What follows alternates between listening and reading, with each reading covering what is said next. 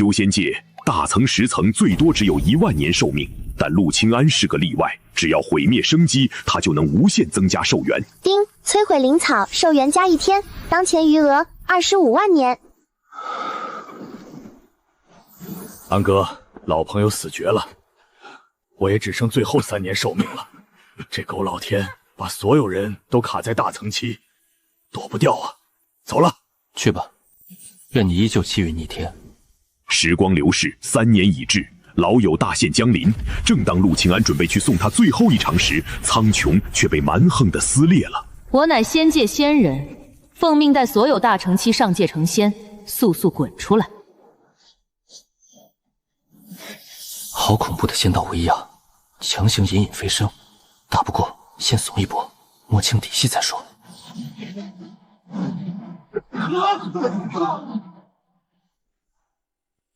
我乃皇家执事黄宏忠，这是仙丹，人人一粒，服下吸收仙气，半天之内必定成仙。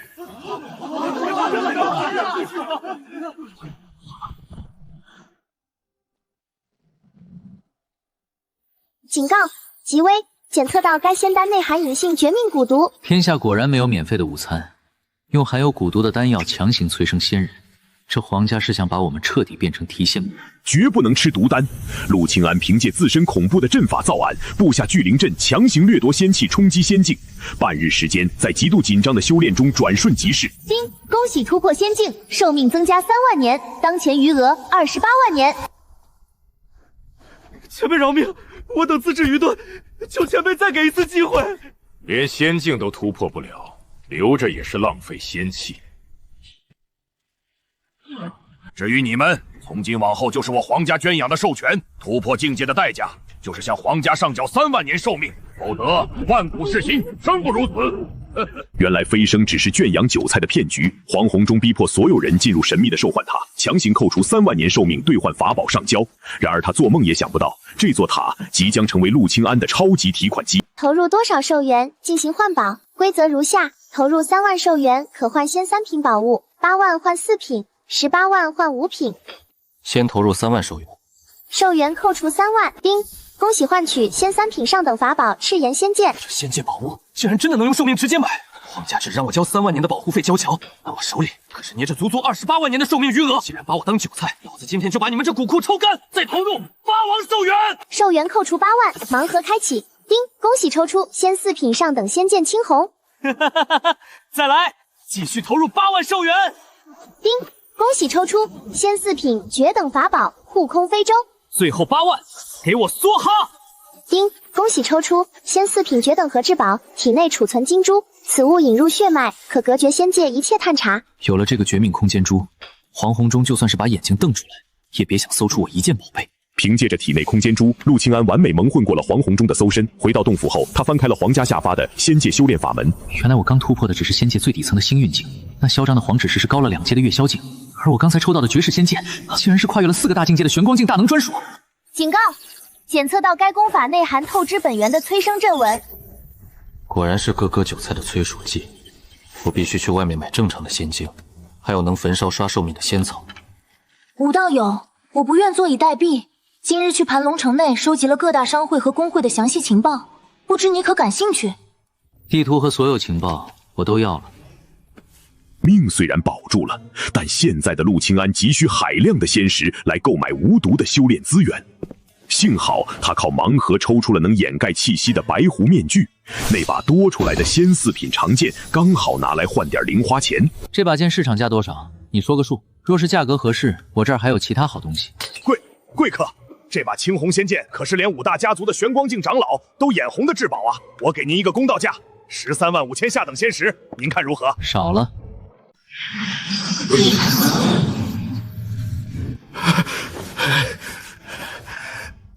贵客，这剑14万块下等仙石，真不能再多了。行，不过仙石不用全给我，给我拿一套仙5品修炼功法和一套仙5品身法。仙5品，陆清安砸出数万仙石，交易完成，他带着足足7万仙石的巨款和顶级功法走出了聚宝斋。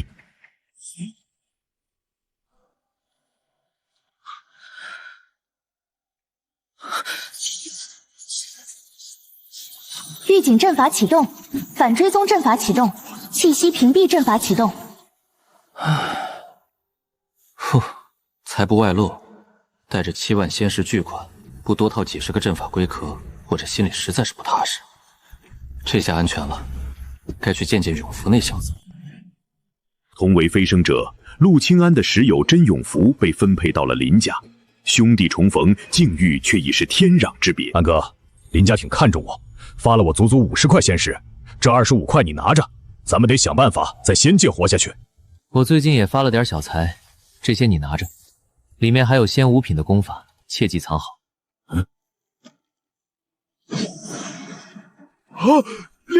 2万仙石，还有仙5品功法。安哥，你难道去抢了盘龙城的金库？速速收好，赶紧修炼，别丢了命。有事用玉简联系。回到洞府，陆清安正盘算着如何去弄一团仙火来炼丹，刚一出门就撞上了邻居徐清莹。我猜你也是炼丹师，你我合资购买一团仙火如何？我有一门秘技，能将仙火一分为2。合资买火倒是个省钱的买卖，不过仙石够了，我们即刻启程去炼丹师公会吧。不用，我自己去买就行。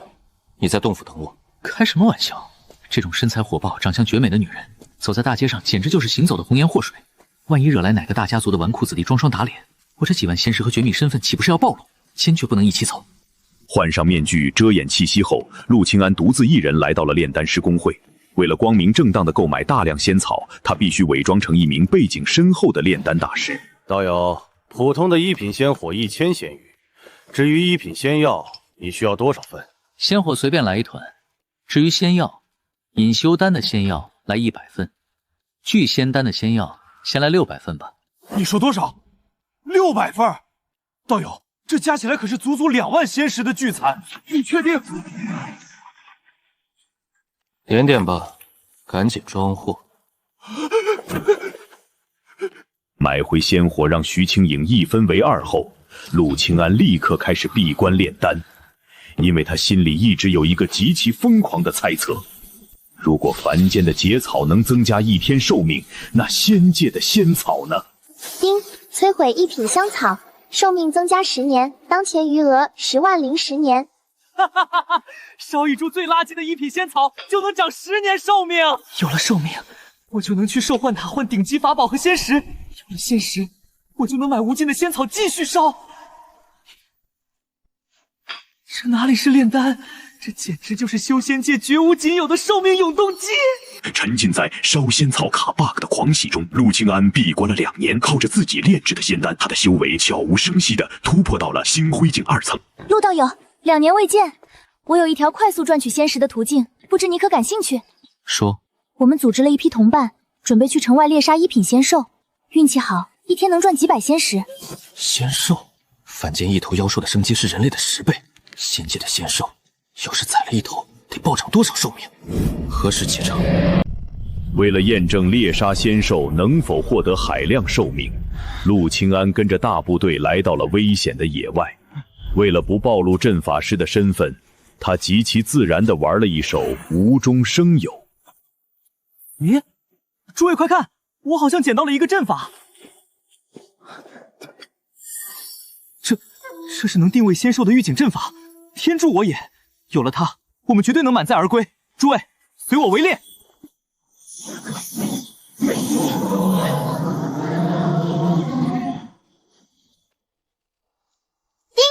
成功捕到1品高阶仙兽，寿元增加200年。一头最垃圾的1品仙兽，竟然能长200年寿命，比烧仙草快多了。这森林哪里是险境，这分明是我的寿命提款机啊！2天时间，陆清安靠着疯狂的边缘补刀，硬生生把方圆几千里的仙兽刷了个干干净净，狂赚2万年寿命。正当他销毁了阵法，准备带队见好就收时，变故突生。哇，那是5品以上的仙兽，相当于玄光境强者。大家分散逃，盘龙城外集合。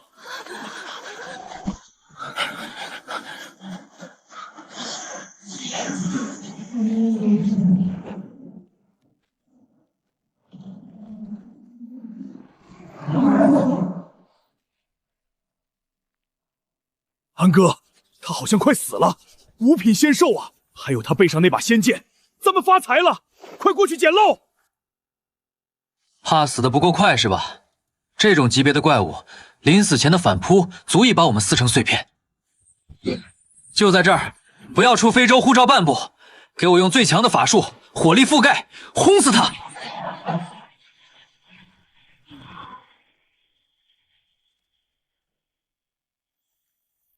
停！越劫击杀五品高阶仙兽，寿元暴涨10万年，当前余额32万年。这波彻底起飞了！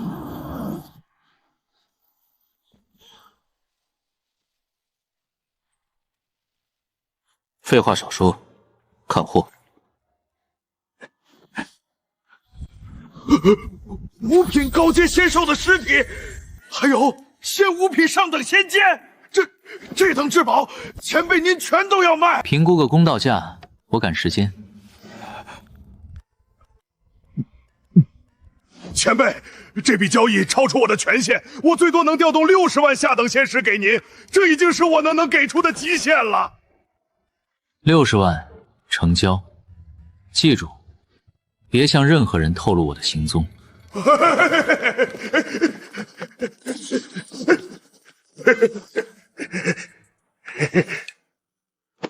完成惊天交易的陆清安迅速褪去伪装，回到城门外与队友会合。众人正兴奋地盘算着这2天猎杀的100头一品仙兽能卖多少钱。一股令人窒息的死亡威压突然笼罩全场。是皇家少主，那个提出封闭凡间、圈养我们做授权的罪魁祸首。刚才那头重伤的五品仙兽尸体和剑，是不是你们捡了？把储物袋全交出来。少主，这群仙奴只猎杀了100多头一品仙兽，不过这2个人身上额外暗藏了私人的储物袋。我们绝对没有见过五品仙兽，求少主！聒噪的蝼蚁！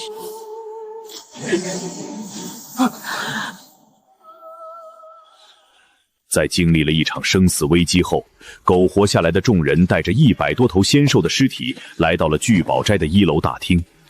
本以为能换取几万仙石的丰厚回报，但仙界底层的残酷远超他们的想象。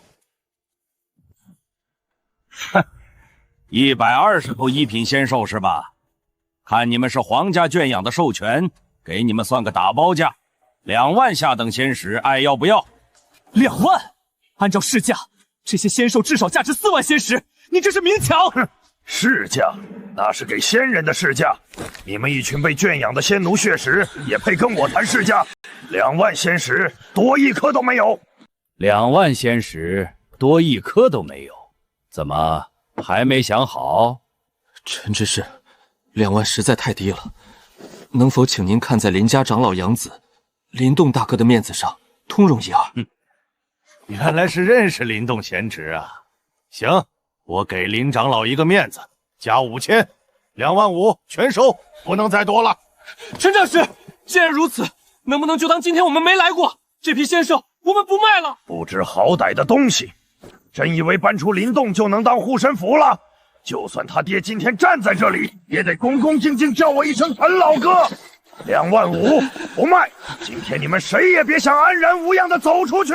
出了这个门，全城都会知道你们身怀巨款。我看是你们命硬，还是外面的豺狼手段硬？这是明抢，难道仙界就没有王法了吗？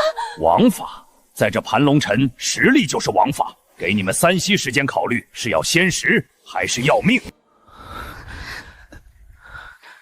坑点仙石无所谓，但拿灭顶之灾来威胁，这事儿过界了。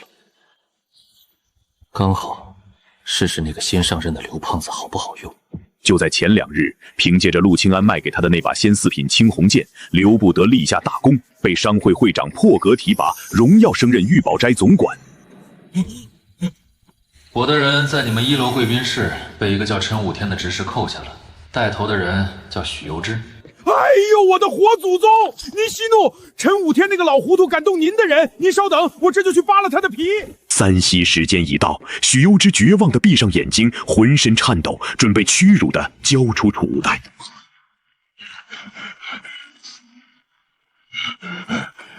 刘不得，你什么意思？懂不懂规矩？你们谁是许攸之？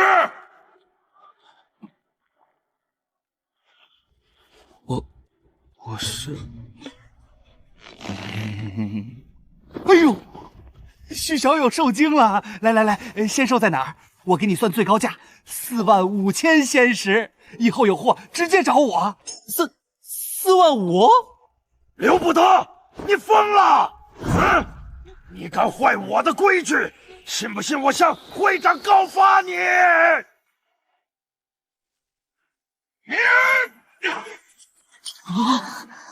瞎了你的眼！老子现在就是聚宝斋总管，连我贵客的朋友你都敢敲诈，立刻给许小友道歉，不然老子今天就废了你枝干的身份。先前失礼了，对不起。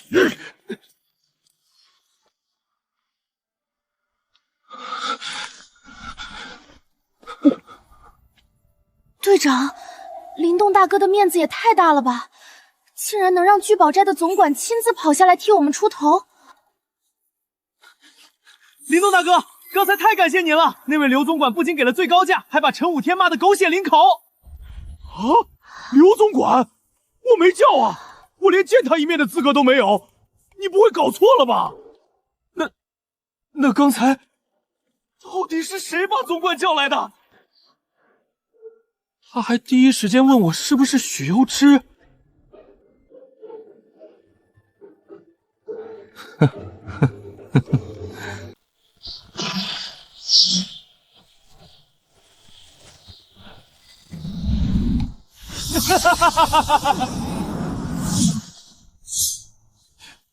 安哥，刚才聚宝斋那总管是你叫来的吧？你不愧是我大哥，才到仙界没多久你就混成这样了，绝对是上辈子拯救世界了。这些仙石你妥善保管，切莫招摇露富，也别急于购买丹药或修炼资源。现今我们的处境很危险，必须谨慎一些。30万仙石，安哥，这太多了，我不能收啊，太吓人了。那头仙兽与仙剑是你我一同发现，我怀疑是借了你的气运，那重伤的仙兽才会倒在我面前。你就收好，争取继续突破到更高的境界。而且你不是常说有福同享，有难同当吗？如果没有这小子逆天的气运在一旁，那头重伤的5品仙兽绝不会刚好倒在我面前。这个他必须拿着。甄永福知道陆清安做出的决定不会轻易改变，他不再矫情，眼眶微红，死死将储物袋抱进怀里。安顿好兄弟后，陆清安收到了商会总管刘不得的传音，皇家少主正在封查5品仙剑的卖家。好在刘不得画了张满脸络腮胡的假画像，成功把水搅浑，危机暂时解除。陆清安改头换面，来到了炼丹师公会。炼制2品聚仙丹的仙药，来2000份。前辈，您说多少？2000份？这可是足足20万仙石的巨财啊！我们分会的库房都得被您搬空了。点清仙石，赶紧装货。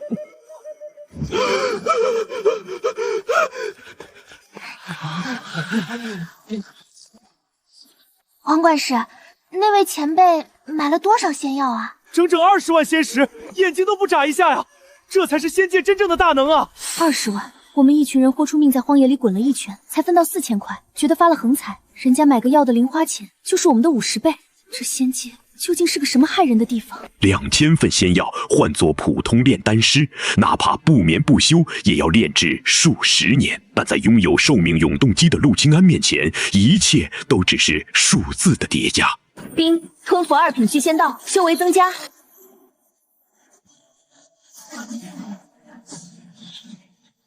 耗时2年，吞了近2000炉极品仙丹，终于突破到月宵境1层，寿元上限更是暴涨到了50万年。所有皇家授权，滚到山脚广场领取今年的还古丹。1个月后，城主府大宴，突破到星辉境的全部随行。我还有更重要的事情要做，不宜暴露实力。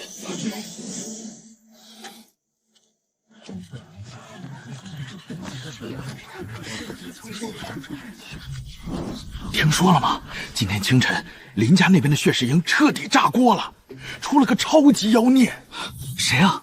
也是跟我们一样的授权，叫甄永福。入仙界才不到5年，昨晚高层例行茶叶修为，他竟然已经突破到了月宵境。现在整个林家高层都疯了，要把他当核心弟子供起来。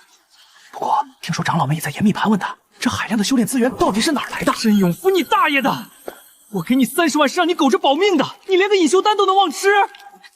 这下被林家当成妖孽彻查，要是顺藤摸瓜把我牵连出来，我的底牌全完了。甄永福暴露了，运检肯定在林家主事人手里，是时候给他们立个大能的规矩了。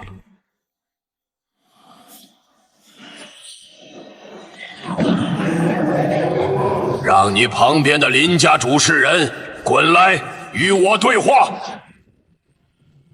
道友息怒，在下林不凡，多谢道友赐予永福海量的资源。哼，我本想助那小子脱离你们林家，林不凡，我观此子气运逆天，是个不错的苗子，才会暗中倾囊培养他。道友果真是性情中人，不知道友何许身份？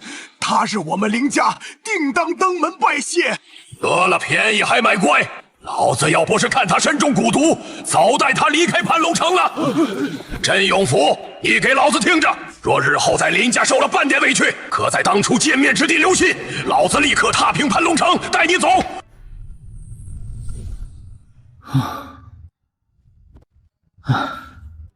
严大能真累，这番敲打下去，林家绝对会把甄永福当祖宗供起来，我的底牌也保住了。危机解除，但陆清安深知1个月后城主府大宴，如果皇家只有取几个星辉镜，他混在其中必然犹如黑夜里的火把，无处遁形。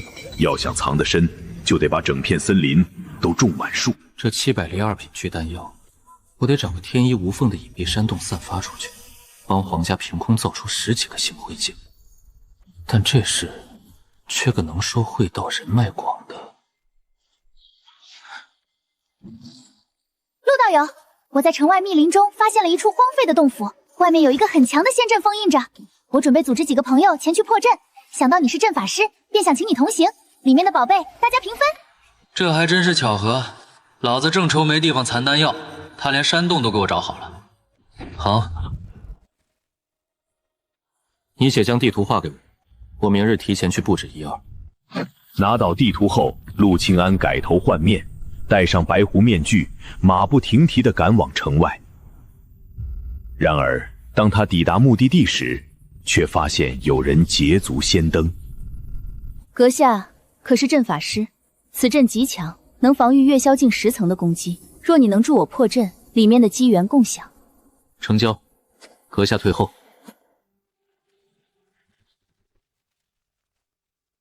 阵法已削弱10倍，阁下可全力一试。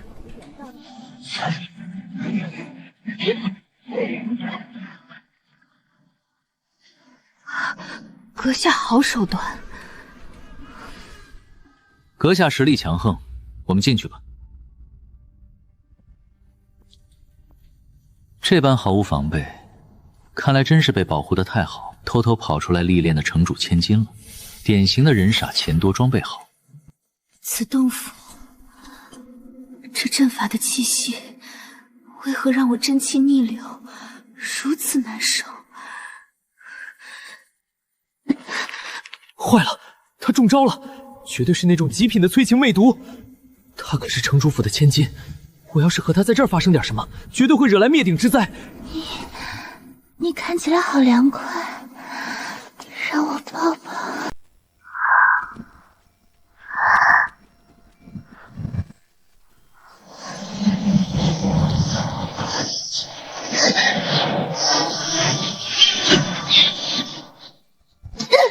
这修为这装备，9成9是城主府人傻钱多的千金大小姐。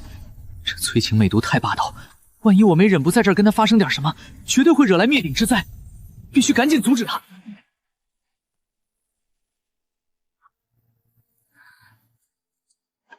放我出去吧，多谢阁下出手相救。这毒极其霸道，幸亏我防备得当，否则我就吃大亏了。城主之女不简单，长得绝美又天赋绝顶，关键是有未婚夫，还是那个皇家少主狠人，可别惹上他们。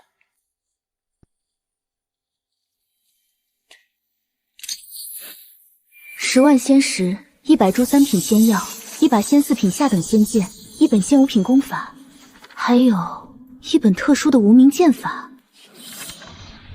仙6品，这放在整个盘龙城都是能掀起血雨腥风的至宝。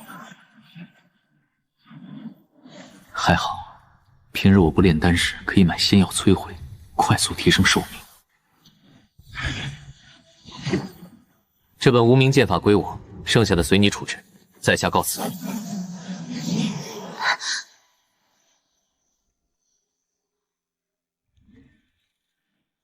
完成机缘布置后，陆清安收到刘不得传音，对方称皇家少主已放弃对他的搜寻。陆清安大喜，随即祭出飞舟朝城外飞去，前往南通主楼雅座出售宝物。前辈，托您的福，我如今也是总管了，这次又有何宝物出售？我想我们会长一直想见您。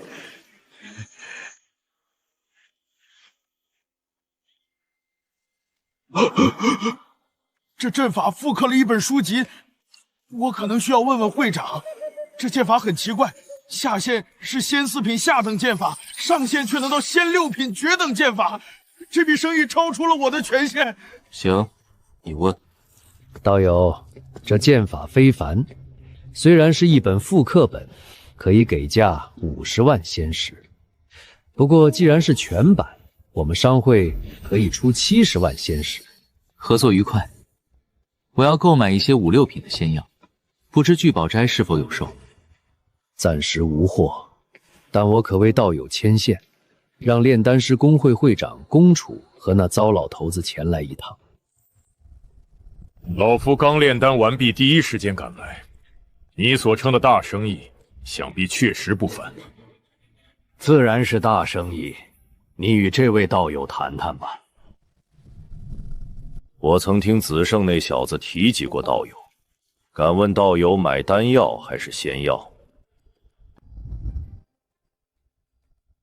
？100万仙石，全部用来买5、6品高阶仙药。行，55株，当是交个朋友。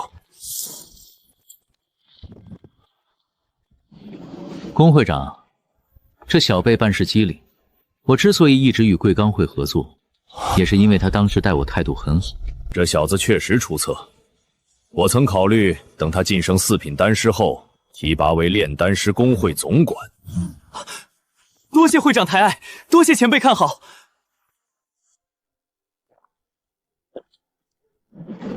难道前辈知道我们会长会提拔一个总管，所以才特意卖仙剑来提拔我成为总管？这难道是巧合吗？距离城主府大宴只剩最后的1个月，为了能在传说中的兽幻塔里大肆消费，陆清安做出了一个疯狂的决定，用2品杀阵物理摧毁他花了100万仙石买来的所有5品仙药，强刷寿命。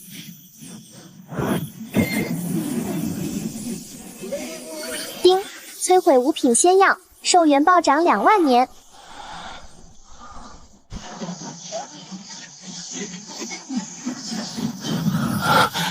1株2万年，55株就是110万年，加上我原来的余额和2品仙药，168万年。等宴会结束，进了兽幻塔，老子要把仙6品的至宝全给包圆了。1个月的时间转瞬即逝，在陆清安的暗中谋划下，徐清怡带着一群底层的皇家授权，顺利探秘了那座废弃洞府，并巧合地得到了一大批2倍聚仙丹。25名星归境，你们是我带过最出色的一届。今日跟随少主赴宴，若能被少主赏识，便可彻底摆脱家畜身份，正式加入皇家。硬生生造出25个星灰烬，我这片弱子算是彻底藏进森林里了。今晚的大宴，我只需安静的当个透明人。陆道友，我的直觉告诉我，今夜你会大展拳脚，我们都会摆脱这任人宰割的身份。拳脚。今夜盘龙城大佬云集，老子绝对要当个缩头乌龟，谁也别想让我出风头。夜幕降临，城主府大宴正式开启。盘龙城5大家族、各大公会的顶尖大佬齐聚一堂，这里是权力的中心，也是稍有不慎就会粉身碎骨的名利场。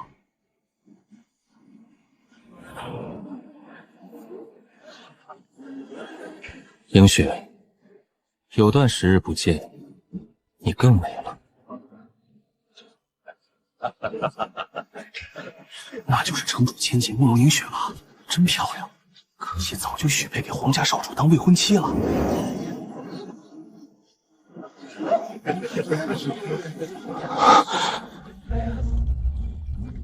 我操！这身段，这眼神，她居然就是前几天在洞府里中了魅毒，哭着喊着要抱抱的面具女。她还是皇家少主的未婚妻。还好那天老子跑得快，不然今天非得被活剥了不可。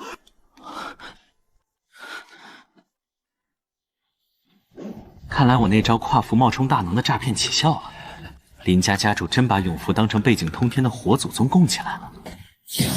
仙剑宗长老宋渊明一身修为早已超越虚寂境，达到了传说中的琉璃境。他的到来如同真龙降临蛇群，压得全场无人敢喘息。恭迎仙剑宗宋长老！各位无需多礼，老夫只是来讨杯酒喝的。你们忙，老夫随便找个偏僻的空位坐下便是。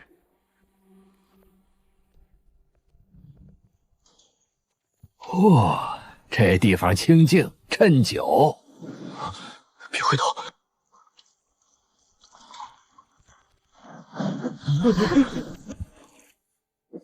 各位小友无需紧张，你们看，就像我身前这位小友，面对老夫的威压，气息竟然连一丝波澜都没有，这份沉稳实属罕见啊！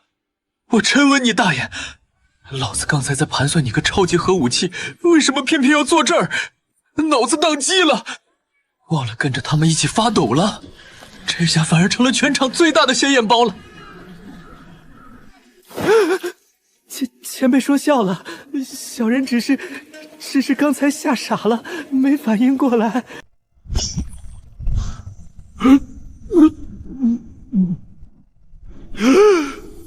前辈，晚辈要去主持宴会了。英雪，你坐师尊旁边，好好服侍他老人家。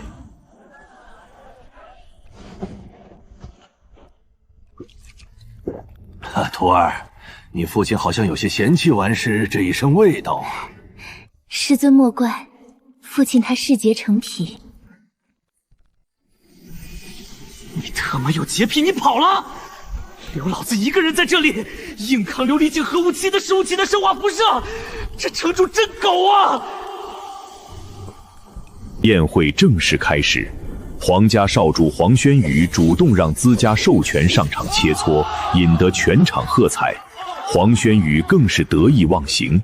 然而，这风头却引来了对头家族的不满。黄先知培养的人确实不错，不过比起林家那位刚飞升就达到月宵境的真永福小友，还是差远了。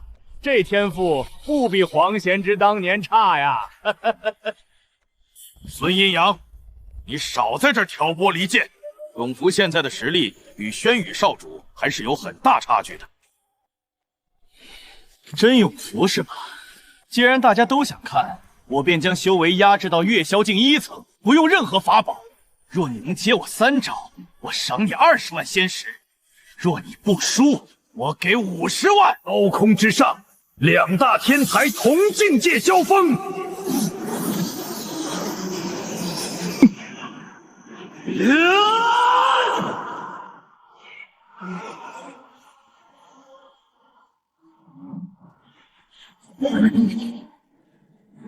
居然将我们聚宝斋卖出的仙物品身法修炼到了这等炉火纯青的地步，这小子的实战悟性确实是个绝世天才。小子，最后一招，死吧！这是仙六品上等仙术，被困其中不仅会被魔音贯耳，更会迷失方向。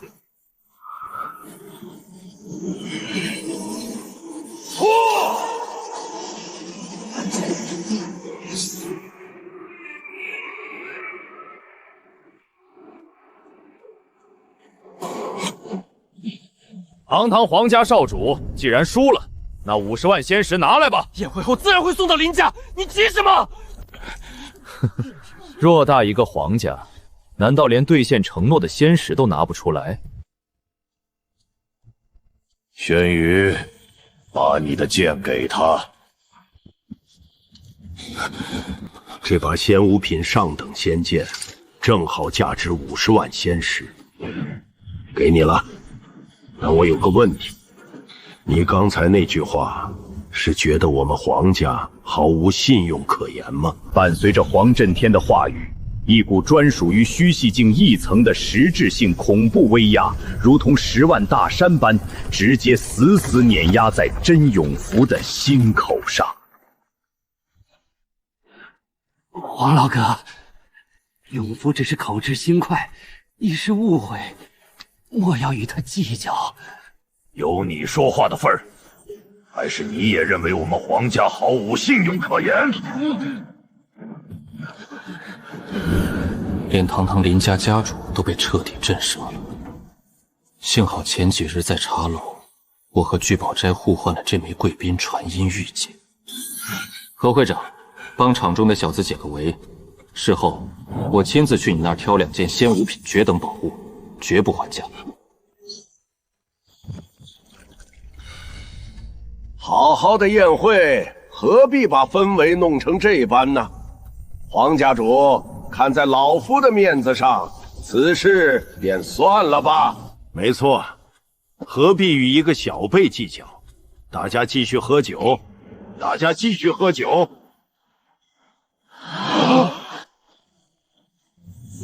这2大公会会长背景直通外界总会，绝不能轻易得罪。既然2位会长都开口了，那这事儿便就此结果。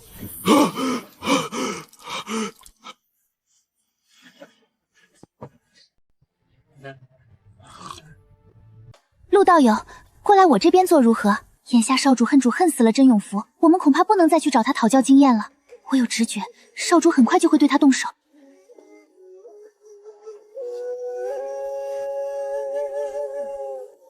奇怪，这个皇家授权的体型，怎么和那日在废弃洞府里救我的面具大能如此相似？那小子，过来！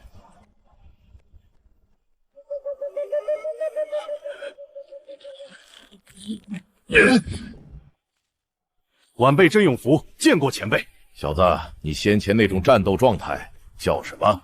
我也不清楚，但我有位朋友帮我取了个名字，叫心如止水。心如止水？你这朋友有些文采。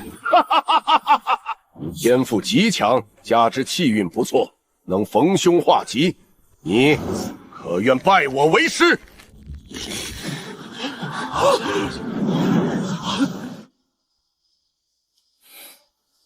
奇了怪了，你为何往那边看？原来是有喜欢之人放不下。前辈，加入您门下可以，但我想为他争取自由之身，还有他身上的蛊毒。哈哈哈哈！你倒是情深意重。行，为师助你。黄家主，可有解毒丹？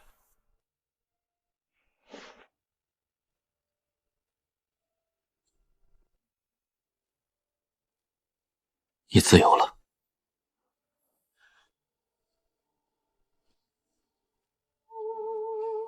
黄轩宇，我不喜欢你，各自性格也不合适，所以我们的婚约解除吧。需要什么补偿，你尽管提。映雪，你在说什么？城主，此事他日闭门再谈。走。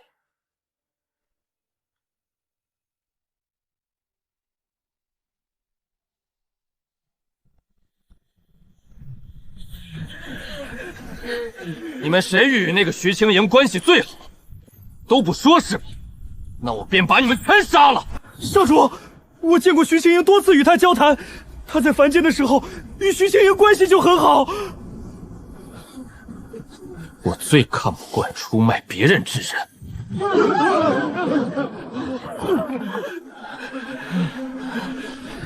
还有你们，好了，别闹了，他们还有用处，带他们去兽幻塔。今夜之事当作磨练，好好想想，若是你哥还活着，遇到此事他会如何处理？是，您说的对，我永远比不上哥。我真希望死的人不是娘生和哥，而是我，这样断然不会让你和家族丢脸。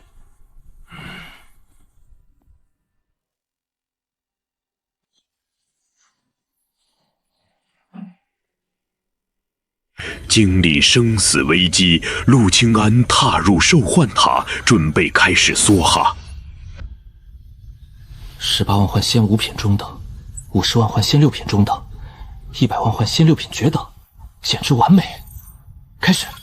丁，扣除18万寿元，获得仙5品中等法宝玲珑塔。扣潮50万寿元，获得仙6品中等符具寒冰镜。可完美抵御虚寂境强者全力一击，并反弹寒冰。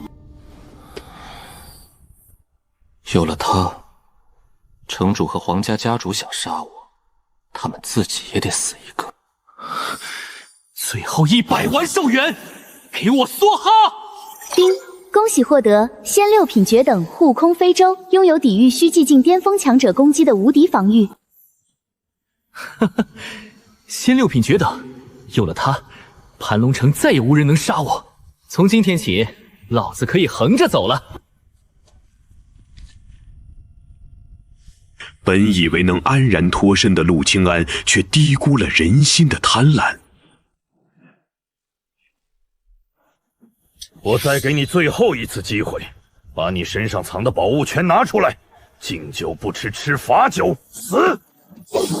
本想悄悄离开，是你自己找死。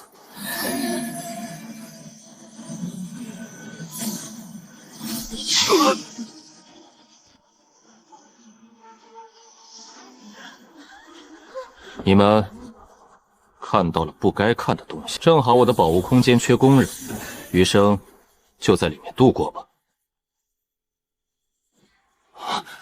仙6品绝等飞舟，你到底是谁？你现在不该质疑我的存在，而是求我放过你。别杀我！我知道皇家很多秘密，其实我在皇家潜伏多年，是为了报仇。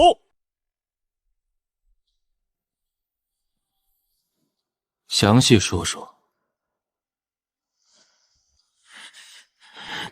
我本是一介无名之辈，通过自身努力加入了皇家。我妻子跟我一同飞升，未能踏入月霄境，死在了星辉境3层。我恨皇家，我一步步往上爬，就是为了有朝一日踏入皇家高层，找到机会杀了黄玄宇。你觉得我会信吗？我所言句句属实。可你也为了私利，算计了不少皇家底层弟子。那是必须付出的代价。放你离开，我会睡不着觉。当然，我也会言而有信，留你一命。你自散全身功力，我会让你安然度过余生。若他朝黄轩宇气数已尽，我会满足你的遗愿，让你亲眼见证他彻底陨落，偿还英武。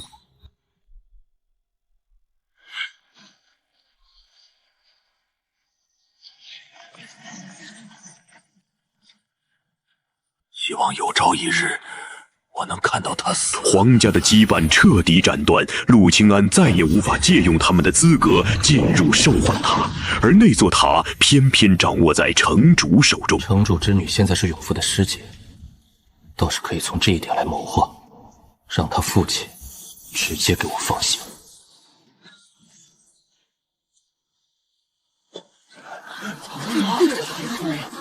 究竟是何许人，才能让2大会长在门口等待？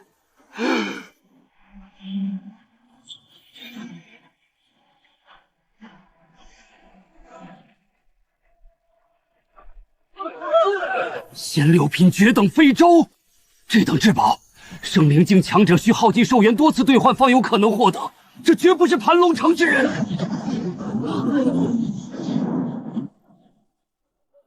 让3位久等了。未曾久等，刚到门口，道友就来了，里边请。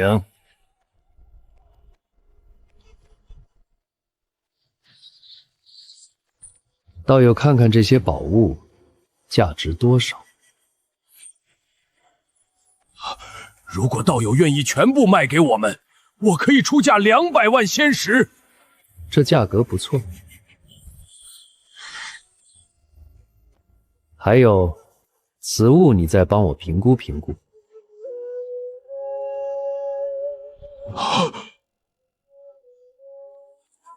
这是仙五品中等法宝，道友，你确定要卖此宝？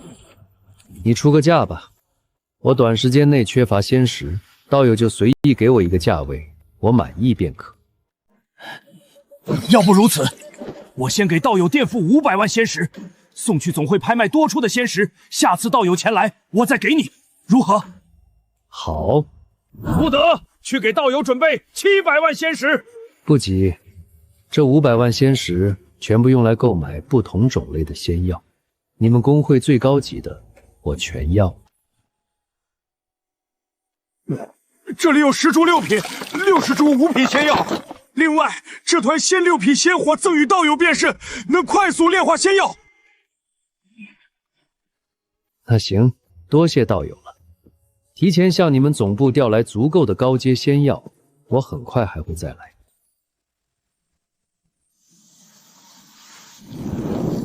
开始吧。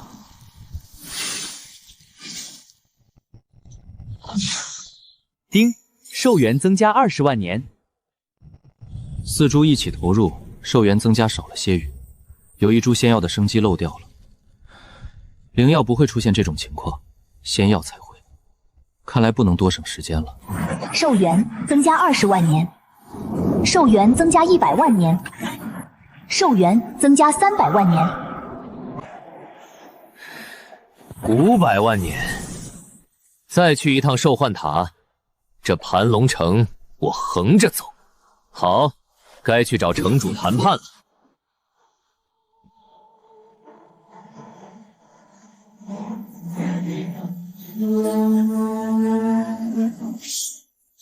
仙6品绝等飞针，城主府最高也不过仙5品，这非洲为何奔着我们来？甄永福，过来。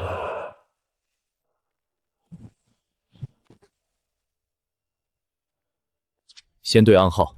你在此地不要走动。你是要给我买几个橘子？很好，你没事就好。他怎么跟来了？他说黄轩宇小气，怕我遇害，才跟着我。安哥，你有什么谋划？我需要与城主谈谈，取得随意进出兽幻秘境的权限。既然你要在城主府里面住半年，我打算一步一步谋划。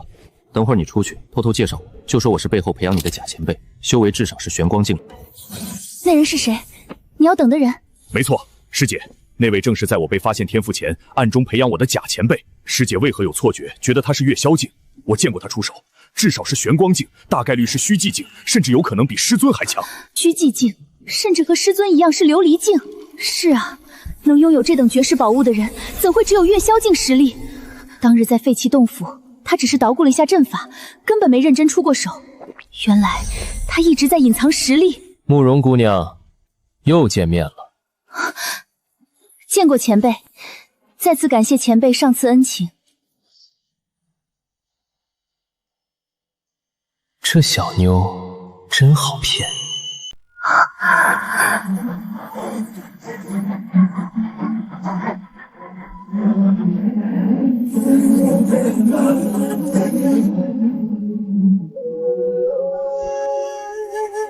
慕容姑娘言重了，只不过是举手之劳，何足挂齿。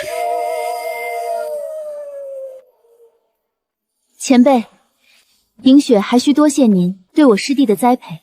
此子天赋异禀，我不过是不忍见明珠蒙尘罢了。如今他拜入你师尊门下，算是有了归宿，我也心安了。再者，能与天骄结交为友，也是我的幸事。说罢，陆清安故作前辈高人之态，爽朗一笑。别说配合他身后的仙六品诀等飞舟，还挺像那么一回事。师姐，前辈来到盘龙城后无处可去，可否让他入住城主府内，算是师弟求师姐你了。若前辈不嫌弃，我等城主府自当奉为上宾。不知令尊是否方便？若是打扰，我便算了。前辈不必忧心，我父亲素来好客，若得知您前来，定然欣然接待。那我便厚颜叨扰了。你们先行回府，我还有些许私事待办，稍后自会前往拜访。城主府不比别处，谋而后动，成功的概率才会更大。无论如何，在这盘龙城，这面具是绝不能轻易摘下的。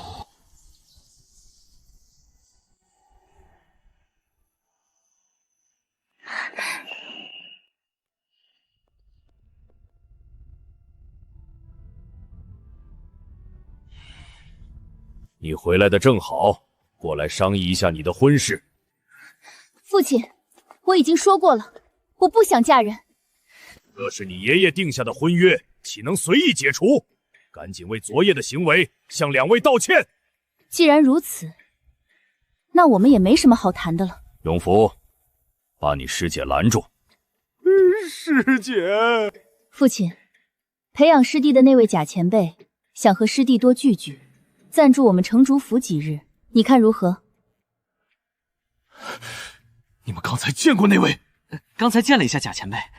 既如此，稍后我自会妥善安排。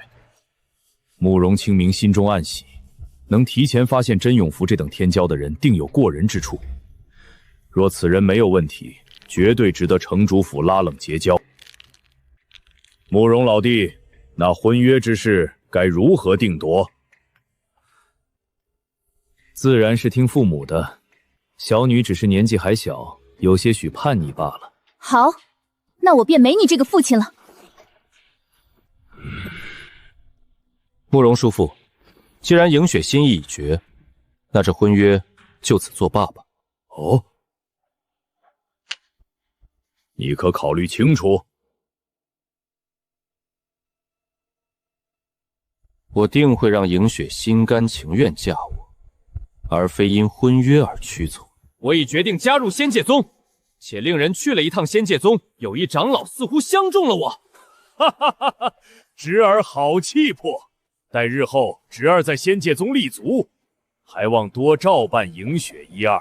这是慕容清明最想看到的结果。这婚约若是由城主府强行解除，定然惹怒皇家。如今黄轩宇主动放弃，皇家就算有怨恨，也不敢在明面上有所动作。安哥，开始行动吧。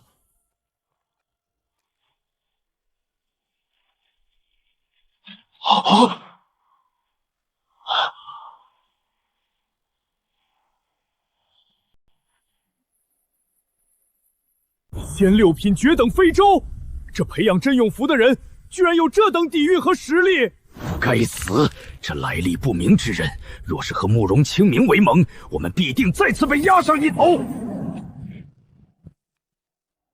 我已听小女谈起道友，欢迎道友的光临。奇怪，有一股神秘力量掩盖了他的气息，竟让我探知不出深浅。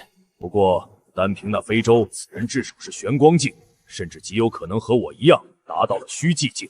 慕容道友久闻大名，此次前来想在贵府小住几日，不知可否叨扰？道友想住几日便住几日，常年留住亦无不可。了解我的人都清楚，我这人喜欢结交好友。呵呵，道友不知如何称呼？在下姓贾，久闻黄家主大名。原来是贾道友，贾道友眼光果然独到。哼哼，甄永福小友确实是前途无量。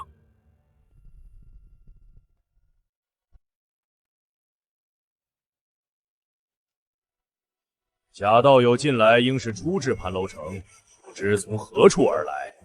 在下不过是一介散修，四海为家，行踪无定。偶经盘龙城，见此处风景宜人，故有心住一段时日。呵呵，我观道友拥有飞舟，实力应该有虚寂境吧？非也，我只是月宵境实力罢了。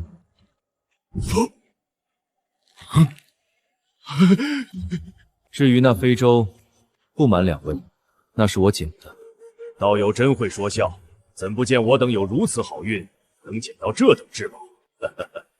我的气运向来不错。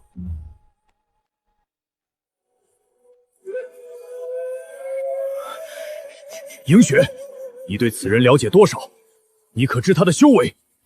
第一次见他，是在城外探索废弃洞府时，他展现的实力确为月宵境。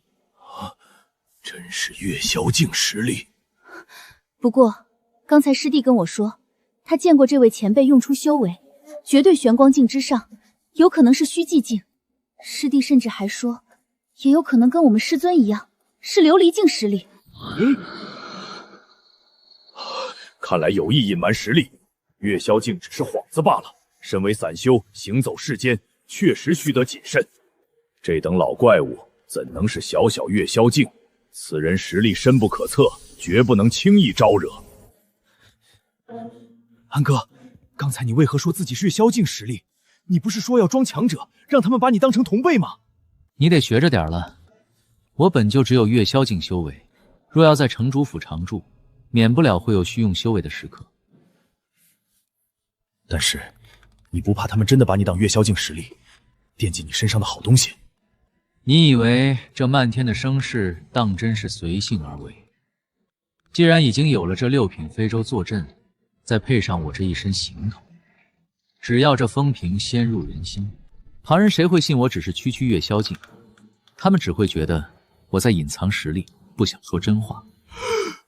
此举高啊！多高？得这么高！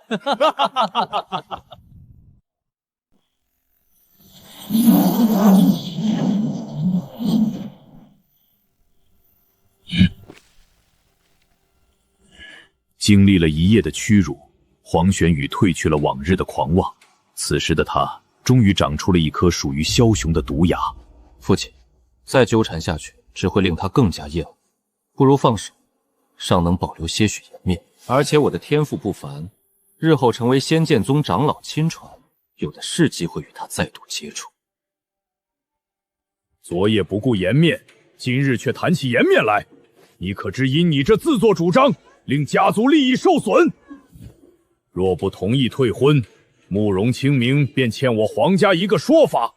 日后无论与城主府有何冲突，我们都可进退自如。若是你兄长还在，罢了，你自己的事情，你自己做主吧。纵然再度回到刚才，我依然会做相同的决定。至少此刻慕容清明对我的印象确实好一些。我一定会向您证明，我比兄长强100倍。安哥，这些仙石还给你。40万仙石，你不会那把仙剑出手了吧？让给城主了。用了你那么多资源，我也挺不好意思。眼下终于是可以还你了。你自己留着吧，我不缺。安哥，咱兄弟俩也得有个规矩。而且你那仙6品绝等飞偷，听说那宝贝对资源的损耗可不得了。你看我像是缺这点东西的人吗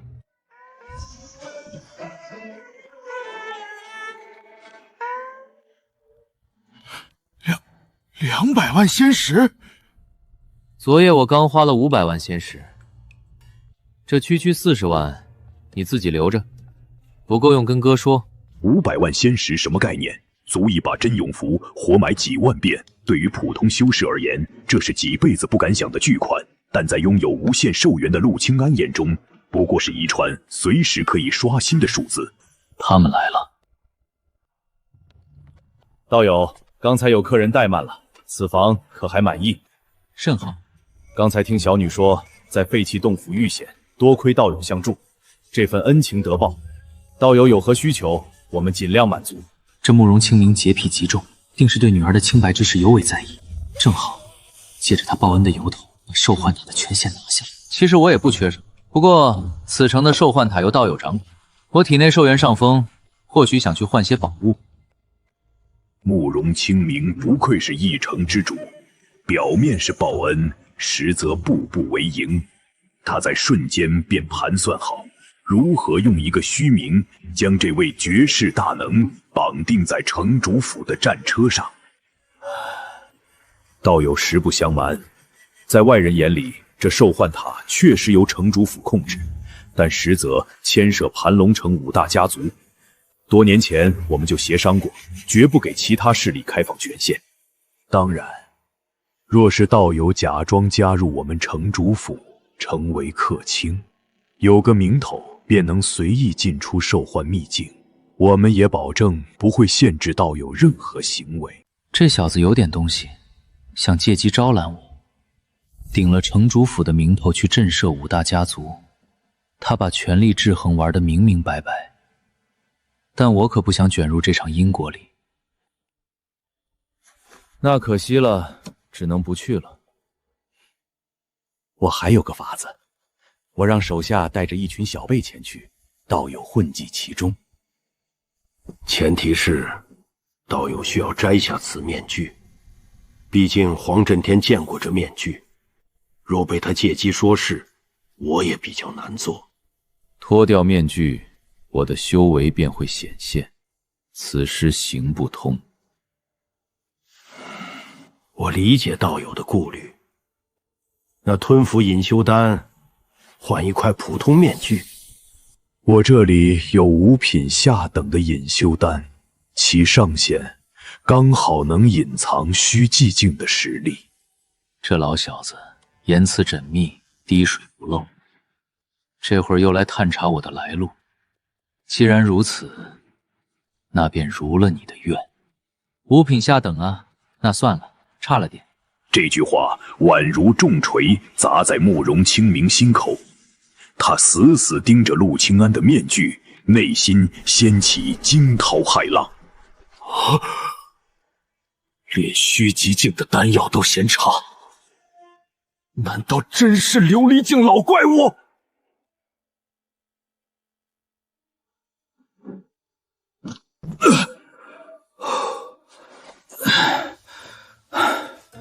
不知怎的，总觉得城主言语之间暗藏玄机，听得我云里雾里。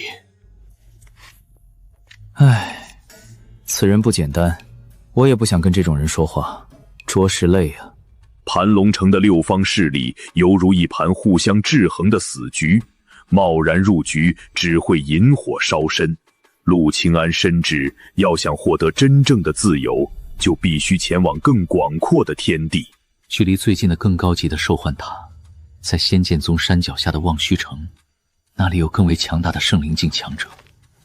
我必须在盘龙城积蓄足够的底蕴，方能无虞前往。最后关头了，给我破！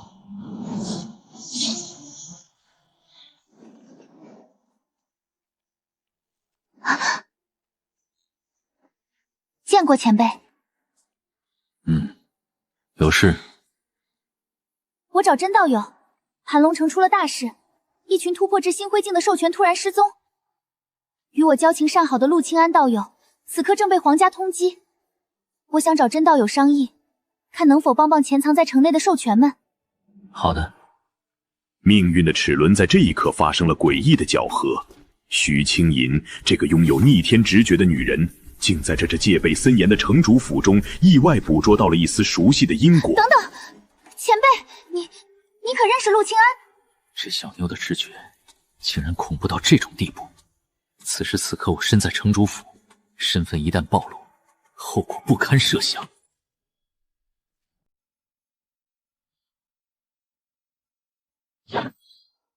未曾测闻，何出此言？这感应如此强烈，难道他真的是？晚辈忽然心生直觉，觉得前辈是陆清安道友。直觉？你竟信这虚无缥缈之物？你认识那人，可有我这等实力？不清楚，但我的直觉向来很准。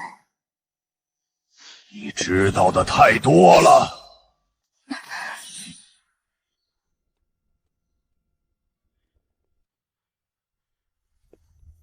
看来得先处理他了，或者彻底控制他，让他成为不可能背叛的棋子。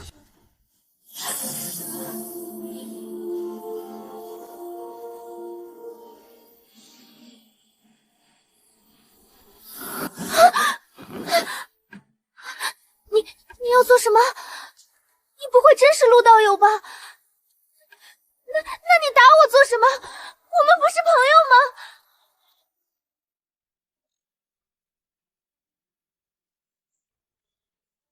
你的直觉确实诡异。你果然没事。自然，你们一群兽全都失踪了，那他们都没事吧？除了2人被黄轩宇杀了，其余人都活着。不过，你今日怕是要不好了。因我识破了你的身份。徐清莹自然不傻，他曾见过陆清安这副打扮出现在炼丹师公会，而通过黄子胜描述，这位可是身具以100万为血数仙石的神豪。他明明是来自同一个凡间的兽权，为何能如此富有？根本想象不到缘由。你倒是有自知之明，你已经威胁到我，所以我打算杀了你。如此，你知道的秘密便无人知晓。没必要吧？我发誓，我绝不跟他人提及此事。若是我说漏一个字，我便修炼走火入魔，天打雷劈，沦为万人玩物。而且，我一定会比真永福做的要好。在有人的地方，我绝对把你当做陌生人，一眼都不看你那种。你知道我与他的关系了？此刻已经明了，你应该就是培养他的那个隐藏前辈吧？那晚上我应该是替你背了锅，他要看的人是你。2大会长替真永福说话，应该也是你的授意。这小妞怎么什么都知道？发誓对我来说无用。你若不想死，给我一个不杀你的理由。我可以与你交换秘密，如何？你可以尝试，最后我是否接受，由我自己决定。好，我有2个秘密要说。其一，我喜欢你。说第2个。这秘密很重要。我喜欢你，定会维护你，也必定会坚定的守护你。我隐隐觉得那是喜欢，却不知是自己喜欢，还是郝平喜欢。我之所以相信真永福，是因为我与他从小一起长大，而你只不过与我认识几年。你觉得我会因为你一句喜欢就完全信任你？好吧，我第2个秘密是，我拥有一件特殊的宝物，此宝一旦被外界得知，我必有杀身之祸。展示给我看。就在陆清安以为徐清莹是要借美人计脱困之时，徐清莹却忽然停了下来。这便是我最重要的秘密。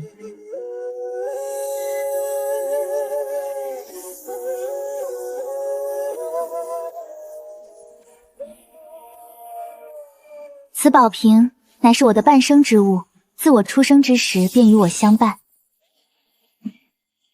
这便是此宝瓶的主要作用，可以利用各种能量复刻一些物品。此外，我发觉这宝瓶好像拥有灵性。我的直觉并不特殊，而是每遇到紧要事情时，就会有一道念头突然出现在我脑海里，似是这宝瓶诞生的念头。此宝瓶旁人能否使用？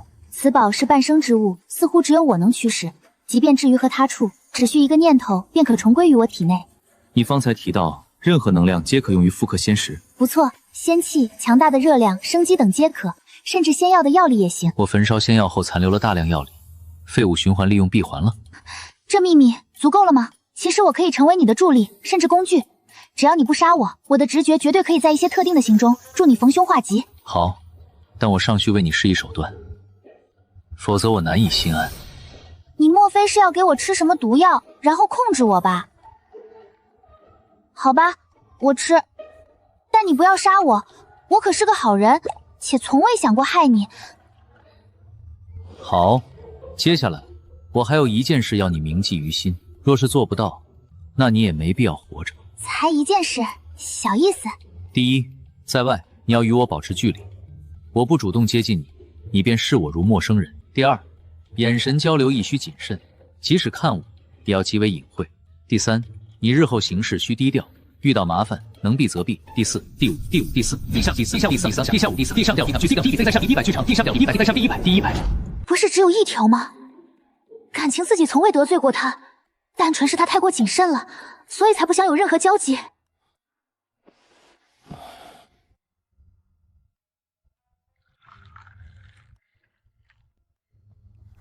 你都记下了吗？你复述一遍。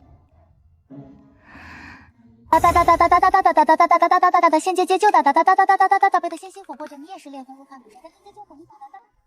难怪他总能搜集到如此细致的信息，原来记忆力也如此过人。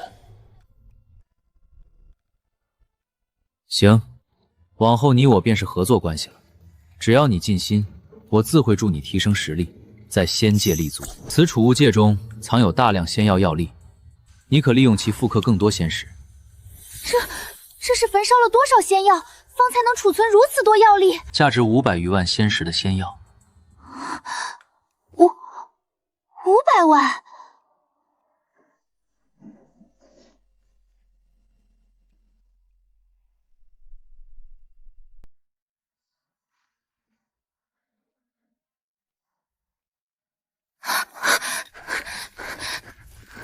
那件事，你还没有回我。徐清莹隐隐表露了心意。陆清安深知，若要他彻底不背叛，单靠蛊毒或许不够。若能善加利用这份心意，或许能更好地控制这块预警雷达。我对你尚且只有好感，未及喜欢境地。但若你日后表现得当，或许能对你有更好的改观。好的。陆清安瞥了眼笑容灿烂的徐清怡，心中暗叹：这小妞莫不是个恋爱脑？也好，恋爱脑好控制。整理好衣裳。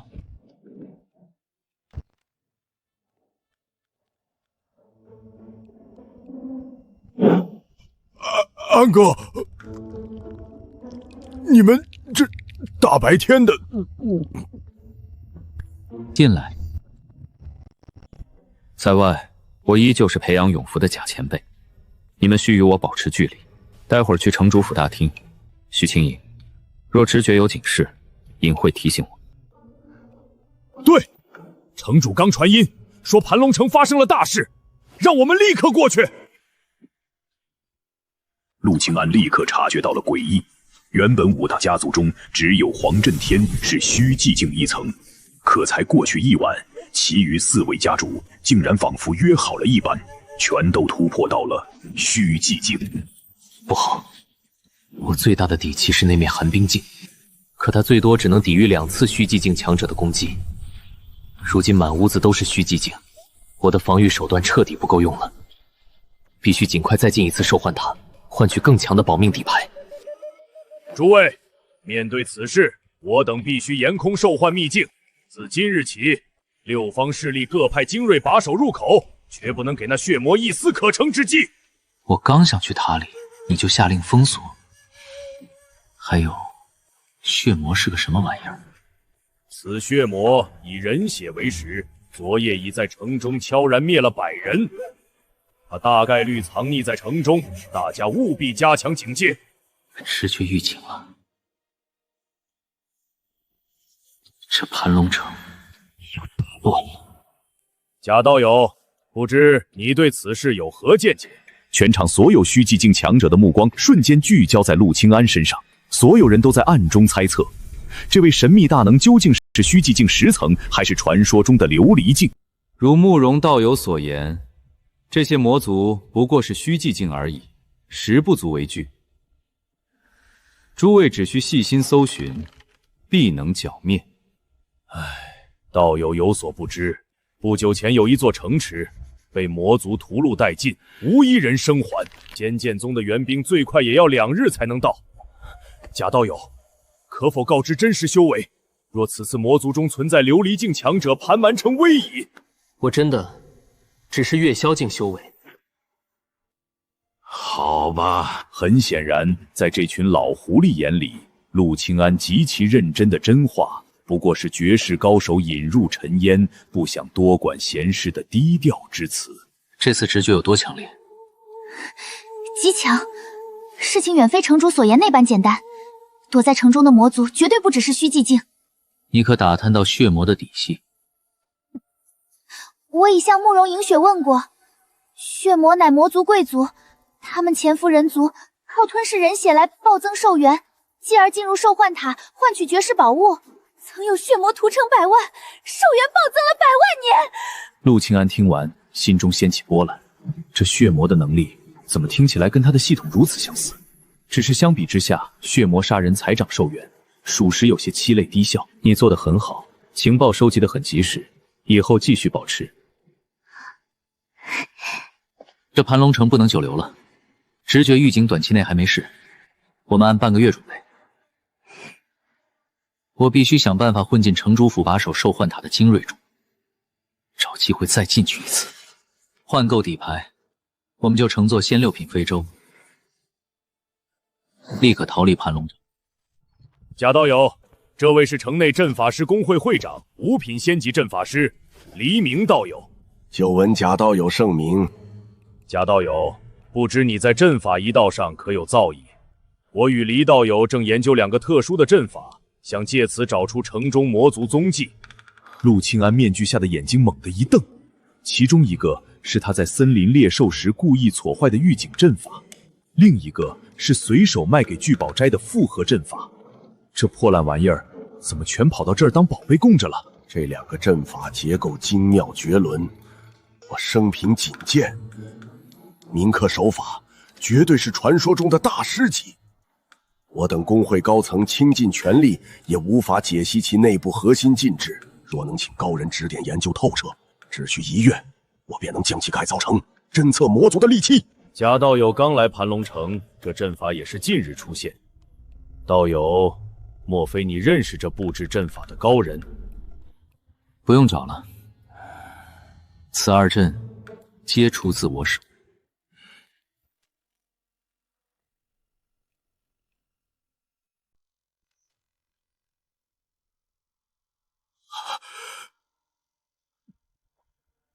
道友，敢问道友师承何人？此等精妙的阵法结构，老夫修习阵法多年，竟闻所未闻。并无师承，这是我平时瞎琢磨出来的，属于小道，让黎道友见笑了。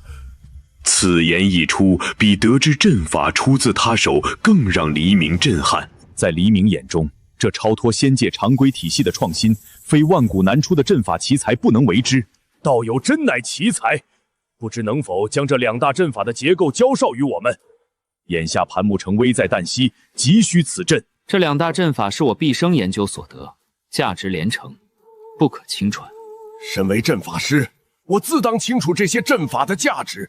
道友，你开个条件吧，哪怕倾家荡产，我也要参透这其中的玄奥。我不过一介散修，最缺修炼资源。只要你们能在1日内凑齐价值500万仙石的高阶仙药，我便将核心结构双手奉上。事关全城安危，我这便去与5大家族商议筹集。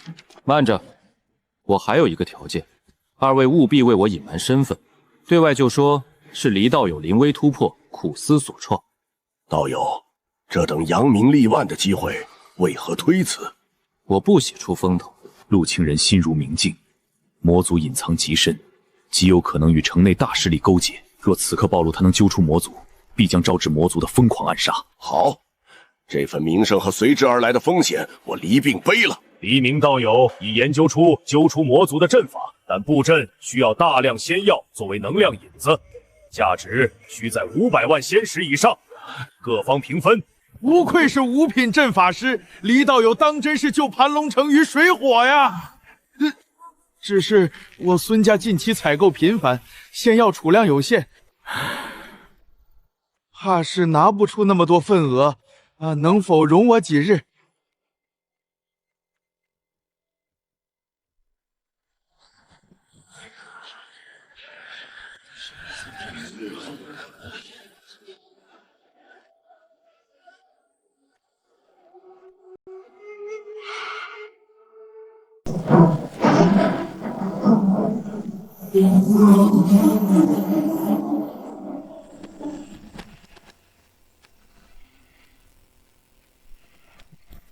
人族蝼蚁，有胆出来一战！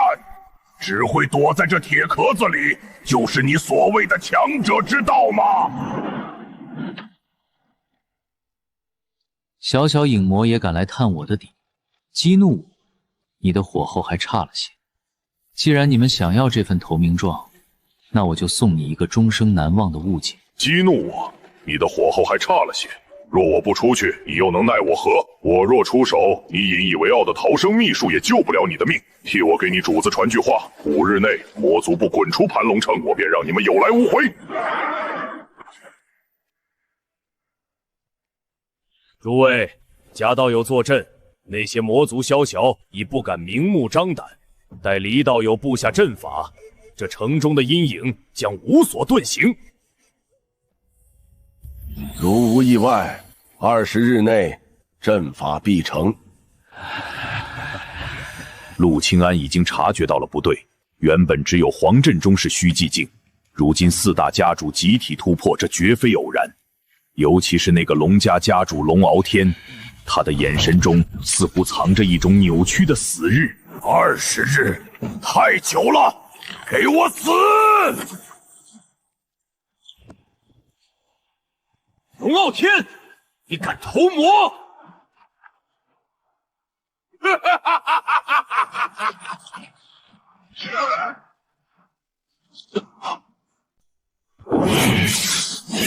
安哥，小心安心！陈家家主果然也烂透了。仙6品至宝寒冰镜能反弹虚寂境10层以下的必杀一击，还剩最后一次防御机会，召唤他，我必须立刻出发。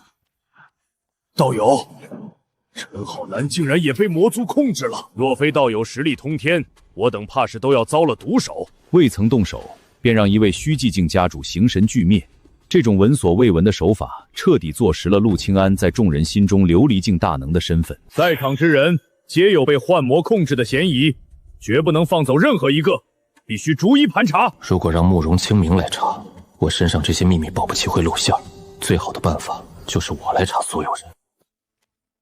黄道友所言极是，诸位一字排开。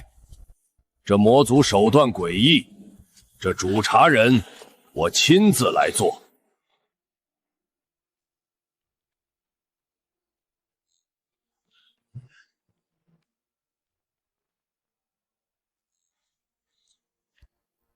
徐清莹的直觉发动了，他的半生宝瓶正发出极其尖锐的警告。在这一排人，那个藏得最深的毒瘤就在正前方。且慢，你是孙家家主？没错，贾道友有何指教？指教谈不上，慕容道友，拿下他。我觉得这个孙家主很不对劲。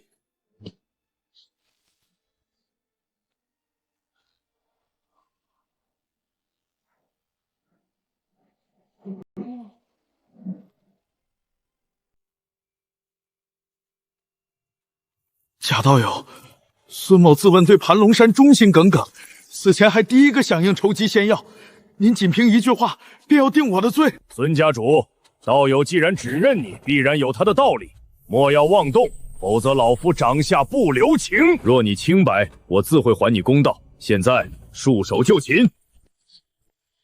好，我不反抗，只求诸位莫要被小人谗言所误。孙阴阳是个聪明人，他知道此刻反抗必死无疑，唯有示弱求生。而众家主此时却齐刷刷地看向陆清安，等待着那个能将内鬼定死的绝对证据。贾道友，他具体何处有问题？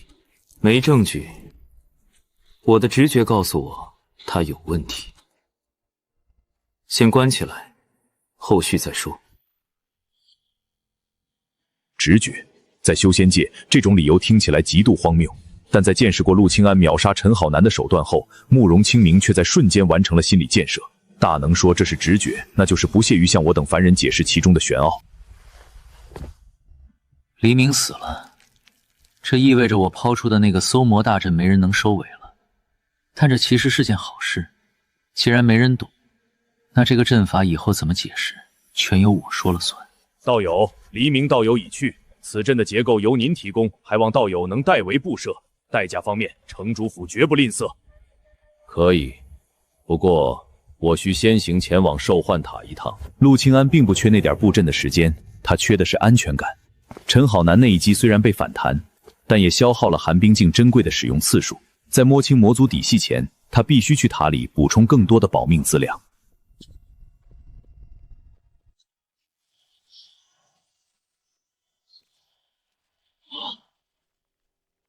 慕容城主，我等接到师伯密令，前来荡魔。如今情况如何？赵道友，大事已定，皆因假道友坐镇，揪出了内鬼。不知道友修为几何？月宵境能让慕容清明如此恭敬，此人定是隐士大能。越是真正的顶级大佬，越喜欢将自己伪装成蝼蚁。赵德柱身为仙剑宗天骄，最看不起的就是那些卖弄灵压的庸才。陆清安这句月宵境，在他耳中无异于一种高深莫测的戏谑，那必然是传说中的琉璃境，甚至是返璞归真的圣灵境。魔族、幻魔、内鬼，你们所谓的手段，在绝对的资本面前，都是笑话。丁，检测到千万级地兽元，正在开启神豪级兑换模式。给我换仙六品绝等法宝，不计代价，连抽10次。丁，消耗100万年兽元获得天蚕宝甲镇月神印。丁，总计消耗1000万年，剩余兽元100万年。1000万年兽元换来的底牌琉璃镜，在我面前不过牙。安哥，出事了！刚才5名虚寂境4层的魔族死士突袭敌牢，他们疯了！一招，仅仅一招，他们竟能爆发出超越虚寂境的威能，强行劫走了孙阴阳。这气息不像是法术，更像是某种极度暴虐的爆炸。这不是修为压制，这是自爆。自爆？仙界有一种极度稀有的禁法，可以强行点燃仙6品法宝的内核，让其在瞬间爆发出超越自身千百倍的毁灭力。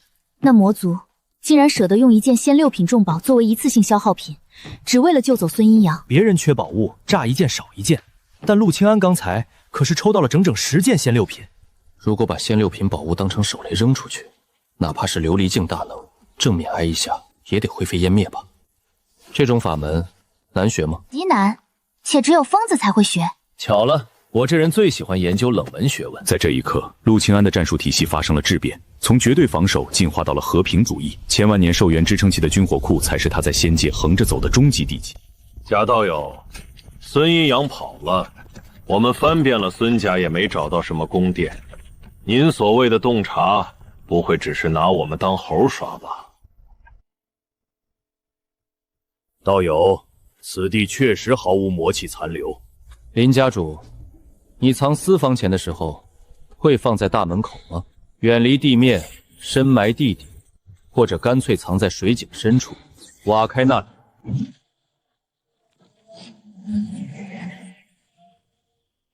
孙家地宫的曝光，让林不凡的老脸瞬间肿胀。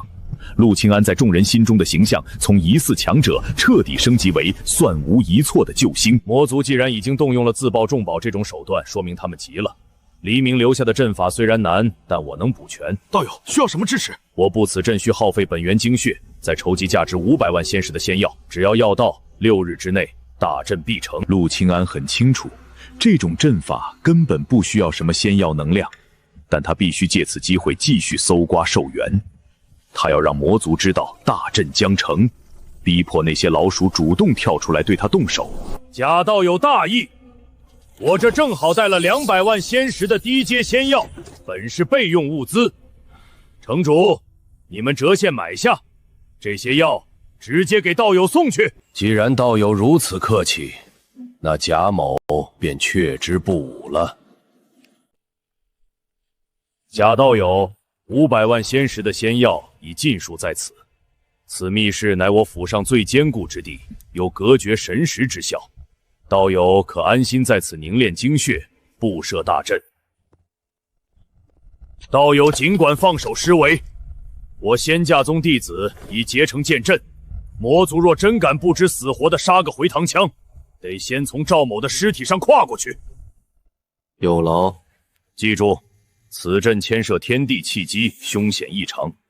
6日之内，无论密室内传出何等动静，绝不可让任何人靠近半步。若有差池，全城尽毁。把500万仙石的仙药骗到手，还顺带让仙剑宗的顶级高手给自己当免费保安。陆清安这波操作将借力打力发挥到了极致，但关上门的瞬间，他的第一反应并不是布阵，而是要打造一个绝对无敌的乌龟壳。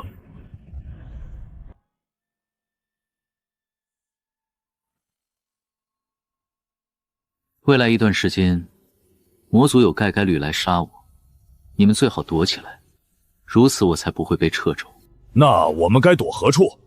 你2人暂且入内安身，里面尚有一人，黄洪忠，已无修为，无需理会。原来他还没死啊！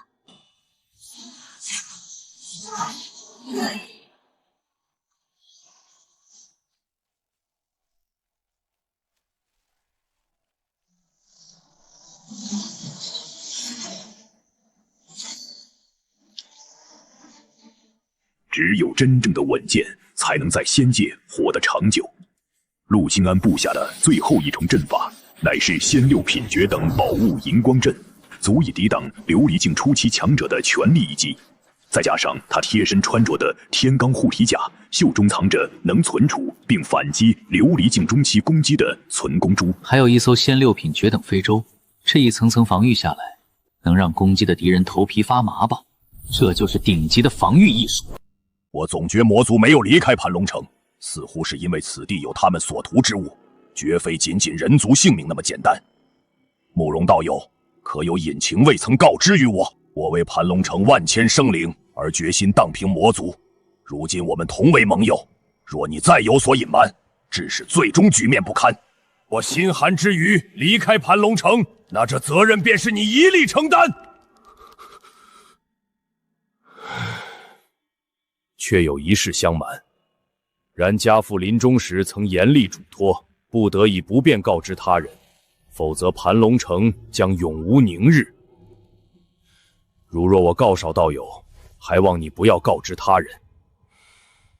实不相瞒，我怀疑魔族之所以屡屡不肯离去，正是为了盘龙城内一头魔龙。魔龙？此城自我祖辈开辟以来，便由我慕容家与皇家世代守护。据祖辈所说，这魔龙是魔族那边一个顶级强者的坐骑，实力至少是寰宇境。你们祖训就没让你们定时做什么事情，比如修复封印？并无，祖训只言守城护密，不到万不得已之极，且不可轻易泄露。你们祖训还真是主打一个松弛感。方才我忽然感应到一股极强的直觉，似是那宝瓶传来了讯息，说这城内藏有一头极为恐怖的生物，不过那生物似乎即将寿终。那你可知这强大生物具体在何处？不甚明了，只能推测出个大概方位。盘龙城内。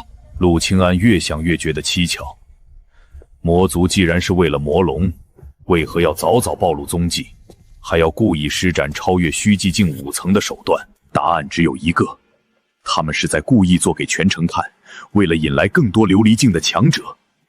解开魔龙封印，极有可能需要琉璃境强者的生命献祭。徐清莹的直觉从未失误，魔族必定会在我布阵的第6日之前动手，也就是第3日，我便设下一个瓮中捉鳖的局，静待他们入网。为了迎接魔龙死带来的海量寿元，陆清安必须去在终极决战前极限爆兵，这才特批开启隐匿法宝，让直觉最敏锐的徐清莹冒着生命危险去做了最后一次全城扫货。我走遍了整个盘龙城，几乎所有店铺的仙药都已售罄，幸而凭直觉寻至一处铺子，以高于市价的代价买了一批回来。做得很好，继续保持。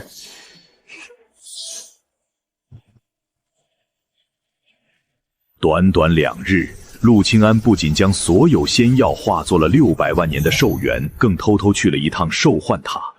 如今的他身上又多出了2件防御至宝。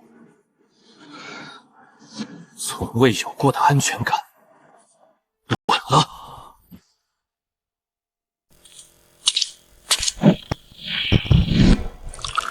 贾道友，听闻您需要2样特殊材料布置搜魔大阵。不瞒您说，魔族尸首和灵体，我仙剑宗正好都有。但这灵体乃我师弟最珍贵之物，若此阵法果真成功，还望贾道友能将阵法结构传授我仙剑宗，这可是关乎人族未来的大义。赵德柱算盘打得极响，想用人族大义来白嫖阵法结构，但陆清还心如明镜，他独创的阵法一旦传开，必会被顶尖阵法师看穿底细，引来无穷祸患。这套道德绑架对他毫无用处。此阵法乃我毕生心血，这请求让我很为难啊。道友，还望看在人族未来，不要在意个人利益。若阵法成，天下将无魔族撒野之地。赵道友胸怀天下，令人敬佩，但在下只是个散修，并无兼济天下之志，只在意些许蝇头小利。不如等阵法布置完毕，再议此事。当务之急乃是消灭盘龙城中的魔族。好，那便等阵法完成后再议。只过了1天就来了，果然是取了个折中的日子。为了这小子，我们耗费了4件仙6品，1件仙7品宝物，即便他是琉璃境巅峰，也必死无疑。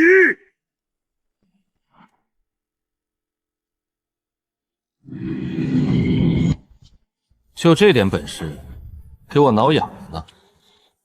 还有没有宝物可以自爆？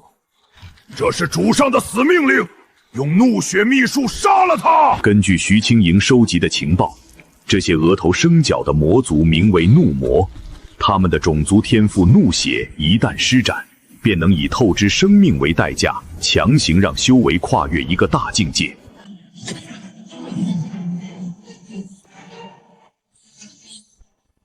阵破了，他死定了。银光阵虽破，但陆清安真正的杀招才刚显露。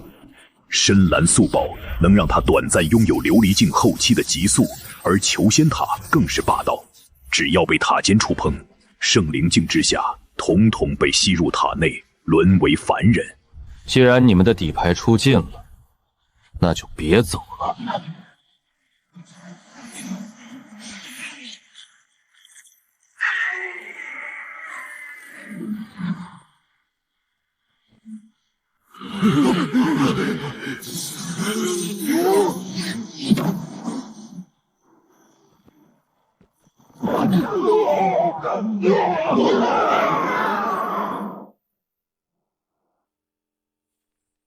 贾道友，以您的速度，为何失手放跑一人？放长线才能钓大鱼。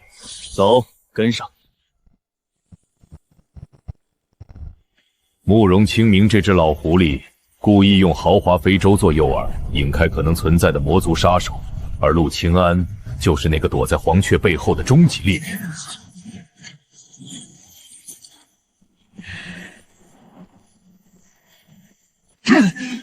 竟是个送死的诱饵！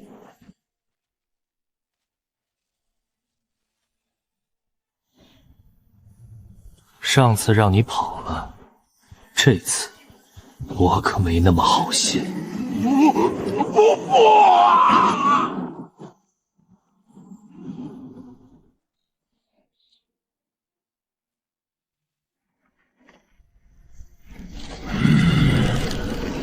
人族蝼蚁，凭这点折磨也想让我屈服？你留我性命，无非想审问魔族动向。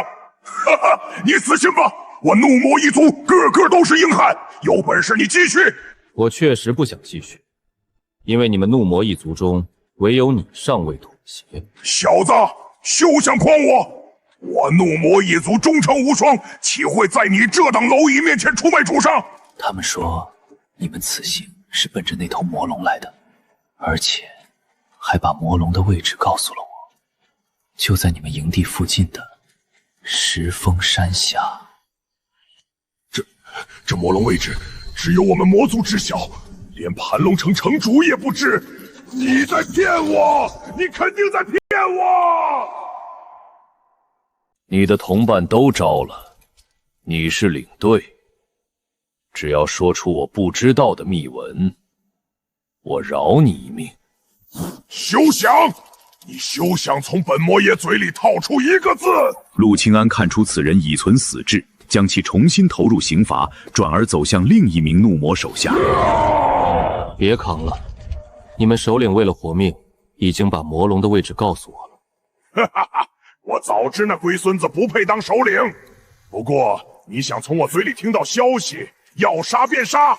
这怒魔一族还真是棘手，连首领叛变的假象都动摇不了他们的忠诚，抓了简直跟没抓一样。陆清安将最后的希望寄托在影魔身上，在酷刑塔里晾了他许久后，他才缓缓现身。求求你杀了我吧，别再折磨我了。给你个痛快不难，只要你说出潜入盘花城的真正目的。是为了吞噬人类修为，为了给血魔主上延寿。真是不巧，方才怒魔首领招供，你们是为了魔龙啊。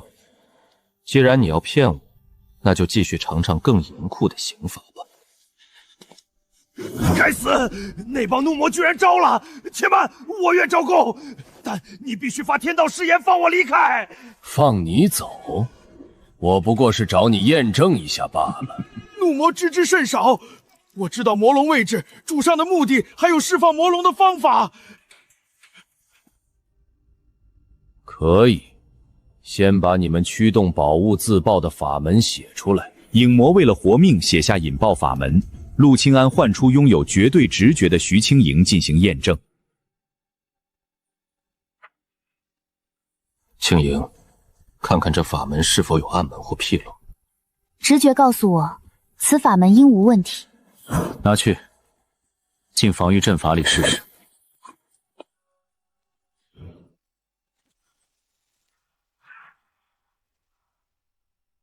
可觉身体有何异变？法门无碍，身体并无异常。很好，有了这套合武法门，定能如虎添翼。接下来该去摸清底细了。魔龙位置在何处？若有半点欺瞒，誓言作废。在营地东侧10座山峰之下，9座山峰镇压9颗头颅，主峰镇压躯体。说说你们主上血魔的底牌。主上拥有仙极品绝等大阵，此阵可灭杀琉璃镜。他已阴杀了6名琉璃镜，只需再杀4名，集齐10具尸体血迹，就能解开魔龙封印。原来如此，盘龙城就是为了诱导琉璃境强者来送死的血肉绞肉库。最后一个问题，魔龙如今实力如何？可否直接斩杀他？斩杀魔龙？他巅峰时几近道圣境，虽被镇压，寿命仅剩月余，但封印阻绝一切活物，人族无法靠近。等封印耗尽，他就化成灰了，何须多此一举？几近道圣境，快死了还无法还手。要是我能抢到最后一下补刀，那得换来多少寿元？这笔横财我吃定了。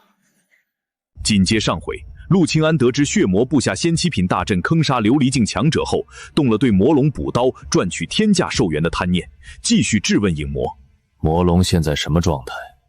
人族可否直接靠近斩杀他？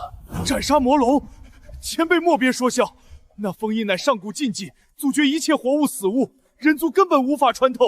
等封印磨灭，魔龙自会神形俱灭，您何必亲自动手？那你们魔族又打算如何解除封印？我们主上找到一种秘法，需凑齐10具琉璃境强者的尸体，待封印最脆弱的刹那，以尸体的血肉精气代替魔龙受死，迷惑封印，从而助魔龙脱身。狸猫换太子，原来那仙七品杀阵不仅是为了灭口，更是为了凑齐10具琉璃境的尸体当解封的钥匙。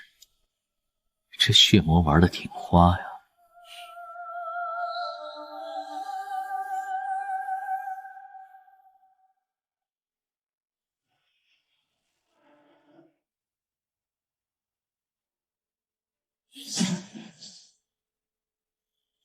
石峰山下10具尸体，我已经从影魔那里知道了你们所有的秘密，你们没用了。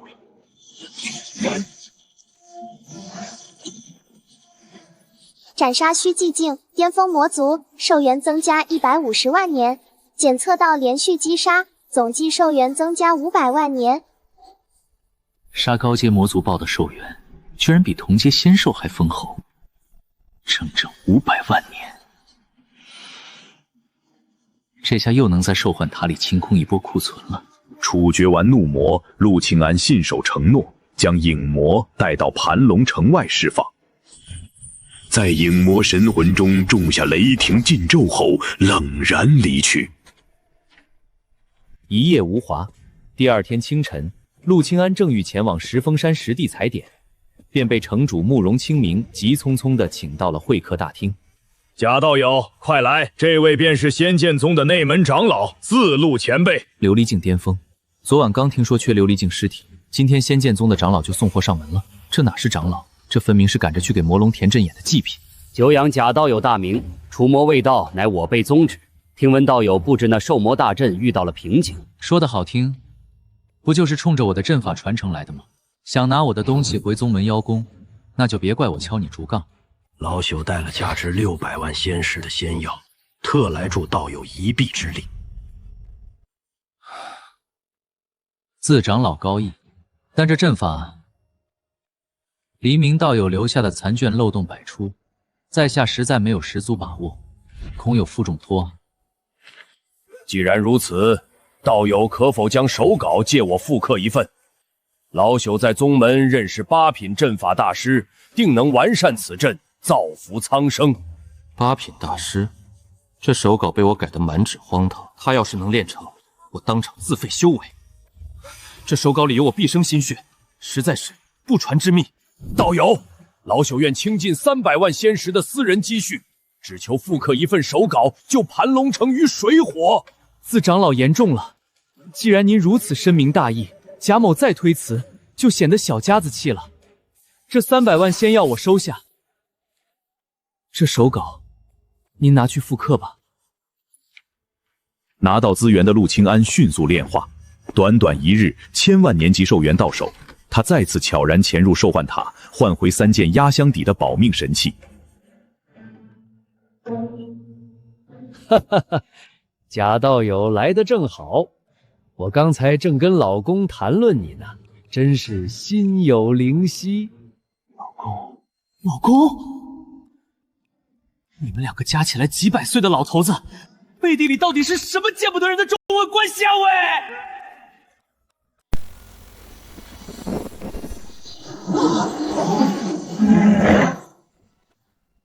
贾道友，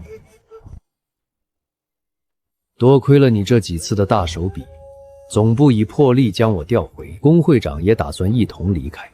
日后在这盘龙城，你可以直接联系新接任的黄子胜。如今盘龙城局势诡谲，2位此时抽身，的确是明智之举。仙药调配的如何了？刚好凑齐300万仙石的仙药。实不相瞒，总部对盘龙城的支援已经全面收紧，不少炼丹师都在连夜外逃。以后想在此处大规模调集资源，难如登天了。山雨欲来风满楼，连最重利益的商会都开始不计代价的撤离，魔族的杀局看来已经成型了。既然如此，做最后一笔交易吧。这2件法宝换这批仙药，用吃灰的法宝套现，再炼化成寿元。在魔龙大劫爆发前，我必须把底牌滚到最大。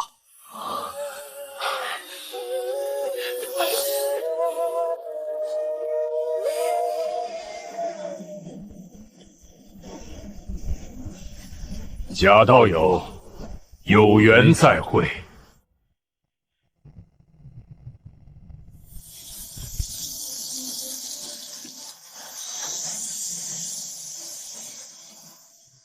丁，仙药炼化完毕，寿元储备大幅增加。耗时3天，仙3品搜魔大阵终于完成。既然有了魔族灵体当 CPU， 正好试试我首创的人工智能修仙模式。启动搜魔。好的。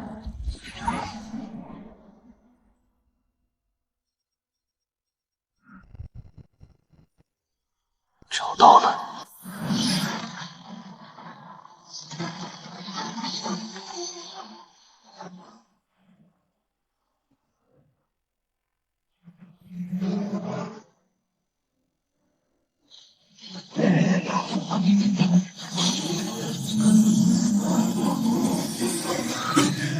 这就是几近道圣境的魔龙，哪怕半死不活，这种位阶压制也太恐怖了。竟有人类杀了他！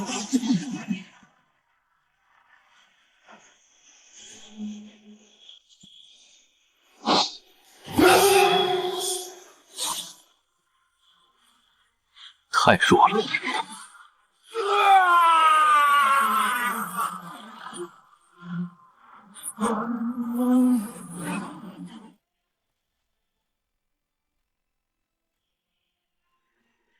都给我进去！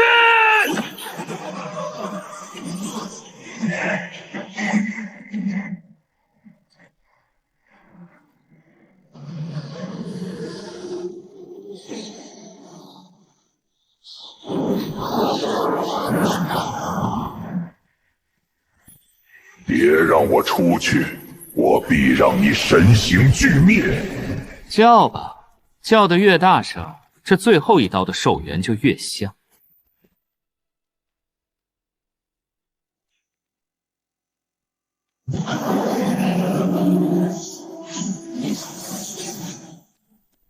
强力封印阻绝一切活物，不补上最后一刀，天价寿元就拿不到手，这哪能行？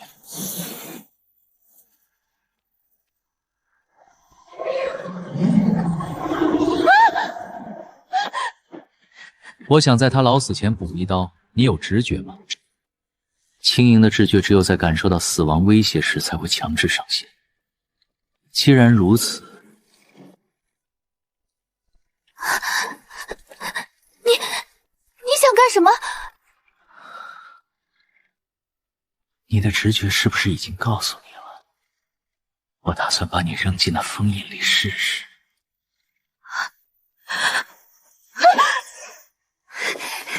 有了，我知道该怎么进去了。这封印排斥一切靠近的生灵与物体，但它有个特性，如果使用同属性的能量或者阵法去贴合它，排斥力就会降到微乎其微。你明白我的意思吗？做得好，我大概知道该如何应对了。原来如此，他们收集强者躯壳，是想以同属性能量同化阵基，重新稳定阵基。火属性极强排斥性，最关键的是它的能量结构，内部疯狂收缩挤压魔龙，外部则极度膨胀抗拒外物。只要我造一个双层窃套阵法，外部炽热膨胀骗过封印融进去，内部极寒收缩将自爆法宝的能量压缩到极致。这买卖理论雏形有了，现在就差推演核心阵纹了。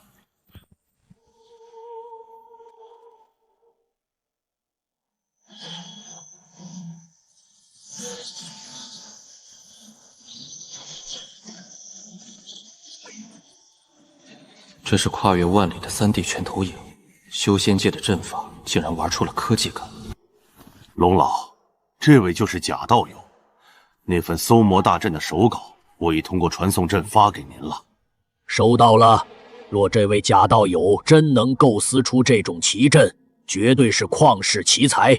老夫这就研读。那份防盗版手稿被我强行删改，塞满了逻辑死胡同。他堂堂8品大师要是能看懂，我当场把这密室的石头啃了。好奇妙的阵道结构，贾道友，这其中有许多连老夫都难以参透的绝妙死局。他日你若来虚空城，老夫愿为你担保，免去考核，直升8品阵法师。年考直升8品，贾老友，你这阵法造为，竟连龙老都自叹不如。坏了，这老头把防盗的乱码当成高深莫测的阵法哲学了。既然他这么上道，我正好白嫖一下杀龙阵法的难题。龙老谬赞。其实在下正被一个新阵法困扰，我想构造一个外部利用火属性极端膨胀，内部利用冰属性极端收缩的阵法，将这2种极端能量调和，不知该用何种高级阵纹桥接。外部膨胀，内部收缩，冰火同源，这完全违背修仙界阴阳相克的常理啊！你这般构思究竟有何奥妙？世间万物皆由极其微小的天地精子构成。受热时，极子运动加剧，体积膨胀；遇冷时，极子运动减缓，体积收缩。这便是最基础的法则：热胀冷缩。只要在阵法外部加热膨胀，同时在内部制造极寒收缩，将狂暴的能量借此压缩至极点。一旦临界点被打破，便是毁天灭地的内爆。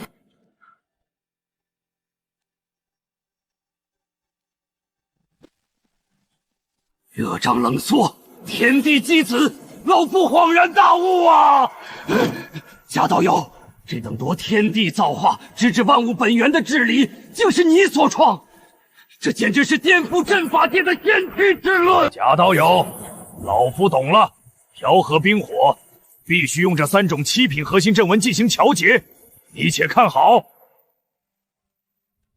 多谢龙老赐教。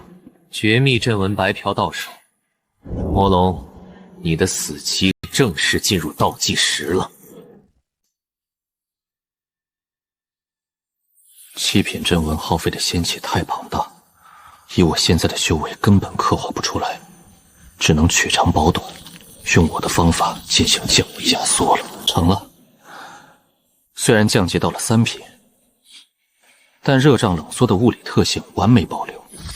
现在理论框架有了，就差2个核心硬件，一团仙机瓶的仙火和一块拥有极寒之力的仙阶宝物。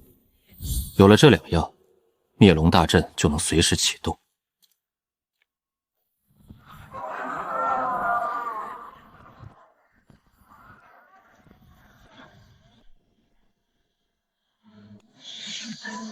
贾前辈，实在抱歉，您要的仙7品仙火和极寒宝物，盘龙城根本没有库存，而且总部那边不知为何收紧了资源，连调货都不批了。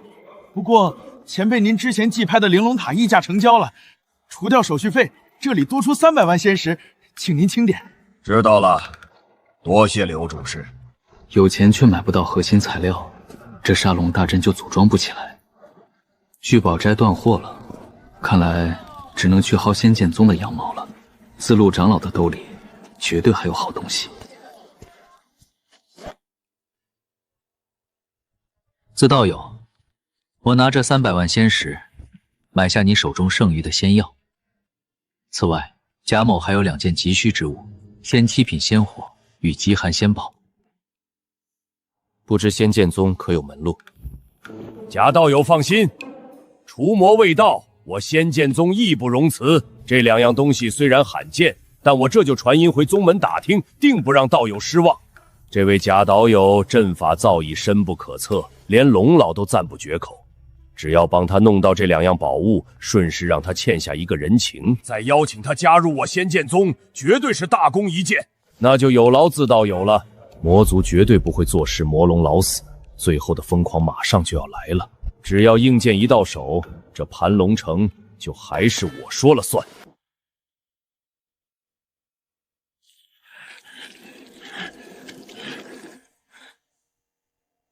盘龙城那个戴面具的神秘人到底是从哪儿冒出来的？我精心培养的死士全折在他手里了。若是表哥再不来，我们就真的只能看着魔龙大人在封印里化成灰烬了。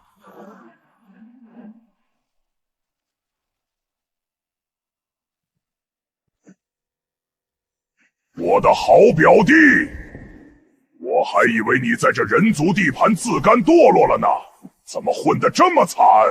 表哥，你终于来了！破阵用的东西带齐了吗？自然带齐了。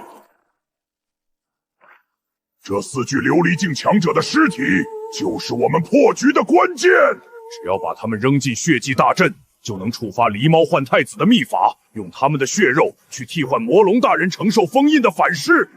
太好了！只要凑齐这最后的祭品，大阵一开，魔龙大人就能重见天日。不过拓拓，你记住了，30名虚寂境精锐我带来了，尸体我也出了，这天大的功劳，我古雨敖得占大头。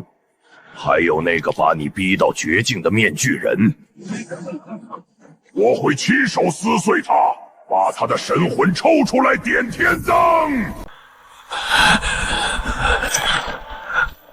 我的好表弟，在这小小的盘龙城，你竟被一个人族逼得向我求援。也罢，你要的东西我带来了。4具琉璃境强者的尸体全数在此。太好了，加上我手里的6具，整整10具琉璃境尸体，终于凑齐了。既然东西齐了，我们这就杀进去，把盘江城屠个干净。不可，我们就在城外蛰伏，等到那封印镇杀魔龙的最后一日，也就是封印最虚弱的时刻，我们再用这10具尸体施展偷天换日之法，定能万无一失的把魔龙大人放出来。至于城里那个屡次坏我好事的神秘人，我会亲手撕碎他。丁，300万仙石仙药已炼化，新增寿元300万年。寿元储备充足，现在就等白鹿的硬件了。禀贾前辈，仙剑宗白长老已至门外。有请。贾道友，幸不辱命，仙七品紫霄雷火与万年极海冰髓，老夫连夜从宗门宝库给你调来了。不知这长老之位，道友考虑的如何？自长老折煞我也。实不相瞒，贾某真实修为不过月宵境，怎敢高攀仙剑宗长老之位？道友真爱开玩笑。我不爱欠人情，这件绝等法宝，全当此次调拨神物的谢礼。贾道友果真大手笔。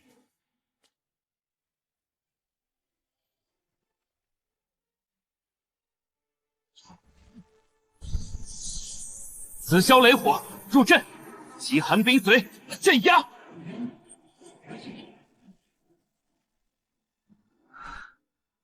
沙龙大阵成了，只要引爆，别说那10具琉璃境的尸体，就算是真正的华域境魔龙，也得给我脱层皮。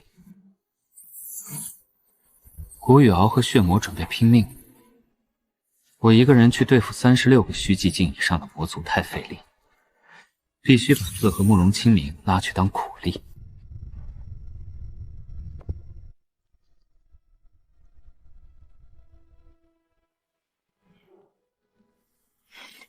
诱饵做好了，走，摇人去。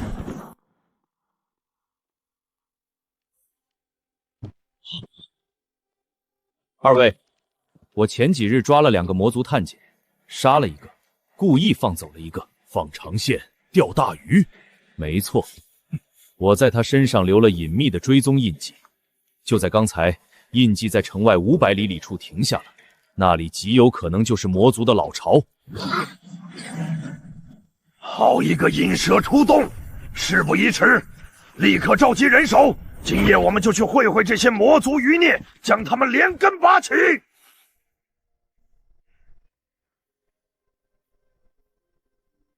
苏魔大阵有反应了，前方山洞里竟然亮起了36个红点，全是虚寂境以上的魔气。他们果然搬了救兵，这必定是带够了琉璃境尸体，准备最后冲击封印。我一个人杀不完，必须把自路他们全拉过来当苦力，但我不能暴露这搜魔大阵，得找个合情合理的借口带他们撞破魔族老巢。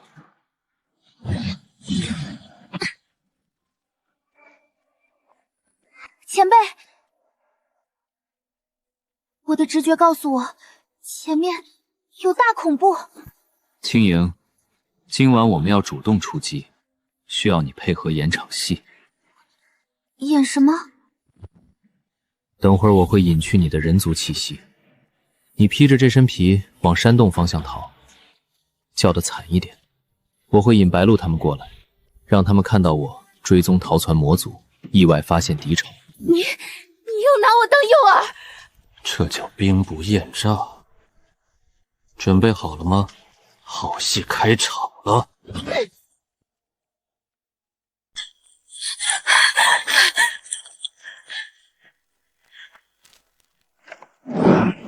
不好！那戴面具的人族煞星杀过来了，老巢暴露了，快逃啊！道友，这魔物被你吓破了胆，竟然在如此近距离下还未发现老夫的剑意。他已被我用碎魂秘术重创识海，此刻只剩求生本能，这正是顺藤摸瓜的好时机。自长老准备收网。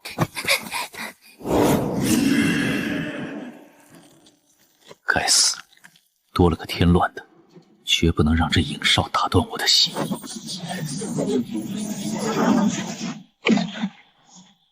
魔头，看你往哪儿跑！求仙塔，镇压！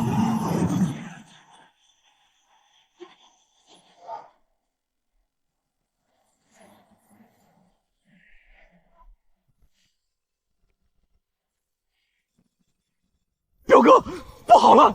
派出的3组影哨，一瞬间消失了2组，最后一组发出了绝命预警，我们被精准锁定了。不可能，此处有仙7品隐匿阵遮蔽，他们凭什么能精准撞到这里？难道传哨是真的？他们真的造出了人工智能搜魔大阵？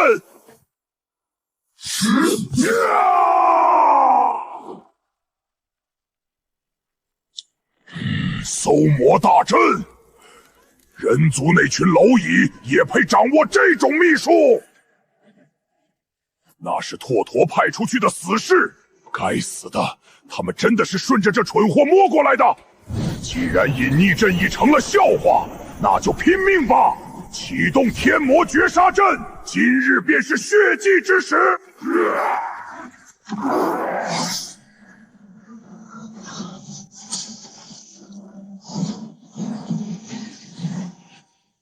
自长老，洞内魔气已成潮汐爆发之势，定是主力进出。慕容城主，立刻收网！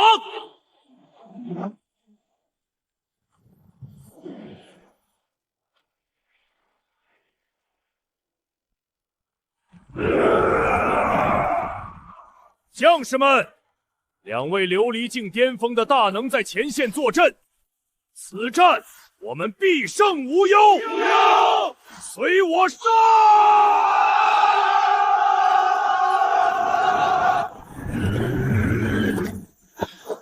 自道友，那个头领气息雄浑，乃是琉璃境巅峰，唯有你的绝世剑法能与之抗衡。至于那另一个魔王，想必道友也能顺手将其镇压。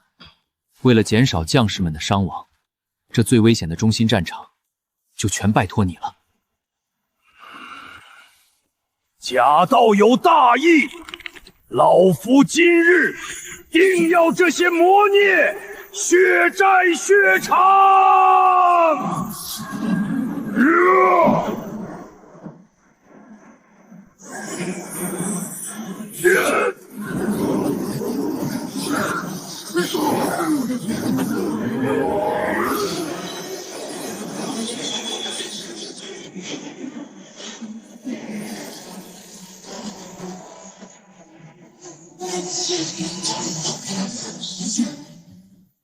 将士们，自长老已凭一己之力拖住魔族双王，大家随我从侧翼迂回，全力清理这些虚寂境的小喽啰，一个寿元不，一个也别放过！自长老不愧是仙剑宗的脊梁，这扛伤能力确实让人敬佩。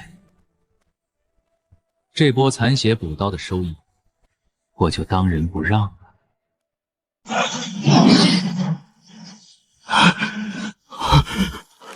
怎么如此多宝物？单纯阵法就有好几个，这7件竟然全是仙6品绝等防御法宝，这不可能！这是把聚宝斋给劫了吗？老夫这辈子都没见过这么多极品防御宝物同时穿在一个人身上。你这阵法也就这样吧，没啥感觉了。该死！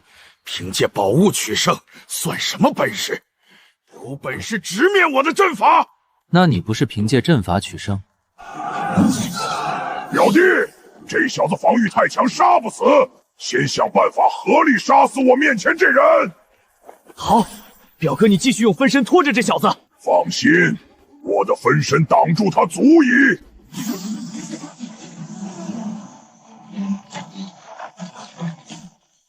假道友，阵法威能全压过来了，务必赶紧斩杀那魔族破阵。放心，我必杀他，你先撑住。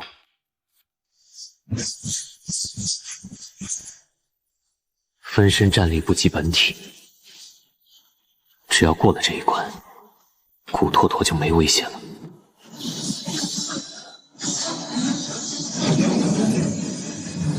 啊！8件仙6品攻击法宝，不好！他要让宝物自爆，那是我族的自爆法门。你疯了！居然用这么多仙6品绝等宝物自爆，暴殄天物！宝物没了再赚便是。给我爆！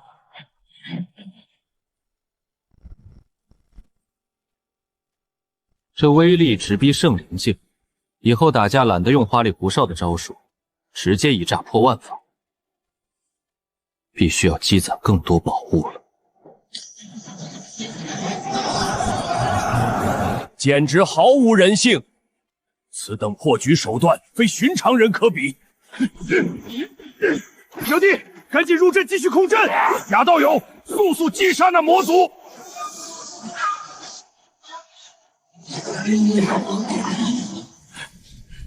混账！这仙丝品防御阵坚不可摧，有种你进来呀！贾道友，他又把阵法威能压过来了，得想办法。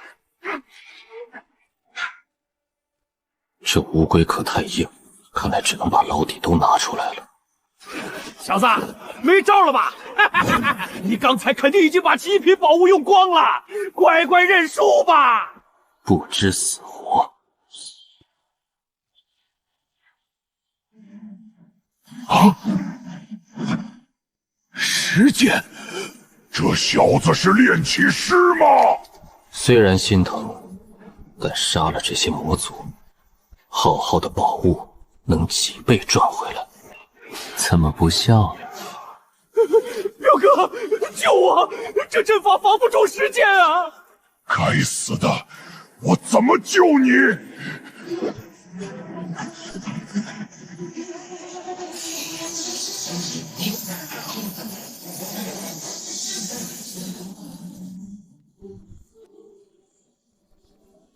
庞大的生机之力，寿元大涨。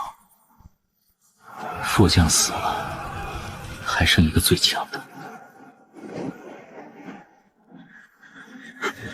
这人族怎么比魔族还可怕？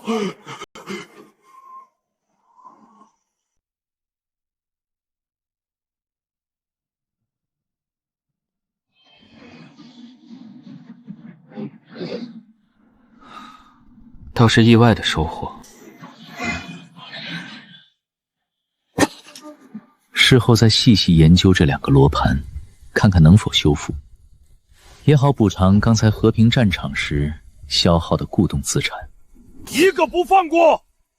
用他们的血祭奠死去的弟兄，给我杀！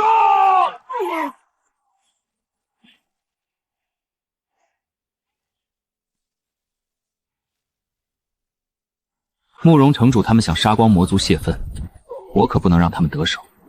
死人一文不值，反正进了求仙塔也是死路一条。等这里事情结束，又能大赚一笔寿元，颗粒归仓，绝不浪费。孙阴阳，你无路可逃，背叛人族，勾结魔孽，罪无可恕。对，城主，我也是被逼无奈，才做出此等荒唐之事。念在咱们并肩作战多年的往日旧情，饶我一命吧！我此生绝不再踏入盘龙城半步。屁的胁迫！林不凡离开盘龙时留下书信，早已道出真相。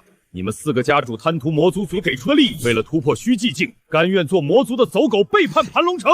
该死的林不凡，难怪联系不上这混蛋，感情自己跑了也没叫上我。你们非要赶尽杀绝吗？难道就不念一丝一毫的昔日情谊？哼！在你做出叛离人族的决定之时，便说明你已经做好了残害同胞的准备。若是今日我们输了，你又会如何对待我们身后的富民？我劝你还是不要做困兽之斗了，留个全尸。好，黄震天，我要与你决一死战，你敢否？哼！你现在是虚寂境3层，我才1层，你当我傻？大家一起上，将他剁了！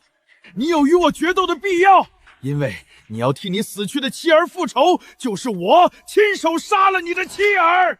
而且，在杀他之前，我还狠狠玷污了你的妻子。谁叫你当年抢走了他？明明是我先认识他的，这是你欠我的！畜生，老子要将你千刀万剐！抓住他，别中计！想杀我？你们有机会吗？黄震天，你也想亲手为妻儿复仇吧？但我实在太害怕了。我怕你未及动手，我便吓得手抖自尽了。到时候你连手刃仇人的资格都没有。你们都给我停下，谁也不许插手。老黄，你切莫中他的圈套，他在找垫背的，不用你管，这是我的家事。兄弟，此生我未曾求过你，这次算是我求你了，我要亲手活劈了他。来吧，老子给你决斗的机会，但你可要小心了，因为我会像杀你老婆一样再杀你一次。我等这一天等太久了。日来！你不要命了，那是燃命技术。在他死之时，我便已经死了。如今大仇得报，我也该去陪他们母子了。好兄弟，告诉轩宇，这些年是我这当爹的对不起他了。你疯了！你连命都不要了！你可做好下地狱的准备了！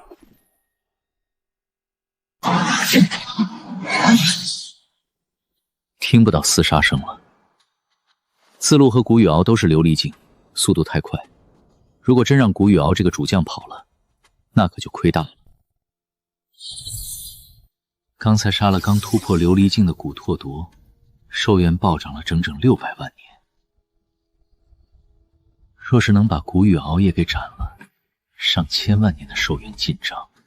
原来在那儿，那接下来斩杀魔龙的启动资金就彻底稳了。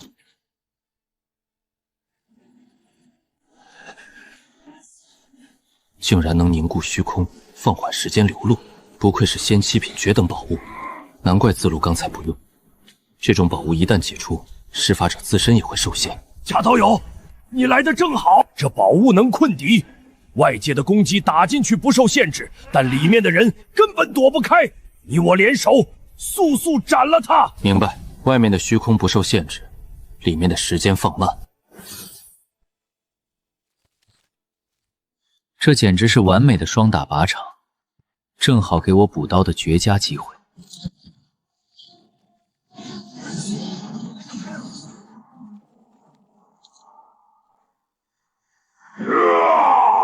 该死！你们不讲武德！哈哈哈哈哈！贾道友干得漂亮！你们魔族残害生灵无数，如今自持恶果，还敢谈论什么武德？我不服！我不说话是因为不能分心，这可是上千万的单子，要是动作慢了被自路抢了先机，几百万年的寿元可就真的打水漂了。服也得服，不服也得死！不行，自路近距离挥砍的频率太快了，我这偷心安弩需要蓄力，再这么下去，人头肯定被他抢了。自道友，他命不久矣，魔族诡计多端，你最好拉开距离，防他临死前引爆本源，拖你同归于尽。多谢贾道友提醒，险些着了这魔孽的道。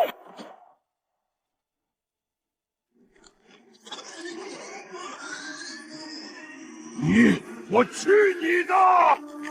你不会真有自爆同归于尽的想法吧？那你就赶紧去死吧，去陪你表弟吧。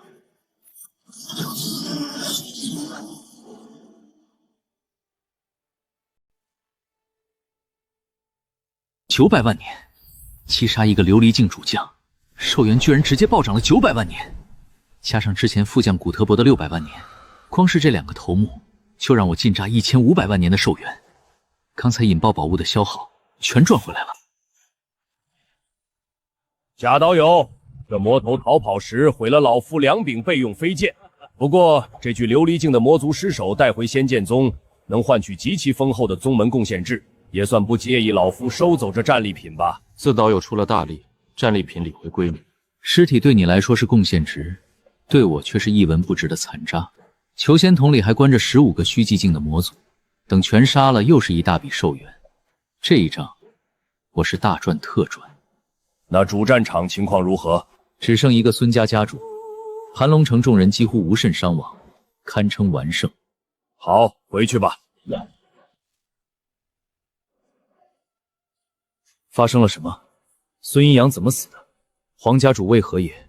孙阴阳为了活命，故意用当年残害老黄妻儿的细节激怒他。老黄动用了守城人禁术，燃烧了全部的生命本源，换取战力。孙阴阳被老黄灭杀了，老黄的生命也走到头了。以命换复仇，在精算模型里是极度亏损的投资。为了一个必死的叛徒搭上自己，太不值当了。不过，也许对他来说，复仇结束才是真正的解脱。此战已然告捷，盘龙城自此再无魔族踪迹，诸位可安心回去歇息了。此番魔族一役，5大家族覆灭，盘龙城的根基几乎毁去，想要重返巅峰，恐怕需要几10万年。那便从头再来吧。自道友，我刚才战斗中忽有感悟，急需闭关打坐，就先回城主府了。道友请便。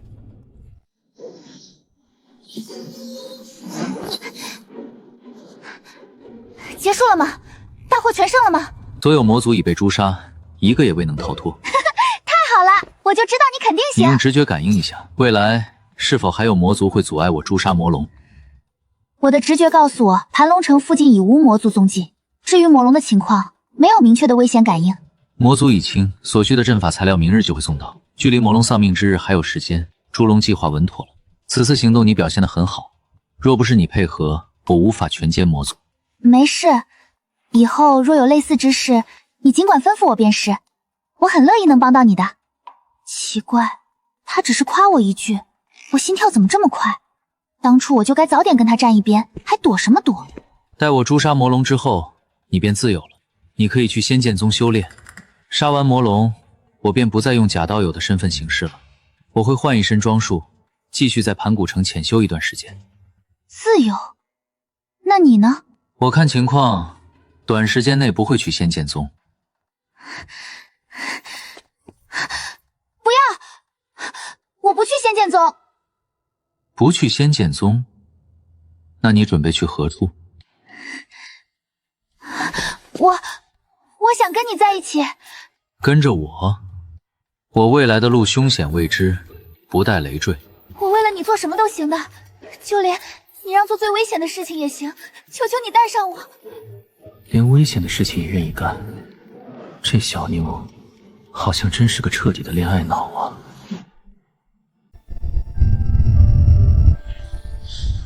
你且先去仙剑宗找真永福，待我处理完此件事宜，再去寻你们。把他留在盘龙城并非良策，出于谨慎，势必得让他时常待在储存金珠中，这难免会让他感到委屈生怨。何况他那宝瓶能焚烧仙药化作仙石，加上独特的直觉预警能力，到了新环境，更需要他帮我避开那些潜藏的危险。你一定要来找我。自然会去。好，拉钩。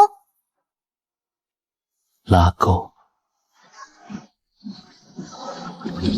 这求仙塔里关着的15个虚寂境魔族，我已全部审问完毕，确认没有遗漏的情报后，便全数诛灭。加上之前古拓拓和古雨敖这2个琉璃境首领，这笔寿元进账简直惊人。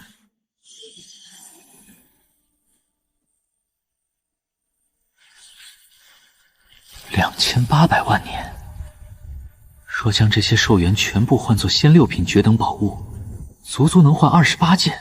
此次行动虽然损耗了10余件宝物，但从这些魔族身上搜刮来的战利品正好抵消了损失。有了这些底气，击杀魔龙再无阻碍。这2份仙7品阵盘受损严重，以我现在的阵道修为根本无法修复，恐怕得等我突破至天眼境，成为4品仙级阵法师才行。等灭杀魔龙之后，必须潜心修炼一段时间，至少要先将修为提升到玄光境。贾道友，你要的极寒宝物和阵法材料已经全部备齐了。多谢自道友。至于这极寒宝物和材料的费用，若道友需要仙石，我倒是可以支付。昨日从古托陀他们身上，我搜出了200余万仙石。其实我正有一事想与贾道友商议，便是昨日你抓入塔内的那些虚寂境魔族，不知道友是否已经尽数歼灭？已然全数诛灭。那可否将这些魔族尸体卖给我？这些尸体对你们或许无之大用，但对我们仙剑宗之人来说，带回宗门却能换取不少贡献值。哈哈，何必言卖？道友既已连夜帮我备齐所需宝物，这些魔族尸体便送与你处理便是。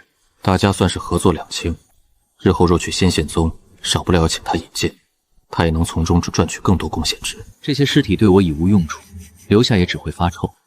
做个顺水人情送给自路，全当结个善缘。贾道友，那搜魔大阵不知是否还会继续布置？如今盘龙城内的魔族已被清剿干净，龙老那边依旧没有进展，老夫担心道友会就此放弃此阵。我还在尝试，毕竟事关人族未来。不过构思中依旧有不少死胡同般的难题无法解决，若实在不行，也只能作罢。其实我一开始努力研究此阵，并非完全为了布置成功，还有一个最大的目的，是为了引出隐藏在暗处的魔族，将其一网打尽。这也正是此阵法手稿中有如此多破绽和问题的原因。原来如此，道友此计甚妙，难怪阵法漏洞颇多。既然盘龙城魔族首恶已除，那道友再多尝试一段时日，若真无可为，也只能作罢。双重借口完美闭环。不久后把魔龙补刀完毕，我就可以把搜魔大阵拆了，把里面的材料分解出来，还给仙剑宗，从此安心在盘龙城安静发育。贾道友，我有一件关于魔龙的私事，想单独和你聊聊。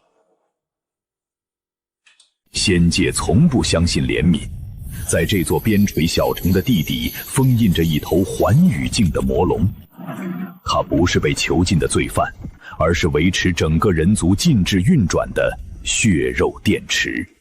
贾道友，慕容城主，地脉躁动，仙剑宗那边亦有些杂事待老夫处理。既然魔族已清，老夫便先行告辞。贾道友，地底这动静，魔族定是冲着魔龙来的。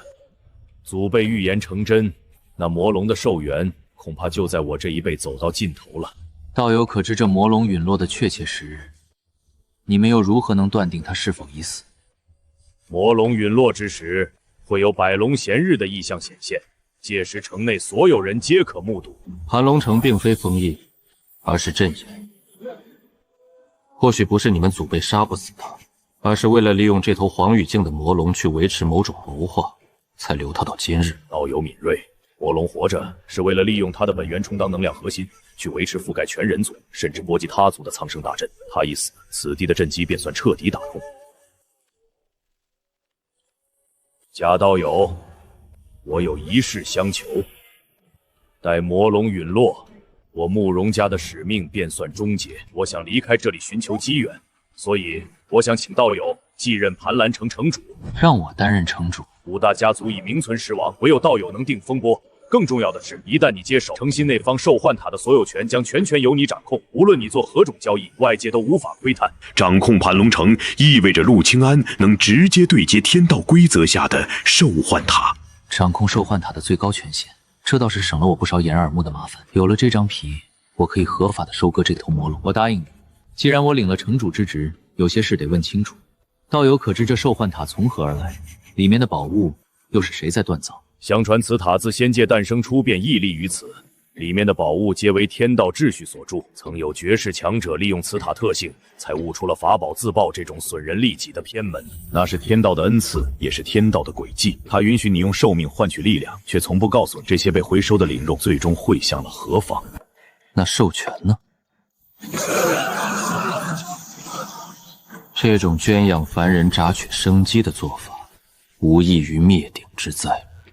我要知道它的内部逻辑。授权一事可追溯到仙界初成，远古时期势力混战，所有人都在强迫散修和凡人耗尽天赋的禁术，以此囤积寿元。那是一段被血浸透的历史，直到一名从授权出身的疯子杀穿了整个仙界。镇仙大帝曾横空出世，以雷霆手段扫平授权，可利益太大了，哪怕是他，也无法彻底掐灭人性。所以最终还是妥协了。妥协的结果是允许授权存在，但修为不得超过月宵境。如此既留了利益蛋糕，又防止了授权诞生反抗大能的威胁。后来大帝失踪，仙界列为10大势力，依然在玩这套规矩。这也是为什么会有仙人去凡间抓捕凡人犬养。没错，盘龙城偏僻，黄玄宇才重启了计划。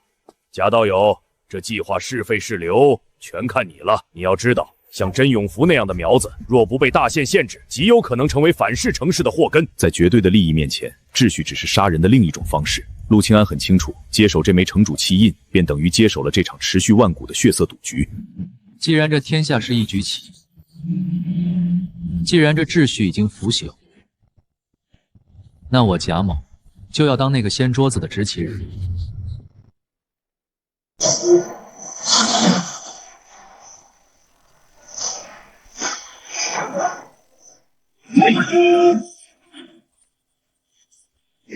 在这场名为仙界的赌局里，陆清安是唯一的疯子。2800万年的寿元足以让一个种族延续万代，但他却选择在这一秒全部清空，因为他知道，只要能补上那一刀，所有的投入都将以亿为单位疯狂翻倍。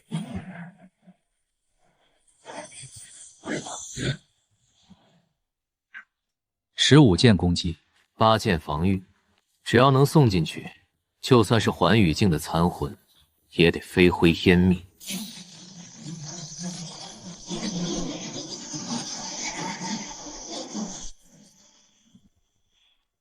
苍生大阵的封印坚不可摧，那是天道定下的枷锁，唯有极寒与炙热在1/1000秒内高频切换，才能像切开水面一样撕开古阵的频率漏洞。这枚阵盘就是陆清安递向死神的信物。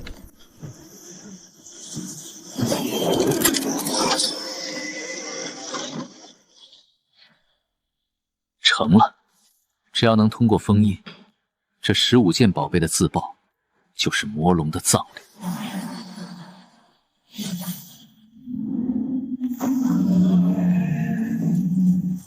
这是一场与时间的赛跑，封印会排斥一切外来灵力，任何卢弩的靠近都会引火烧身。陆清安不仅要补刀，更要精准。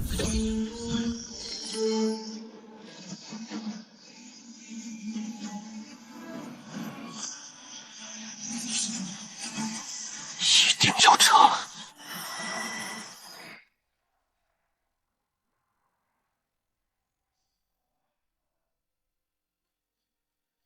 哈哈，成了！封印不再是阻碍。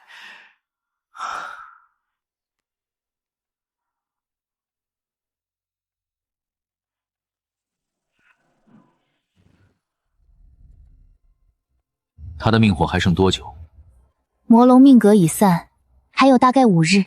如果你不放心，第4天就去那里守着，那将是他最虚弱、最无法反抗的一刻。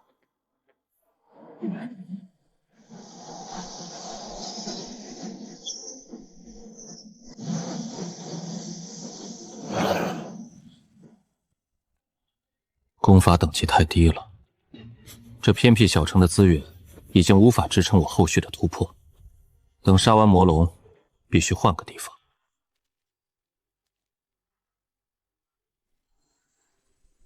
贾道友，速来会客大厅！龙老那边有了重大发现，事关搜魔大阵的真正逻辑，出大事了！速来！这种时候，能有什么大发现？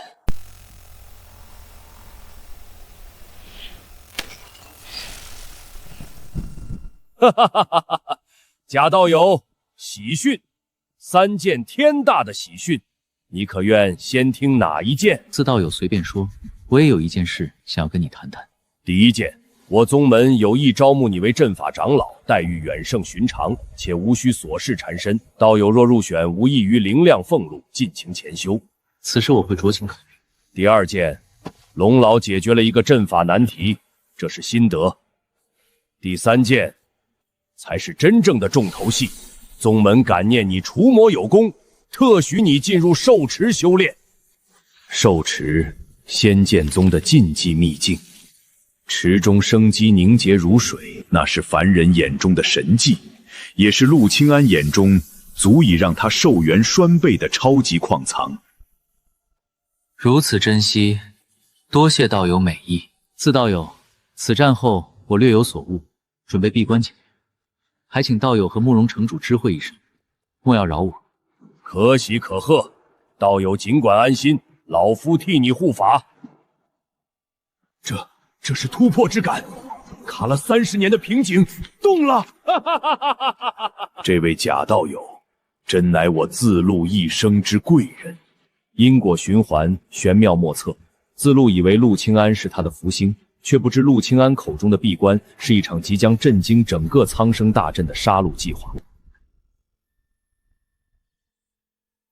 青莹，你在此稍歇，若有任何知觉，第一时间告知我。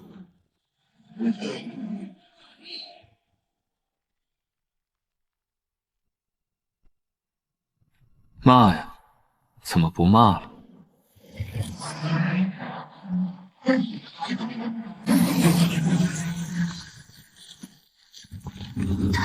他快被压碎了。封印正中他碾成干扰，我根本无法判断他准确死亡瞬间。如果不等他直接动手，万一没杀掉，这1万年的寿元就全废了。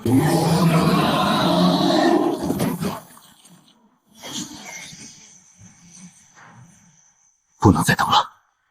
若是封印彻底合死，我连插手的机会都没有。等等，来了，直觉来了，还有最后一炷香。好，信你这一回。最后10秒，就是现在，给我发！这是一场以世界间为赌注的梭哈，胜则万古长青，败则血本无归。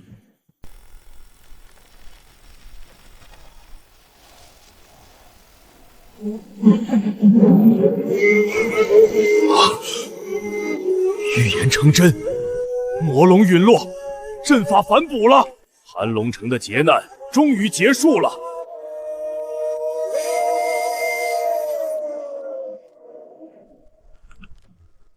魔龙陨落，庞大的生机不再被阵法接压，而是化作灵雨反哺天地。整个盘王城在这场浩大的异象中重获新生。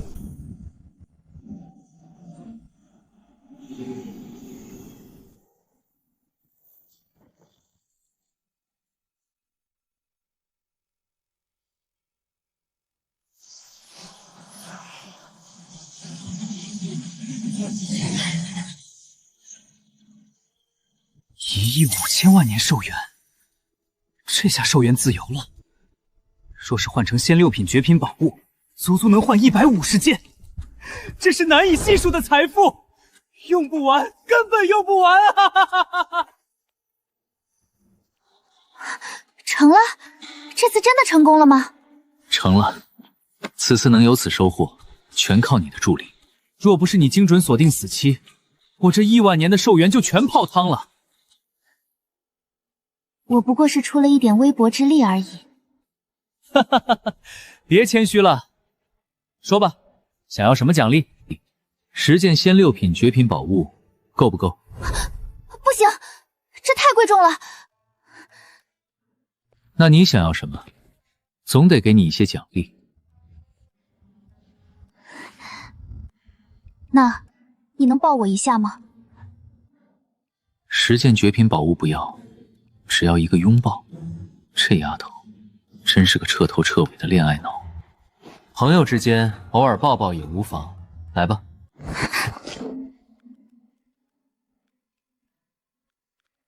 此事之后，我是不是要离开盘龙城了？是的。那我再求你一件事，能否不欺我？若你决定前往仙剑宗，务必来寻我。放心，你有极大的潜力，适合做我的队友。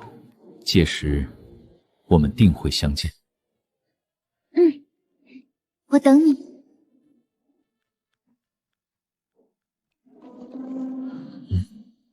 为何有股特殊的气息？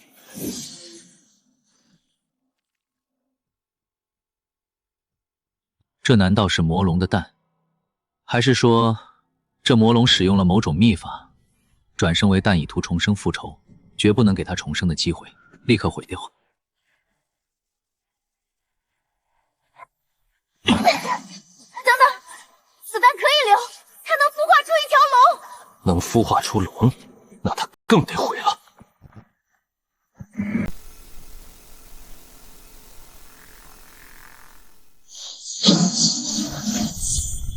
魔龙的转生之术，这叫养虎为患，不仅得毁，还得用雷霆劈成灰，养了。别啊！这可是龙蛋，仙界的龙一出生就是玄光境，战力多强啊！不如我们把它孵化出来。孵出来，让他认出我是杀父仇人，然后第一时间把我吞了。不愧是你，这等可能我竟未曾想到。既然如此，那烤了吧。听说龙蛋极具营养。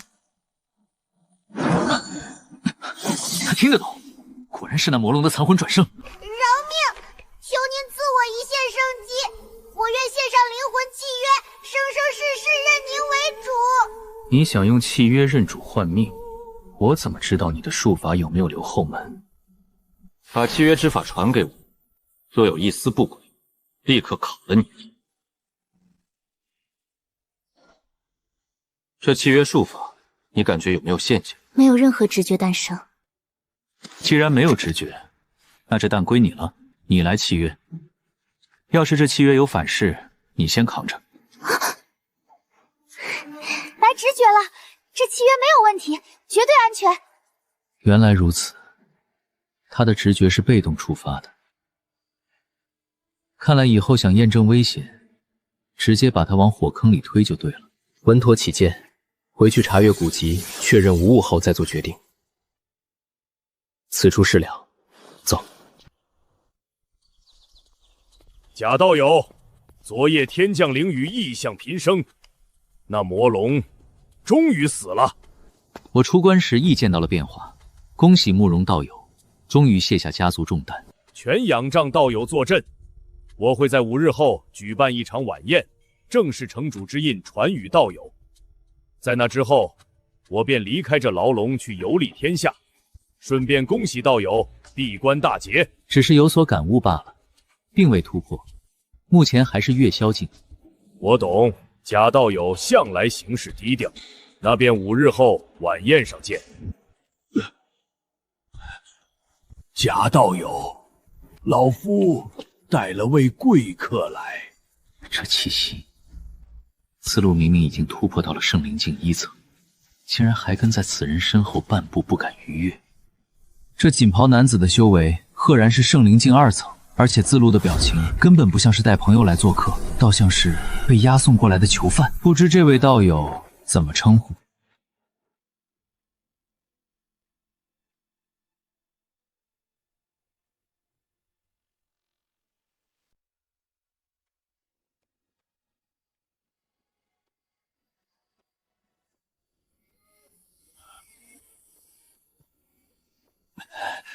贾道友，恭喜恭喜，闭关大捷！应当是我恭喜兹道友已然突破圣灵境，如此修为归返仙剑宗，必能在众长老中位列前席吧？贾道友莫要调侃老夫了。道友，这是仙剑宗的受持令牌，持此令牌可随时前往我宗受持修炼。自路突破了，却被一个圣灵境2层的人像押犯人一样盯着。这令牌是个烫手山芋，我得试探一下这中年的底线。这令牌做工倒是不错，不知大概可以卖多少仙石？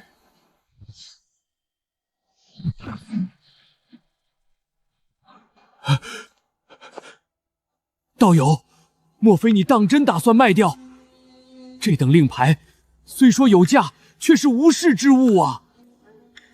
不过是随口一问罢了。道友可理解为这令牌至少值1件仙7品宝物。老夫须回宗门一趟，10日后再返盘兰城。告辞。10日后回来，看来这仙剑宗是盯上我了。下次你回来，我就该宣布搜魔大阵布置失败，大家一拍两散。这金珠用的太久，空间太小了，还有这面具，这面具太低级了。刚才那圣灵境2层的强者，若是用神识强行扫探，我伪装的大能人数立刻就会崩塌。我必须换出一块能改变修为气息的顶级面具，不用吃隐修丹也能屏蔽探查。至少换100件仙6品绝等宝物，就算武装到牙齿，也不能给任何人杀我夺宝的机会。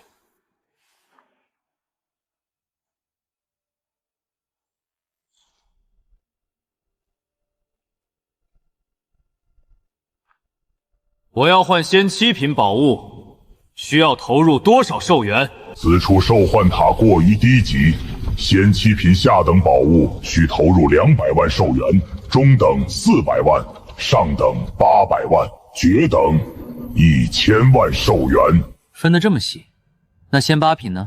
仙8品宝物投入2000万寿元，等级随机兑换。2000万年抽盲盒，主打一个看运气。不过，我现在可是有1亿5000万年的家底，仙9品和仙10品呢？直接报价！仙9品下等1亿寿元，仙9品绝等2亿寿元，仙10品绝等10亿寿元。10亿寿元，这仙界的物价，简直不把凡人的命当命。不过，我现在若是不受塔的等级限制，竟然已经能买得起一件环宇境强者用的仙9品宝物了。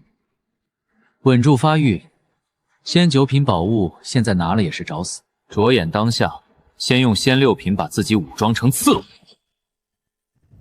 投入100万年寿元，给我换！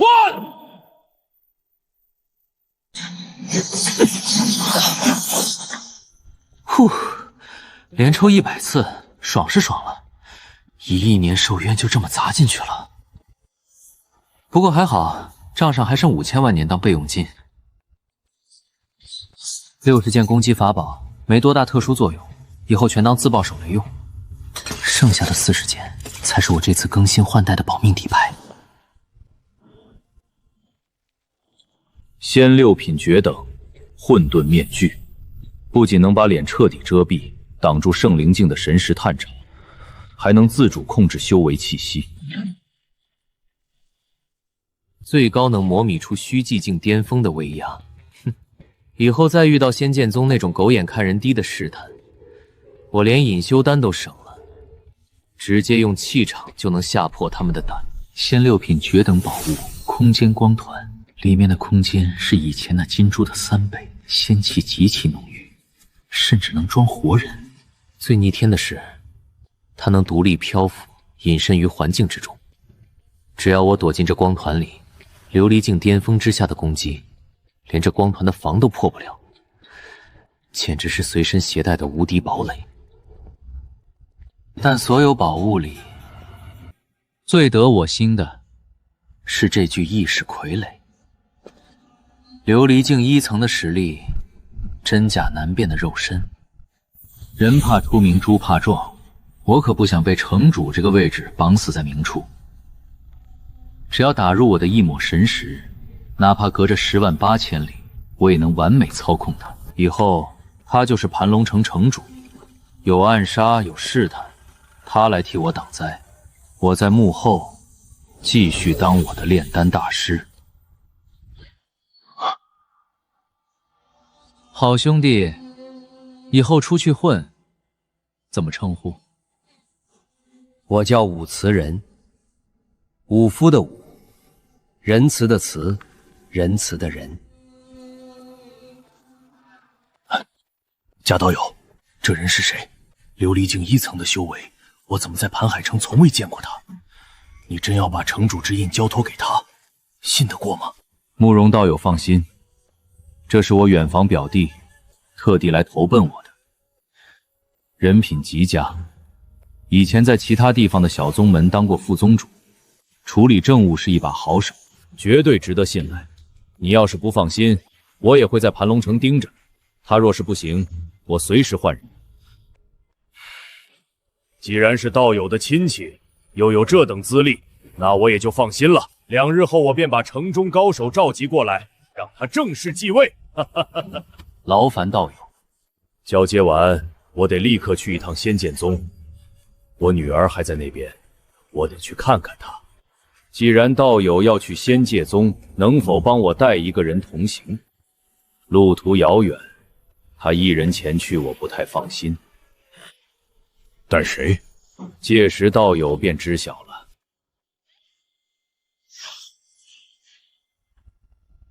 永福，最近在仙剑宗待得怎么样？没发生什么事情吧？兰哥，没事儿，我在这儿好着呢，能有什么事儿？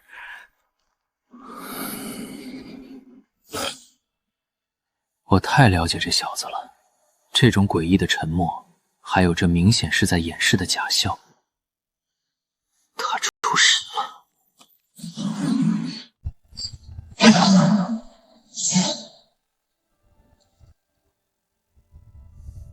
准备要赶我走了吗？不是赶你走，是送你去仙剑宗。2日后，你随慕容清明同行，路上安全些。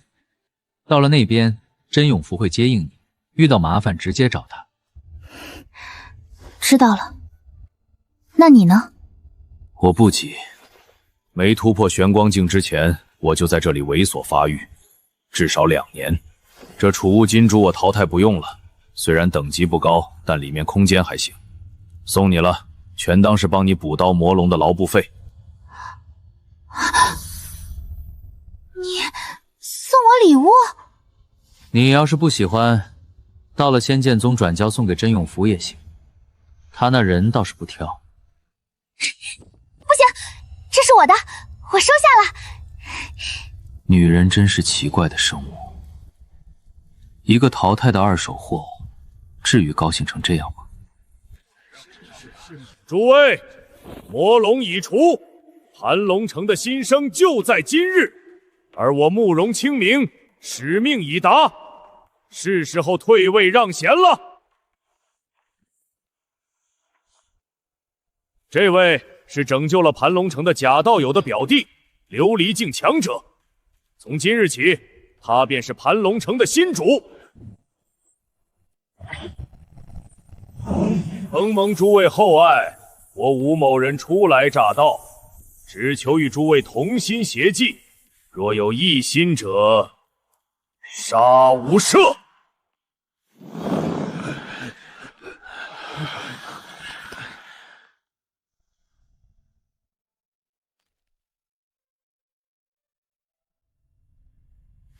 以前，我和黄震天瞒着所有人，常来这里喝酒。我一直以为你们2家是不共戴天的死敌。祖训如此，做戏给旁人看罢了。如今他死了，我也自由了。明日我便启程。去仙剑宗之后呢？听你刚才交代我照顾迎雪的语气，怎么像是在交代遗言？贾道友，若有空，听我讲个俗套的故事吧。从前有个背负沉重家族使命的少年，他被迫留守在一座死气沉沉的孤城，直到有一天，一个带着伤的绝美女子闯了进来。他们相爱，生下了一个可爱的女儿。但在女儿还在襁褓时，一群极其恐怖的神秘强者从天而降，强行带走了她。那女子临走时哭着说：“别来找我，若有可能，我会自己回来。”好家伙，你在写复仇流爽文小说呢？这种母亲被神秘大族抓走的剧情，我是不是在哪里见过？然后呢？然后100多年过去了，少年成了老头，朋友死了，使命完了，牵挂也没了，所以他不想等了，他要去很远很远的地方找他。这种故事的结局通常是找不到，就算找到了，也是身死道消。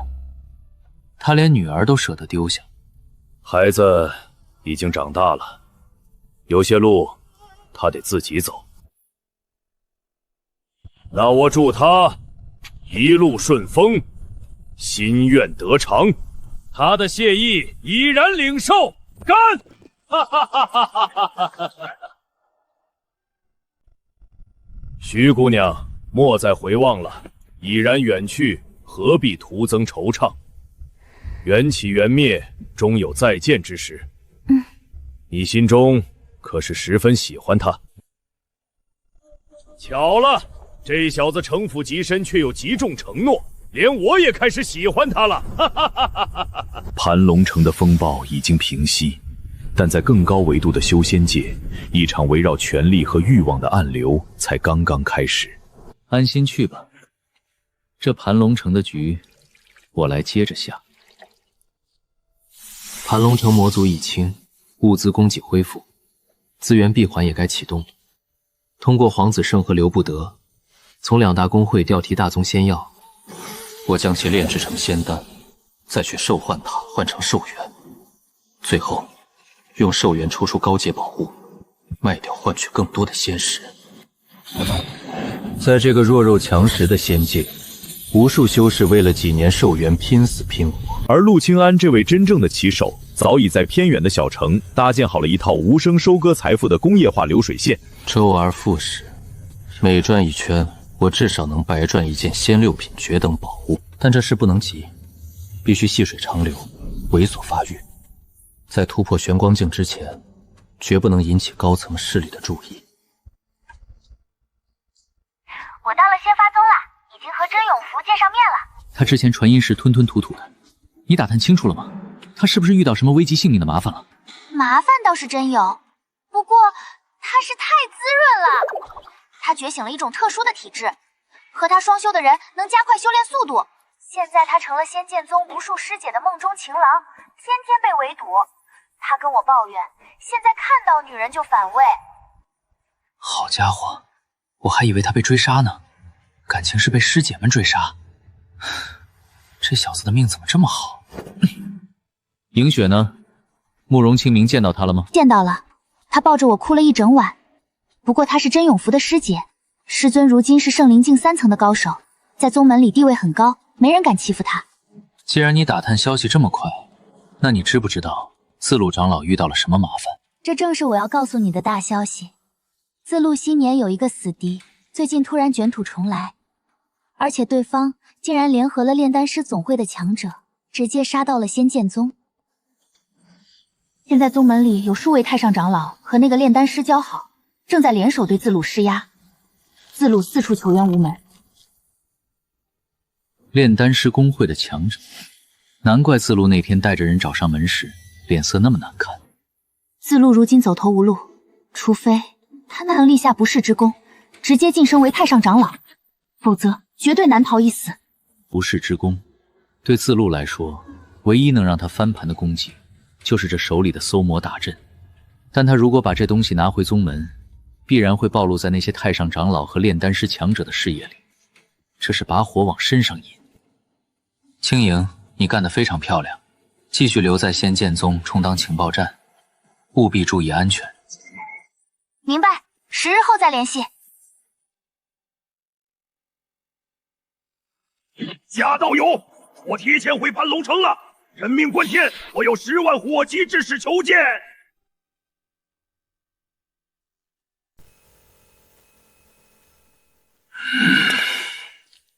自道友，抱歉让你久等了。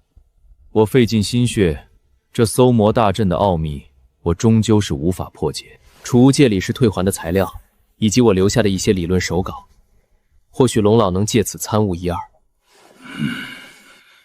这些日子让道友劳心费神了，可惜了，没有此阵，我怕是连仙剑宗长老的位子都保不住了。道友这是怎么了？可是发生了什么变故？我多年前的一个死敌，不仅从秘境里逃出来了，还找回了他的亲生父亲。那人是炼丹师工会总会里的一位九品仙级炼丹师。九品仙级炼丹师，这种级别的存在，平日里结交的都是寰宇境的绝世大能，这就难怪了。人家根本不屑亲自对我动手，只是稍微动用了一下人脉。如今宗门内已有3位太上长老联手对我施压，我唯一的翻盘希望就是拿出搜魔大阵，立下大功跃升太上长老。没想到道友这边也失败了，我真是倒霉透了。我也不想埋葬道友的希望，实在是我能力太弱，帮不了道友。罢了，我回宗门再想他法。手稿我带走，这些材料就留给道友吧。告辞。此人虽是好人，但我不会因为你是好人，就把自己卷入九品炼丹师的杀局里。每个人都有自己的难关要过，靠他人渡己，终不如自渡。为了不被卷入仙剑宗的政治漩涡，陆清安彻底放弃了成为仙剑宗长老的念头。他将自己封闭在盘龙城的地底，开启了长达5年的近乎疯狂的原始积累。这条流水线非常完美。1个月后，我的修为突破到了月霄境8层。半年后，我跨入了天眼境，但这还不够。仙界境界越高，突破越慢。我要继续闭关。这几年仙剑宗局势很紧张，自陆长老一直在几位太上长老的夹缝中苦苦周旋，全靠另外2位交好的太上长老死保，才勉强稳住局面，但随时都有倾覆的危险。只要人还活着就行。你做得不错，继续留心仙剑宗的情报，在那边安心修炼，不用急着出头。遇到不能解决的麻烦，去找真永福。明白，我会继续留心的。春去秋来，5年岁月如白驹过隙。对仙人而言，5年不过是一次打盹，但对拥有无限资源闭环的陆清安来说，这是量变引发质变的神迹。玄荒境1层，5年苦修，终于跨过了这道粉水岭。以我现在的修为，仙级5品阵法师和炼丹师的头衔也该水到渠成了。3亿年，这5年亦是傀儡不辞辛劳的倒卖仙药，硬生生让我攒下了3亿年的寿元。这等积累，简直相当于我再杀了一条魔龙。3亿年寿元，如果不再受这低级兽冠塔的限制，我可以直接换出一件寰宇境强者使用的仙9品宝物。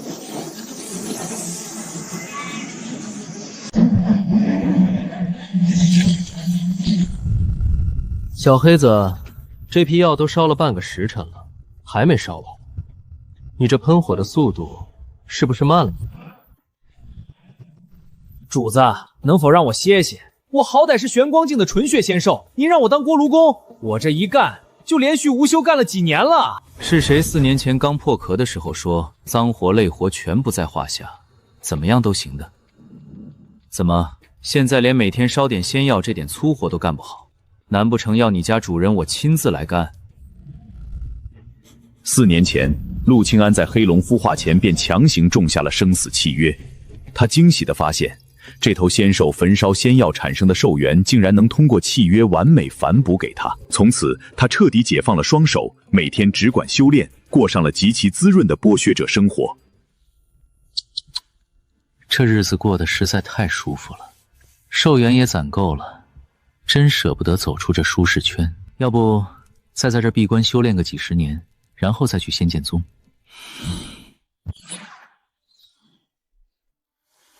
刘会长，什么事？我交代过，若无大事，尽量通过线人联系我。前辈，出大事了！我和黄子胜接到总会急令，准备离开盘龙城，前往总会了。可以不走吗？重新接济新人，很容易出问题。走不掉啊，前辈！这几年我们做的流水业绩太恐怖了，远超总会无数人。总会高层已经起了疑心，派了级别极高的巡查使下来调查。之前有何景明和公楚和2位前辈压着，现在压不住了。2大工会终于注意到盘龙城的异常了。虽然我每次出货量不大，但5年积少成多，流水确实惊人。巡查使一到，很快就会顺藤摸瓜查到我头上。我知道了，你们去总会吧。关于我的事，能不说就不说。实在躲不过去，透露些许也无妨。我很快就会离开盘龙城。前辈放心，我们绝不乱说。前辈保重，有缘再见。计划永远赶不上变化。虽然原本打算多待几年，但陆清安向来有为突发情况做极限准备的习惯。既然必须离开，那就得把身上的筹码换到最大。有意识傀儡在这里稳住各方势力，盘龙城就不会乱。有朝一日，若我在外面惹了祸，还能回来避难。走了。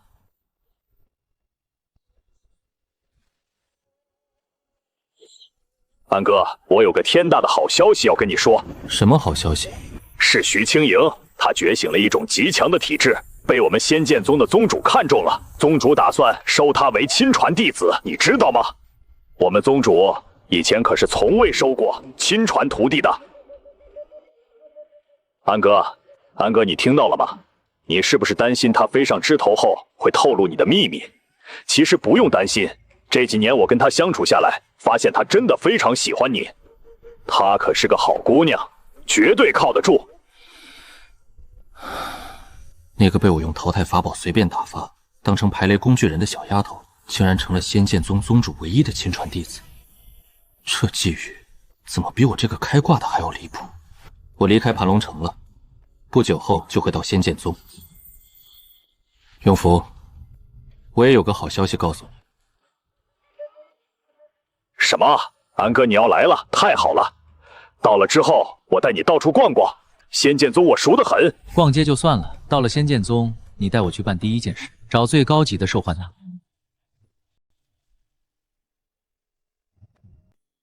望虚城是仙剑宗山脚下的超级附属城，玄光镜与虚寂境强者多如牛毛。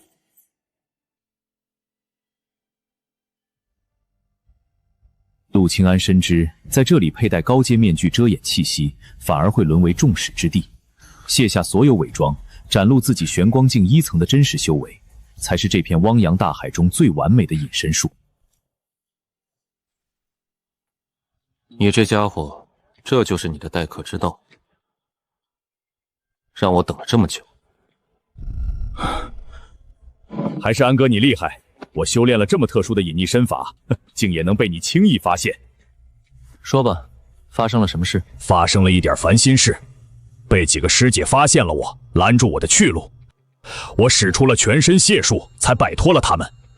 毕竟你肯定不喜欢被一群人围着，更不喜欢被美女围着。这小子觉醒了玄灵合璧体，和女修双修能互相促进成长。几年不见，他居然已经突破到了玄光境3层，这吃软饭的修炼速度，确实天赋异禀。玄光境3层，这就是你几年的修炼成果吗？我天天忙着其他事情，也有玄光境1层了。哪里能跟你比啊？安哥你全能不说，天赋还吓人的很。争取尽快突破到琉璃境吧。在仙剑宗，琉璃境才算有点实力。对了，你师叔自路最近怎么样了？他呀，最近快要被赶出宗门了，我师尊想帮忙也无能为力。为了不被连累，师兄弟2人现在只能明面上断绝关系。徐清影呢？他答应你们宗主的收徒邀请了吗？说到这个我就来精神了，安哥，你真不能辜负人家呀！为了你，他竟然拒绝了宗主的邀请，整个宗门都在怀疑他是不是脑子出了问题。他拒绝你们宗主做甚？我只是提了一嘴你谨慎的性子，没想到他为了以后还能和你在一起，竟然拒绝了。你脑子里装的都是些什么？我也就提了一嘴，真没说其他的，更没让他拒绝宗主的邀请啊。仙剑宗宗主亲传弟子的身份，能提供多大的庇护和情报网？这极品的战略投资，他居然为了所谓的感情纠葛给拒了，简直愚无可及。你现在立刻给他传音，让他答应你们宗主。徐清莹，安哥让我告诉你，赶紧去答应宗主的收徒邀约。怎么又让我答应了？等等，他是不是来了仙驾宗？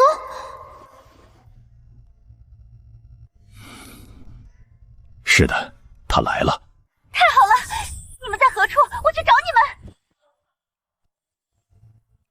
我们暂时不宜见面，你听我的，先去找你们宗主，答应他的收徒邀请。好的，我都听你的。安哥，他跟我说话和跟你说话简直判若两人啊！那娇滴滴的声线，我可是头一次听到。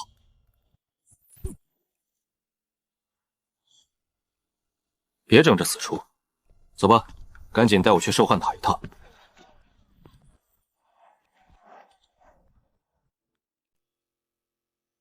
在偏远的盘龙城，兽幻秘境是禁地，由城主府严格把持。而在仙剑宗山脚下的望虚城，秘境是对外开放的，只要你拥有足够的仙石或者尊贵的身份，这里就是强者的天堂。而这正是顶级宗门收割全仙界资源的阳谋。带路吧，那座终极兽幻塔，我也该去会会了。安哥，这一带光是低级塔就有5座，那是仙剑宗屹立万年不倒的根基。而你要去的终极塔，望虚城只有1座，另一座在宗门内部。至于能出仙8品的高级塔，那是禁地中的禁地。进不去高级塔，那就先把仙7品能换到的上限全部拿满。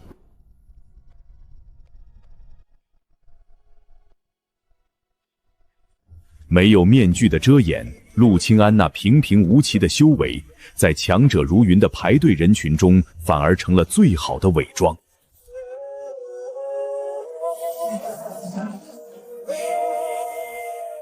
真师弟，今日怎么有雅兴来此处？陪朋友来转转。王师兄，最近公差辛苦啊。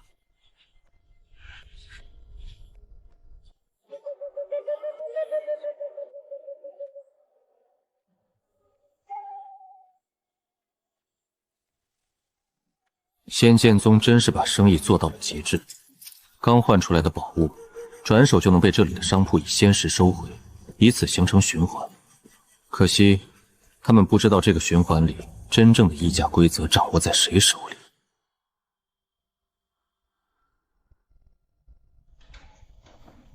终极兽幻塔，换取仙7品绝等宝物，需投入1000万年寿元。1000万年换一件，如果是旁人，恐怕要举全族之力。拥有3亿年的底气，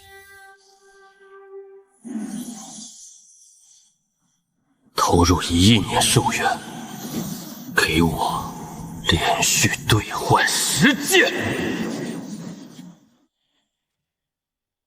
仙7品绝等飞船，防御航速均可硬扛圣灵境初期。有了这10件仙7品神装，这仙界终于有一半的地方我可以大摇大摆的去了。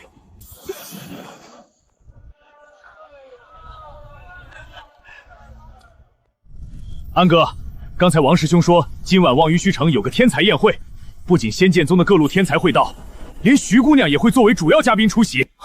徐姑娘，她在这边的身份地位已经到了这种程度。万万年难出的体质，宗主亲传，这可不是开玩笑的。不过安哥，你要是不喜欢这种吵闹，我就替你推了。这宴会是谁发起的？是掌管宗门内那座高级兽幻塔的太上长老的独生女儿。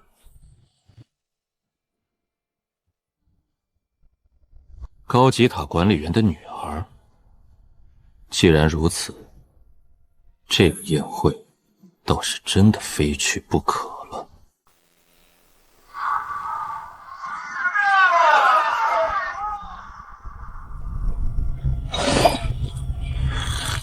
安哥，我真没想到你会答应去那种聚会。你以前可是最讨厌凑热闹的，如果是为了陪我才去，其实大可不必。放心吧，不就是个小聚会，又不是什么生死绝境。陆清安的自信有着极其严密的逻辑支撑，他如今浑身是仙七品绝等宝物，防御力之强，连圣灵境巅峰强者都难以攻破。除非那所谓的天才聚会里凭空出现一尊仙剑宗屈指可数的寰宇境大能，并且他还把对方得罪死了。可这种微乎其微的概率显然不符合常理。哈哈，安哥，你这心态就对了。在仙界，隐居避世并非明智之举，只会让自己停滞不前。我们兄弟俩必须多出去走走，肩并肩，一起成为这仙界的顶尖强者。给，这是我拿命做宗门危险任务换来的仙5品玄灵丹，有价无市。咱们玄光镜吃一粒，1个月内连空气里的仙气都不用吸，体内会自动涌现精纯仙气，随时帮着稳固境界，提升修为。这玄灵丹正是我突破玄光境后打算主炼的丹药。在盘缓城时，我就提前买好了5品仙级炼丹师的书籍，可惜那里工会等级太低，连丹方都没得卖。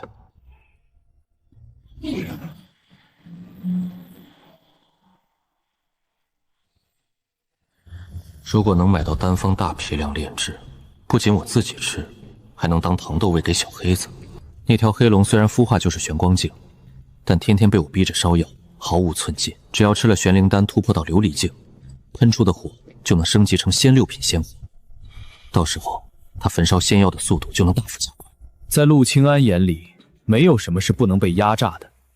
他甚至嫌弃一头玄光境黑龙干活太慢，恨不得让黑龙把1天时间掰开成2份来用。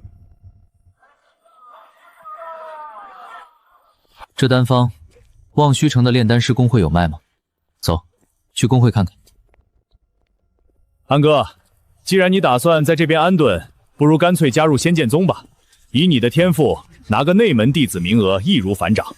靠自路长老当高层的路已经断了，以普通内门弟子的身份潜入仙剑宗，白天当弟子，夜里戴上面具隐匿行事，这是最低调、最安全的双面人计划。太好了，等你成了内门弟子，咱们疯狂做任务攒贡献值，我就带你去流光殿修炼。流光殿，那是咱们宗门的最高机密之一，是历代老祖做齐了无数寿元，从高级兽幻塔里硬生生砸出来的仙邹品宝物。殿内的时间流露远超外界，在里面修炼1天，顶得上外面好几个月。仙9品的时间法宝，这对于握有2亿年寿元，唯一只缺时间来转化修为的陆清安来说，简直是直击软肋的致命诱惑。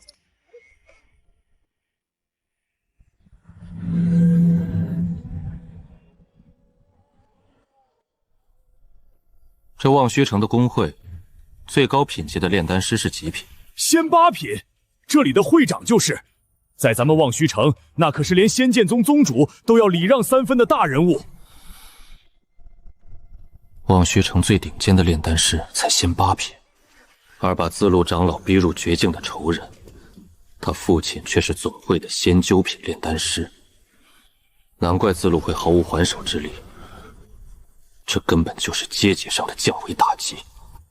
你连人家会长的品级都打听得这么清楚？没办法，谁让我师姐就在这工会里高就呢？你师姐？正是慕容迎雪，咱们刚好进去找她聚一聚。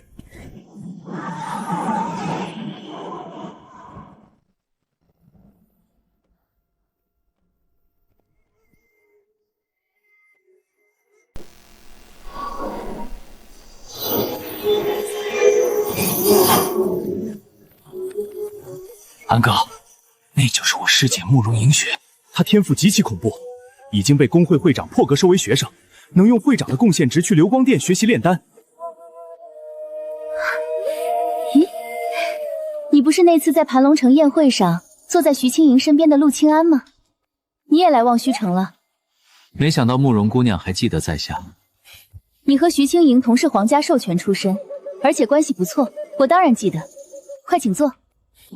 不必了，陆某此来是有正事要谈，想请教贵公会当下有多少仙药可以卖，最高品级又是多高？最高品级是仙8品，至于其他品级的仙药，数量极其庞大。目前库存的仙药至少价值2亿仙石。2亿仙石的库存，这等庞大的底蕴，正是我积攒恐怖寿元的绝佳提款机。这望虚城来对了。那再问一问，贵公会是否有仙物品玄灵丹的丹方出售？当然有，不过安哥也是炼丹师，此丹方非外售之物，只有公会内部成员，且至少是4品仙级炼丹师才有资格得到。不错，我想研究研究这丹方，不知如何才能加入公会，还望慕容姑娘指点一二。加入公会只需通过考核即可。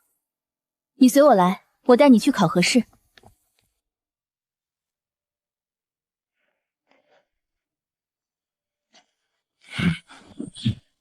安哥，咱们要不要隐藏一下炼丹实力？我们都是授权出身，展现出4品仙级炼丹师水平，这10年内的跨度太惊人了，容易引起轰动。只有迎雪知晓我是授权出身，让他保密即可。我随意展示出普通的4品实力，有他这个天才在明面上，我显露的这点天赋不算什么大事。安哥，你真的变了，以前的你肯定不会这样做。不是我变了，而是我强了。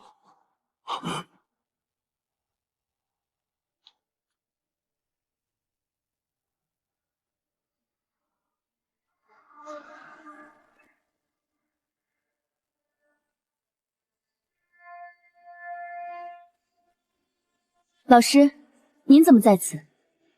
这老者一身圣灵境巅峰的气息，想必就是望虚城最强的炼丹师公会会长了。哈哈哈，巧了，我也带小薇来考核4品炼丹师。你这是？我的朋友来考核4品仙级炼丹师。见过前辈，见过微微师姐。这位是？微微师姐，这是我兄弟陆清安。安哥，这就是掌管仙宗高级兽幻塔的杜峰太上长老的女儿杜微微师姐。杜姑娘，久仰。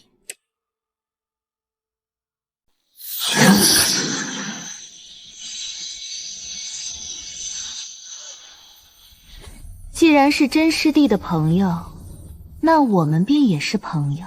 不久后，我要举办一场天才宴会，若陆道友有空，不妨随真师弟一同前来。好精准的灵力波动，琉璃境5层，这等修为，在仙剑宗当个长老都绰绰有余。他居然还只是弟子，看来他的天赋极其绝艳。杜微微的出现对陆清安来说是天赐良机，只要通过这场天才宴会与他建立交集，就能顺理成章地接触到掌管高级兽幻塔的太上长老杜峰。那张通往仙8品宝物的门票，他志在必得。这位小友也是要考核4品仙级炼丹师。那好，你们2人一起吧，我亲自给你们考核。那便劳烦前辈了。4品考核分3项，第1项是理论幻境，启动后你们会被传送到特殊幻境中，面临关于仙4品丹道仙药基础和丹方的3道考验，答对5成方可进入下一关。上前吧。这幻阵的创意尚可，但结构实在太过粗糙，漏洞百出。布置此阵的人，显然只是敷衍了事。陆道友，我是出于好奇才学习炼丹，造诣一般，不知你丹道造诣如何？还行，暂时没有见过比我强太多的天才。那我们比比，看看谁先走出此幻阵。乐意奉陪。那小友有些特别，他真是炼丹师？老夫观他身上竟然连一丝一毫的丹药气息都没有。越是秦门的炼丹师，药香越重才对。前辈，我这兄弟确实是炼丹师，只不过他比较特殊，每次炼完丹都会想尽办法去除身上的丹药气息，一点味儿都不留。真小子，你恐怕不知道，微微不仅是4品仙级炼丹师，他还是仙4品阵法师。用你们的话来说，那叫全能奇才。你觉得他们俩谁能更快通过？全能奇才？这不就巧了吗？咱安哥也是全能啊，这两人撞在一起，到底谁能碾压谁？论仙药辨识，陆清安这几年焚烧的仙药堆积如山；论丹道理论，他更是早就烂熟于心。这种级别的理论考卷，对他来说闭着眼睛都能拿满分。但他现在连拿笔的兴致都没有，按部就班的答题，太无趣了。既然你自称造诣一般，那我便看看你有没有说谎。这阵法漏洞这么多，不利用一下简直对不起我仙级5品的阵法造诣，直接拿走阵法控制权吧。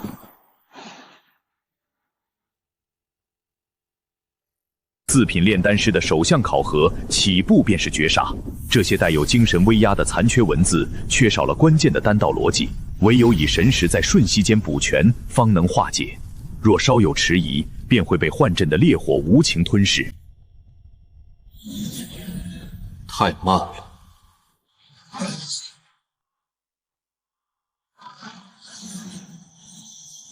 阵法中枢，给我剥离。拿到最高权限了，散。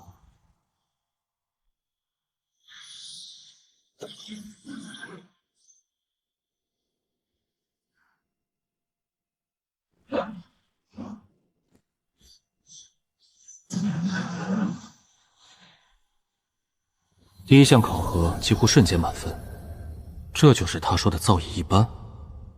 真是熟悉的学霸风格，考前都说没复习，成绩一出便碾压全场。既然你觉得简单，那我就替主考官给你上点强度，测测你的知识边缘。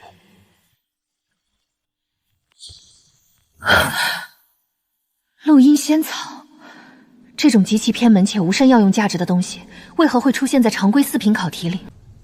罕见的难不住你。那如果是极其混淆的呢？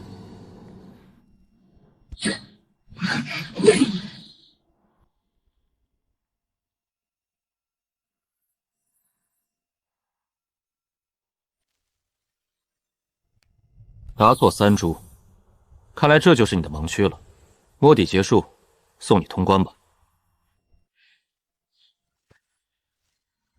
通关速度与分值都是顶级。为了给你留下终生难忘的印象，我就把我的分值改成和你分毫不差。至于这出阵的时机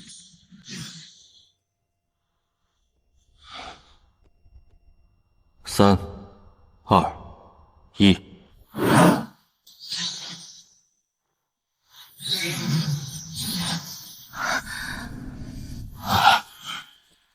这陆清安竟然比微微还要快，这绝不可能是巧合。杜姑娘，真巧，我也是刚出来，比你快了一些。确实，太巧了。杜微微表面平静，实则胜负欲已被彻底点燃。他此刻极其渴望看到最终的分数排名，他想知道这个刚好比他快了一息的男人，究竟是绝对的强者，还是走运的庸才。仙界东荒，修士靠突破境界增加寿元，但陆清安是个例外，只要毁灭生机，就能无限增加寿元。从凡间一路烧到仙界，攥着1亿9千万年。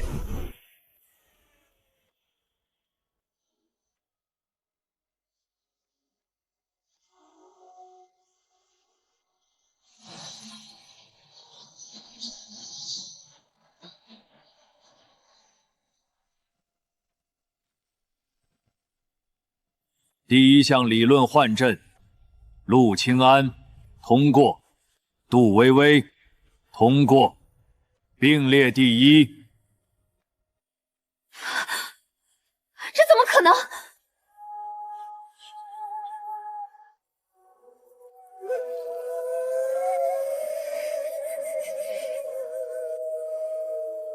实操见真章。安哥牛逼！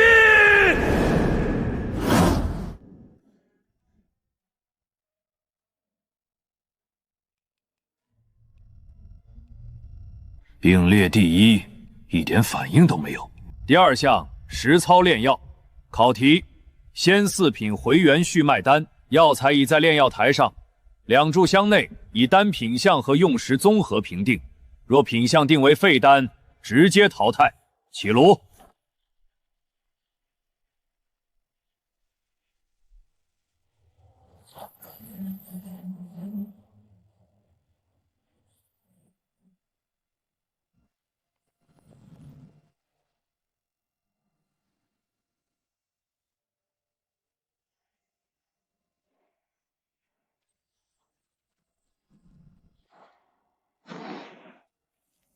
回元续脉丹，先4品恢复类丹药，3味主要药性互相排斥，火候高一丝则药性兴冲成废渣，火候低一丝则无法凝丹。对于4品炼丹师来说，10炉里能成3炉便是好手。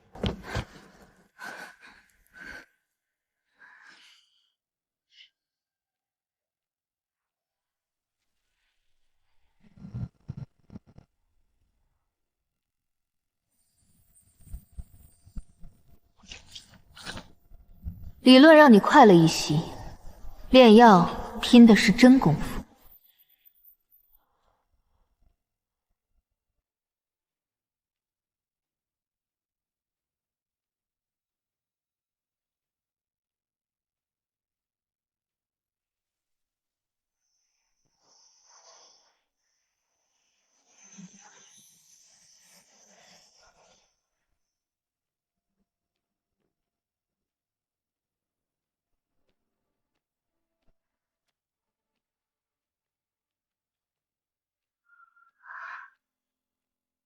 没有多余动作。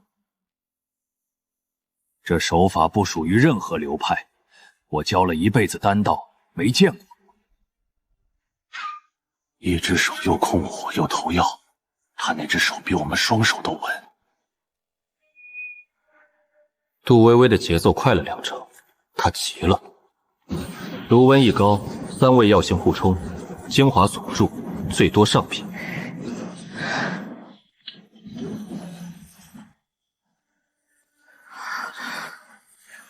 我出全力也只炼制出了上品，他一直这个节奏，会出什么？时间快到了，我也差不多该结束了。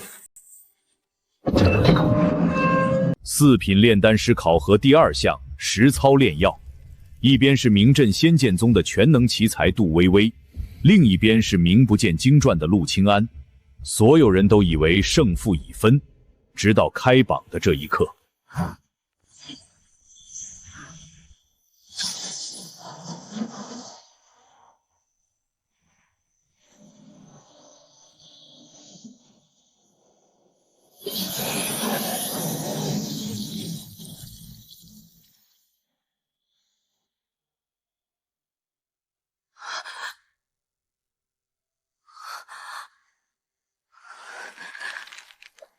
他比我慢，根本不是因为实力不济，他在控分。接下来的第3项变丹，我绝不会再输给你。算差了一点，本以为压个半寸火候能出个中品，结果还是出了极品。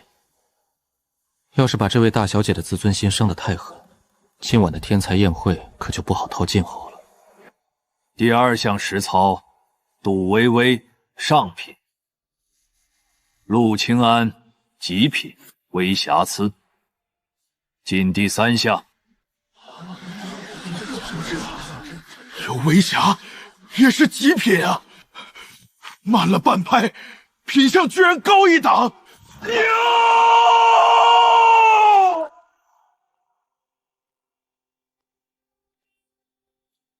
小薇这边的药渣是最正常的炼药损耗，太干净了，连一次多余的提存废料都没有。第1炉回元续脉丹绝不该是这种完美的炉况，他刚才收丹比小薇慢了半拍，根本不是因为火候不够，他是为了强行制造出这丝微瑕，故意多等了半炷香。这小子绝不只是个4品。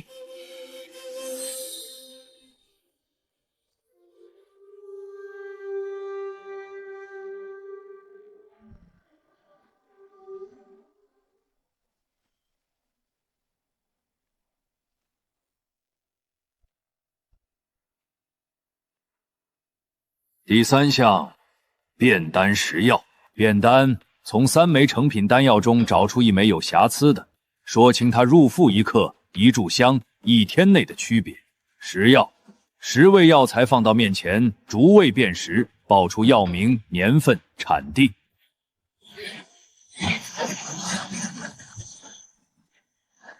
休息半炷香，我在这里等你们。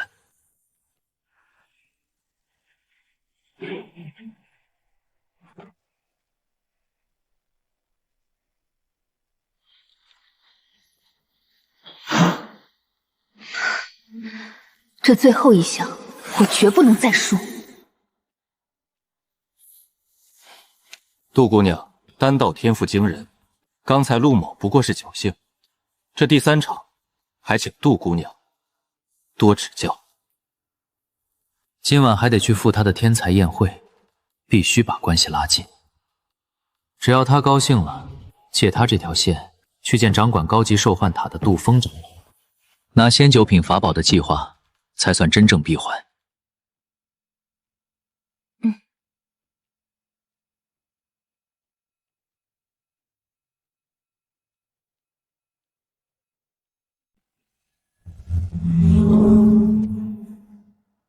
第3项，变丹食药。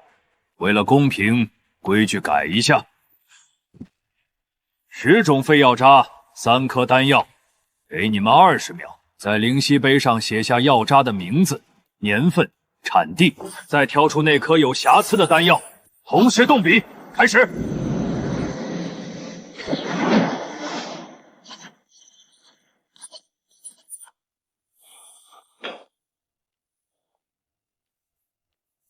灵气都不放，搁那闻味儿呢，当自己是哮天犬啊？这能写出个啥？画面右下角这位正在强行变异的道友名叫甄永福，因为上一集当众乱喊，差点被全场女群殴，他今天给自己下了一道死命令，哪怕天塌下来，我也绝对闭嘴。但他显然低估了自家兄弟庄 X 的杀伤力。小薇找出了瑕疵弹药，药渣对了9种。陆小友，药渣全对，你不仅全对，甚至把第9种赤阳参的产地精确到了南域赤火渊的第3条地脉。我操！赤火渊第3地脉，那里的参带硫磺毒，我师父上个月刚在那看走眼，他光靠闻就闻出来了。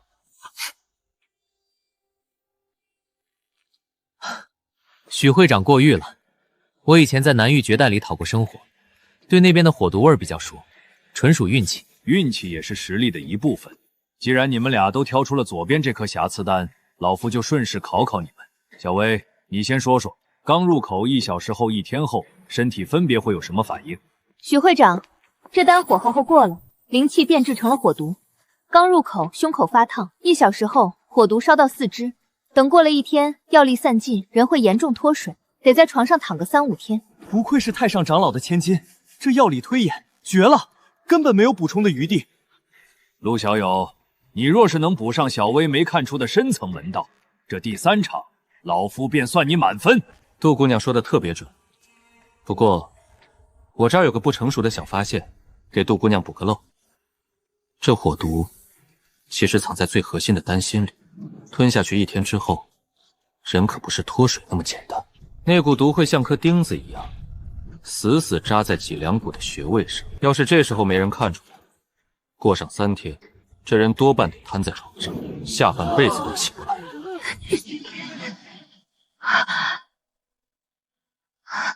小薇是仙间宗的正统真传，每一句话都有单点可查，基本功极其扎实。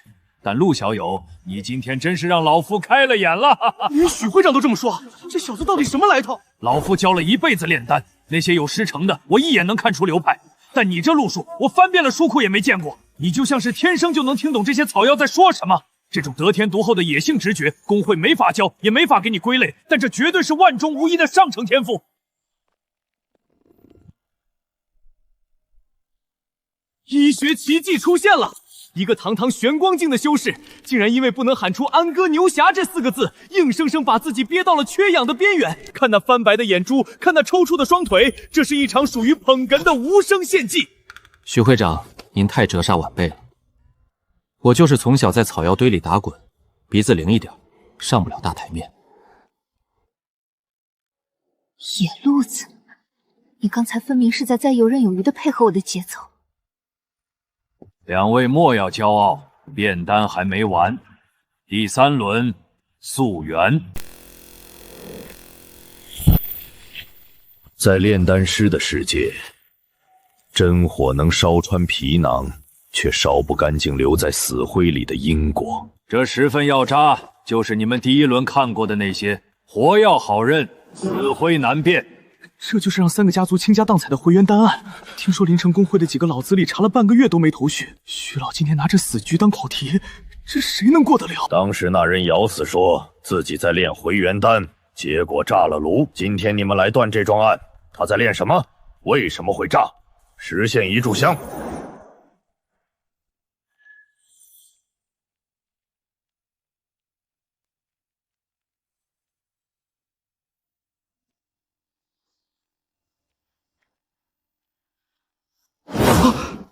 连灵石都不放，纯靠鼻子去闻死人的账，这可是烧成焦炭的渣子，他以为自己的鼻子是开过光的吗？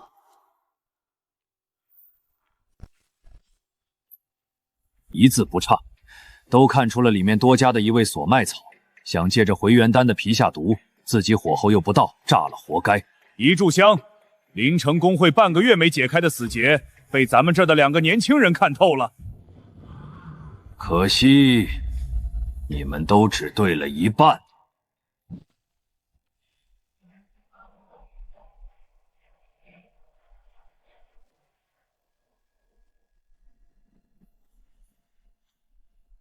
那人拿到的方子本身就是张残卷，他自作聪明去补漏洞，一脚踩进了死穴。原来我们拼命推演的源头，从一开始就是错的。源头烂了的局，算得再精也是白搭。盲写陆清安10位全队，加示陆清安补漏成功，溯源2人平手，全票通过，发4品徽章。安哥，看到没？这就叫真本事！硬生生把仙剑宗的嫡父给压下去了，这散俗的底蕴深得可怕，以后公会的门槛怕是要被他打通了。杜姑娘基本功扎实，那残方的坑咱们不都踩进去了？今天纯粹是我运气好点，侥幸。输就是输，我不找借口。你那直觉确实准，我心服口服。不错，这门槛你凭本事跨进来了，拿着。谢会长成全。安哥，4品啊，咱们算是彻底熬出头了。以后去天香楼，那帮平日里眼高于顶的执事也得客客气气给咱倒酒。咱们这把赚麻了。赚，永福，他们敬的不是我这个人，是这块能给他们带来利益的铜牌子。摘了它，你我还是无足轻重的散修，别被这点虚荣迷了眼。炼丹的火药味散了，但这枚冰冷的牌子不仅仅是个身份，更是踏进这望虚城名利场的入场券。石门一关，考场里的风光就算翻篇了。门里他是技惊四座的4品新贵，门外他依旧是个底屑见不得光的无名散修。这枚青铜牌子从来不是什么护身符，只是一张通往更高级名利场的敲门砖。安哥，要不是我刚才没倒上气来，高低给你吼出个满堂彩。4品榜首啊，咱们以后在这望虚城。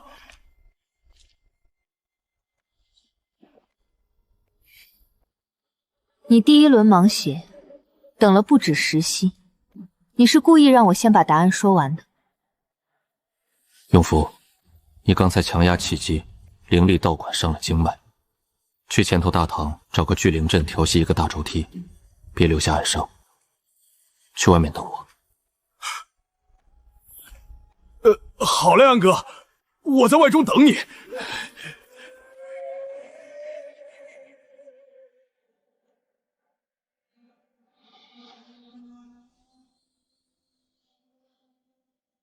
对，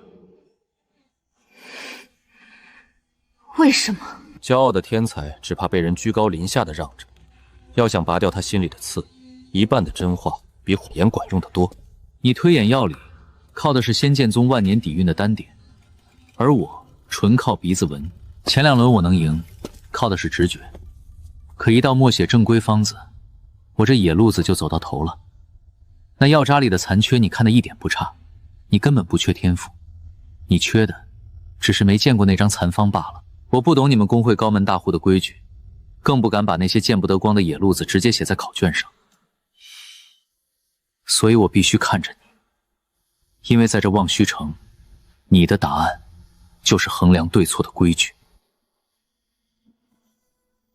你到底是什么人？一个从小就靠自己誓要活下来的人。你们的丹剑，我一页都没看过，但我见过那些仙草在活人身上配错之后，血肉是怎么一点点溃烂。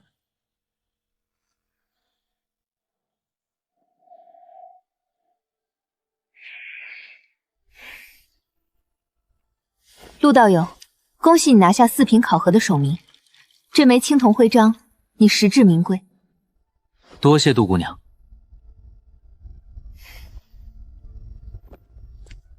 既然你也越过了这道门槛，那今晚亥时揽星阁，别迟到。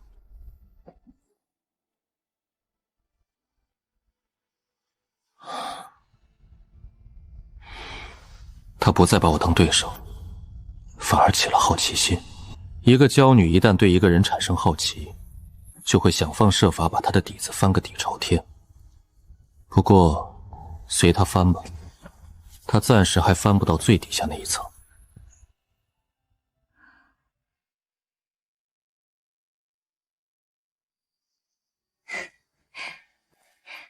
安哥，恭喜你拿下4品榜首。当初在盘龙城，我就知道你绝非池中之物。慕容姑娘过誉了，这次能顺利参考，也是借了你带路的光。安哥，这是你的登记册，快进去吧，老师已经在里面等你了。那只手，在刚才的考核中，曾无数次以极稳的频率扣起丹炉。别人看的是丹药的成色，而他在记他的本能。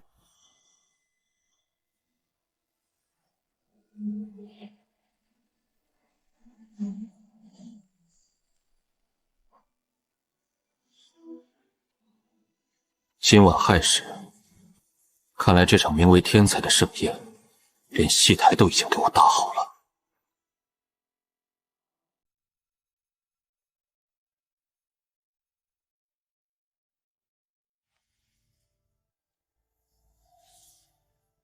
在这按个手印，算正式入会了。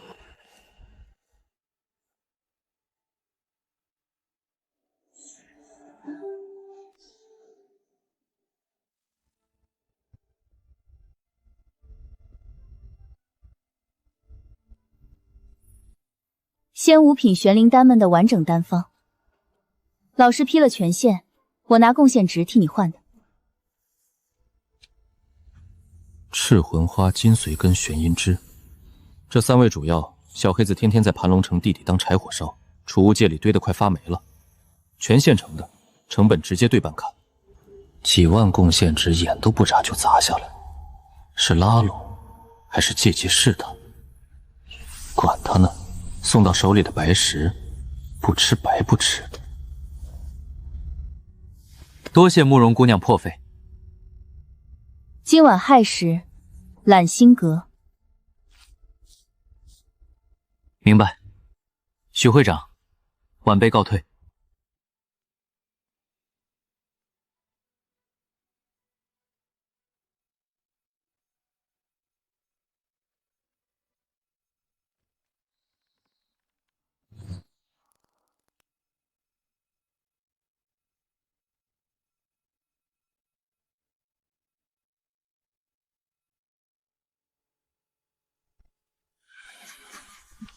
太干净了，一个能在底层摸爬滚打活下来的散修，底子不该干净成这样。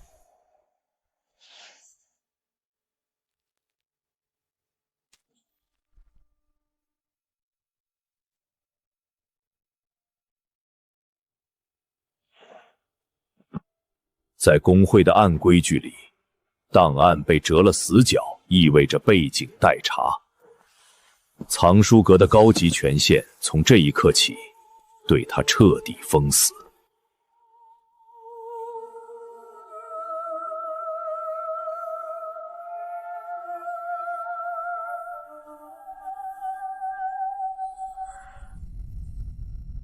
炉台干净的不像个生手，不看单肩，全凭鼻子。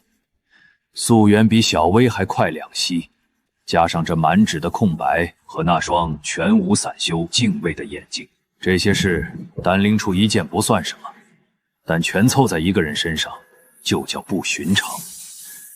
入会的手续办完了，我要查的底才刚刚开始。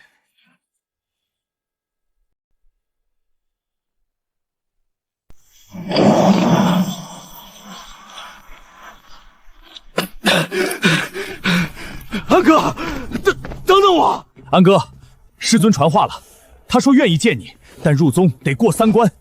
他千叮咛万嘱咐，让你今晚先以普通散修的身份进去，千万别急着亮那块4品徽章。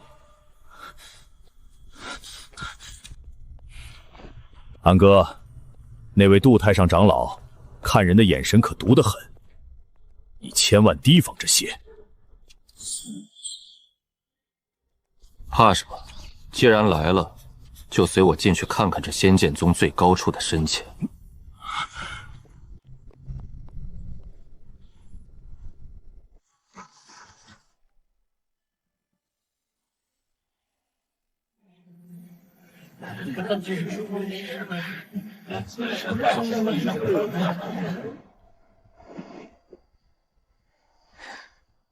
今夜揽星阁论道。诸位同道不必拘礼，尽兴便是。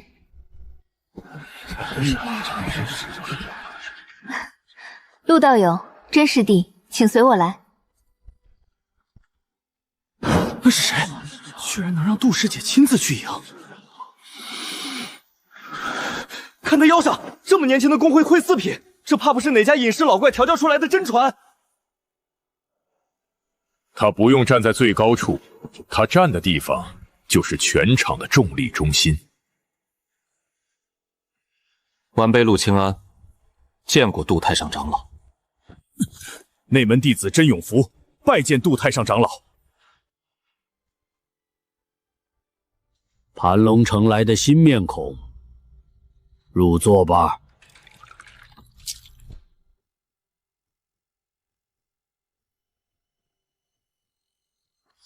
陆清安，真是冤家路窄呀！旧怨、新仇以及暗藏的嫉妒，今夜的揽星阁，4双眼睛从4个方向死死锁住了灯火中央的陆清安。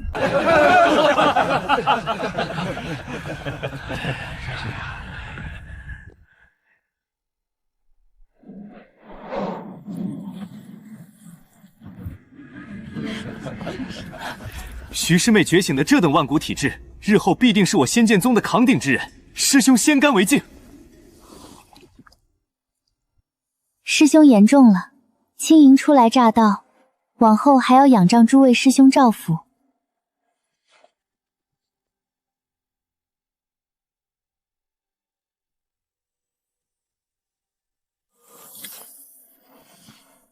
小心黄轩宇。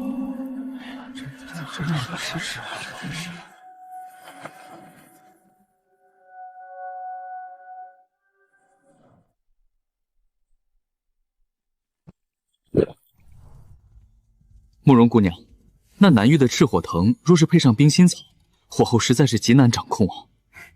只需在凝丹前抽走3分地火，便可阴阳交际。道友回去不妨一试。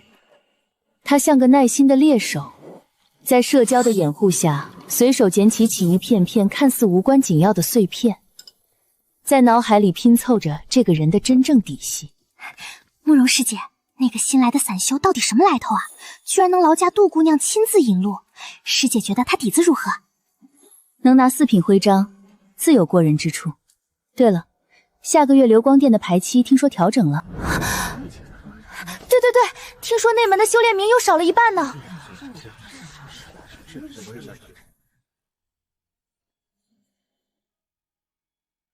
揽星阁的天才宴会就是一张等级森严的社交地图，谁来为你引路，决定了你今晚站着的高度。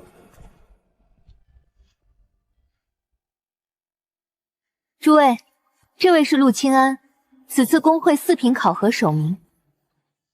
望虚城这几年的4品考核，多是些纸上谈兵的世家子。陆道友能拿首名，定是有真本事的。这杯敬。陆道友辨识残方的手法颇有意思，诸位日后若论阵法溯源，不妨多交流。能让杜师姐称一句有意思，陆道友这手法想必是跳出了寻常的5行生各。今日人多，改日定要厚颜讨教一二。陆道友，我的朋友。哈哈哈哈，杜师姐的朋友，资质定然也是极硬的。陆兄弟，入座喝一杯。诸位客气，陆某初来乍到，往后还要仰仗诸位同道照拂，先干为敬。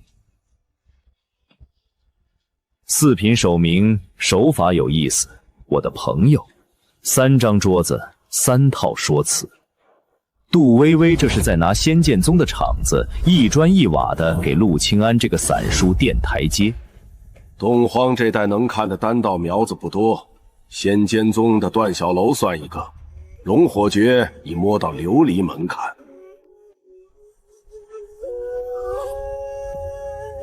天虚城的阵道天才，听说昨儿刚破了7星锁灵阵，13岁。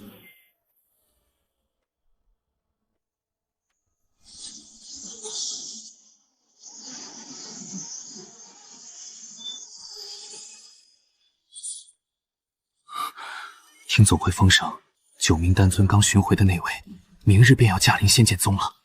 听说那位脾气极难测，这一趟。 怕是来者不善啊！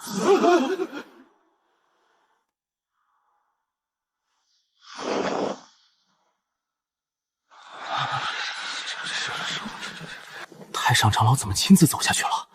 那可是个连根基都没有的散修。小薇说你控火很稳，他很少夸人。得了块4品的牌子，在外面确实算个人物。 但在仙剑宗，如果想凭他去碰深处的那座高塔，还差得远。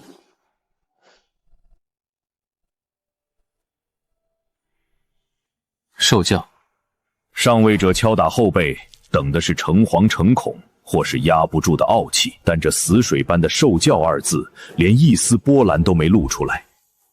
这种毫无破绽的死寂。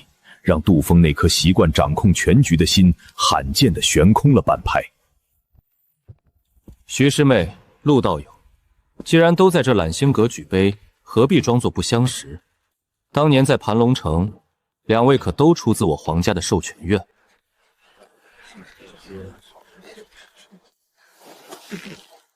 皇家授权？那不是被家族圈养奴役，专门逼着去兽幻塔拿命换宝的下贱活粗吗？哼。 难怪身上连个宗门玉佩都没有，原来是个拿命换钱的授权出身。这种人居然也能混进揽星阁的席位。简简单单几个字，犹如一把见血封喉的软刀，借着周围人的嘴，当众揭开了底牌，将2名新贵直接钉在了最底层的耻辱柱上。在等级森严的名利场里，毁掉一个人不需要拔剑。 只需要当众掀开他最不堪的底牌。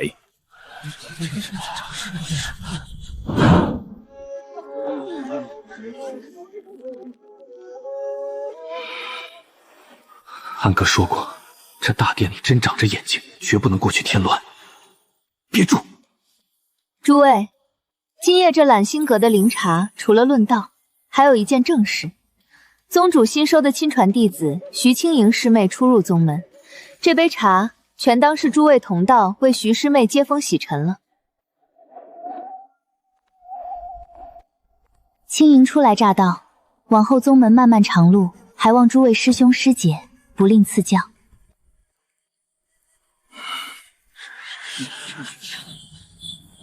小指勾住袖边，他已紧张到极点。黄燕宇当众扒了他授权的底，等同于把宗主亲传的面子踩在脚下。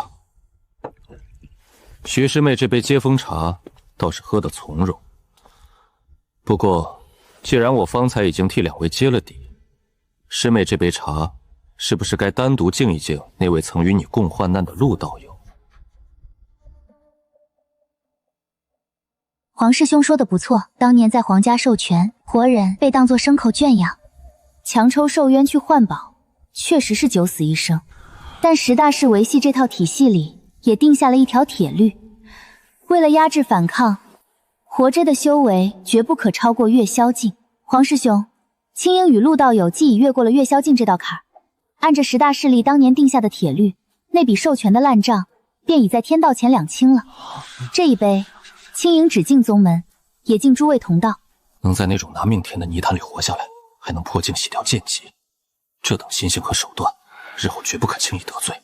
不仅没被过去压垮，还能这般坦然地用铁律堵回去，这亲传弟子的心机极深。脑子转得够快，这烂账让他给盘活了。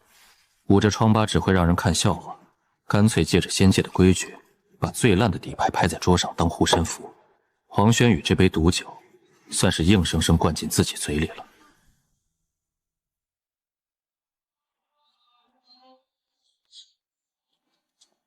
这家伙怎么不接茬儿？他底细都被我摸清了，敌人的敌人就是朋友，他在这儿端什么架子？陈年旧账罢了，随口一提。柳兄是对别人的底细感兴趣，自己去查便是，不必来试探我。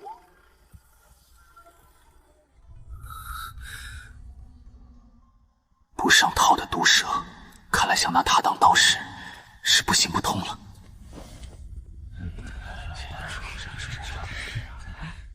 要我说，这望虚城工会考出来的4品，水分还是太大。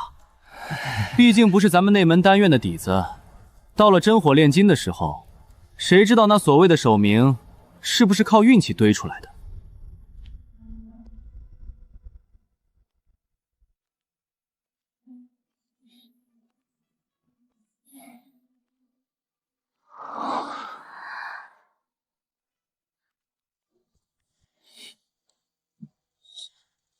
居然连一句反唇相吹都没有，他当我是空气吗？没有筹码的犬吠，多听一个字，都是在浪费时间。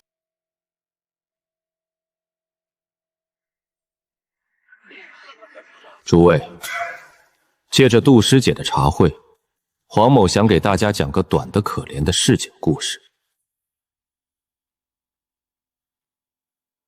故事的开头是一个每天躺在泥地里大口喘气，被阵法像抽丝一样强抽寿元的活牲口。而故事的结尾，这个牲口摇身一变，拿到了工会的4品徽章，此刻正站在这东荒最顶级的揽星阁里，与诸位天骄举杯共饮。黄某实在好奇，从泥潭里的兽奴到4品天才，这中间到底发生了什么？这故事的起承转合，怎么就这么久经不起推敲呢？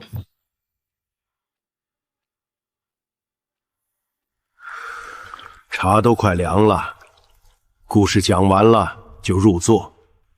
客随主便，莫要在这揽星阁里搅了主人的清静。上位者维护秩序，不需要声色俱厉。一句轻飘的客随主便，将黄轩宇咄咄逼人的杀局瞬间降维成一场不知礼数的闹剧。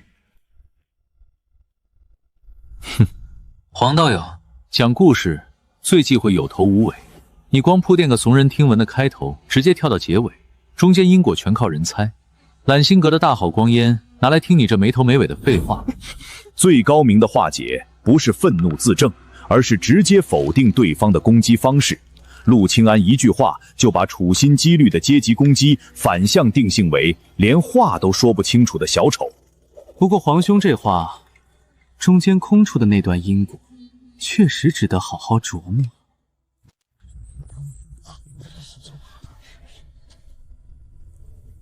太上长老明鉴，既然皇兄对陆道友徽章来历存疑，与其听故事，不如直接见真章。晚辈不才，愿在今日这茶宴上向陆道友讨教一番丹道，是真假开个炉子，一试便知。恳请太上长老出题作裁。在这个年纪，面对绝境，不是强装镇定，而是这种看透底牌的死寂，有意思。父亲，面对此辈死局，他的气息连一丝波澜都未掀起。他不是强撑，他是在控局。揽星阁自建阁以来，为保清雅，阁内从不准开炉生火。但这世上没有破不了的例，今日老夫便破这个例。你既然笃定老夫会入局，老夫便亲手给你造个牢笼，是真龙还是草蛇，进笼子练一练，便全清楚了。来人，备炉。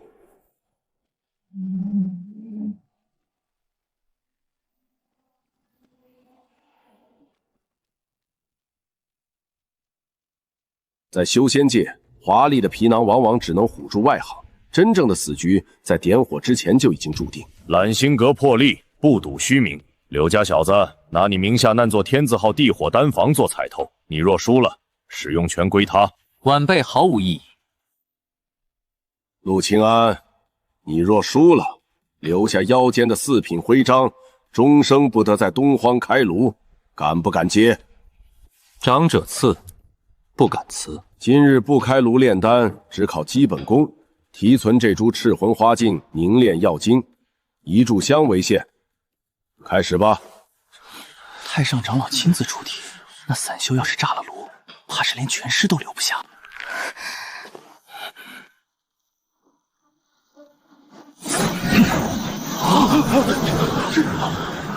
赤魂花性烈，不以清焰强压，根本锁不住药性。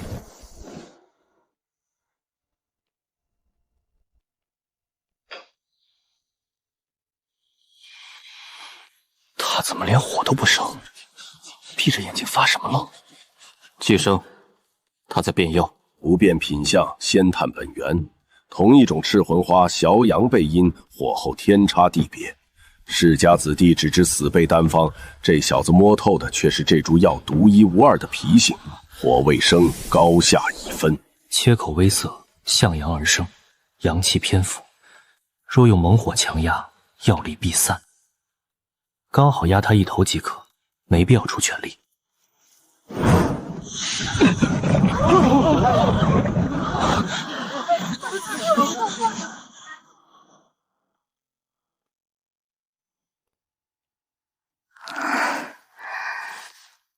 压错住了，这姓陆的底细，竟比当年在盘龙城时藏的还要深不可教。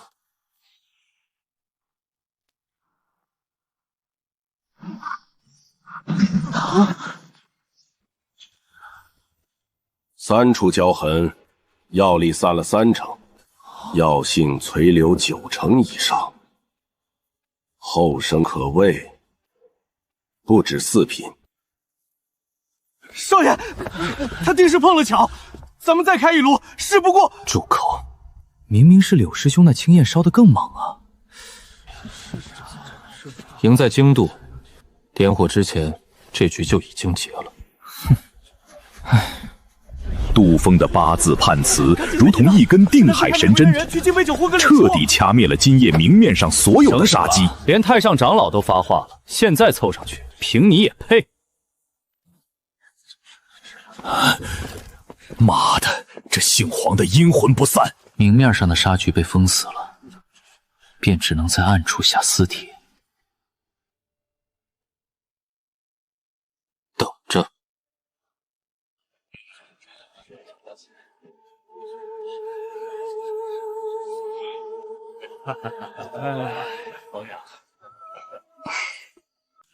柳家这次可是栽了个大跟头，3座极品丹房就这么输出去了。嘘，小声点，柳元姐还没走远呢。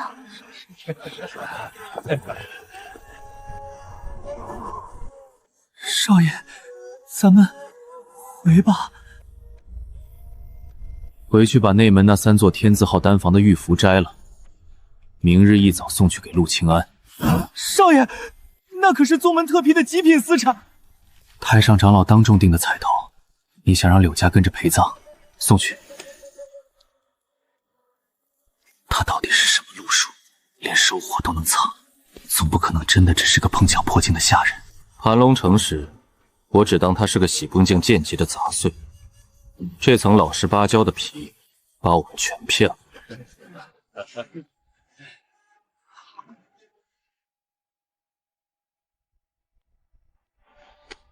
太上长老，3次收获，分毫不差。太上长老，谬赞。你这张4品的皮披的倒是严丝合缝。这老怪物隔着那么远的台子，连我最隐蔽的撤火动作都被看得一清二楚。他根本没信我只是个4品。内门的位置，自己去争。晚辈受教，下次开炉别再留手，让我看看你的真本事。这老怪物早看穿我在藏拙了，多了一双太上长老的眼睛盯着，以后再想装庸才，怕是行不通了。揽星阁的灯灭了还会亮，只是下次再开席，来的人未必还是今日的诸位。今夜论道，至此作结。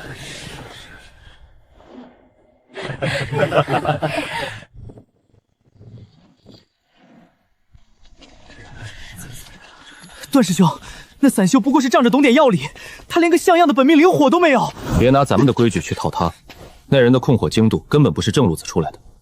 内门那些自视甚高的家伙，以后有苦头吃了。残阵加残火凑在一起，反倒成了生门。仙剑宗的宴会可真无聊。2位师兄别拽呀！我安哥那3座天字号堂丹房还没去收钥匙呢，我得去提醒他收账啊！这去别走啊！入宗的敲门砖到手了，接下来这挂在脖子上的太上长老的眼线只能硬烫了。仙剑宗的清晨，往往是被主峰的钟声唤醒的，但今天唤醒他的是一尊粗暴撕裂云层的庞然大物。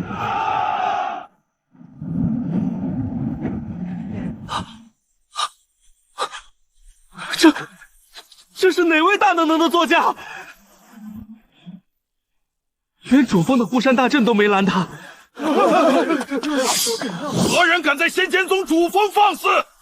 执事堂听令，即刻开启迎客防阵！长老，别开阵！你没看见那船头的九幽冥兽图腾吗？那是炼丹师总会的人，定是那位传闻中的少尊主到了。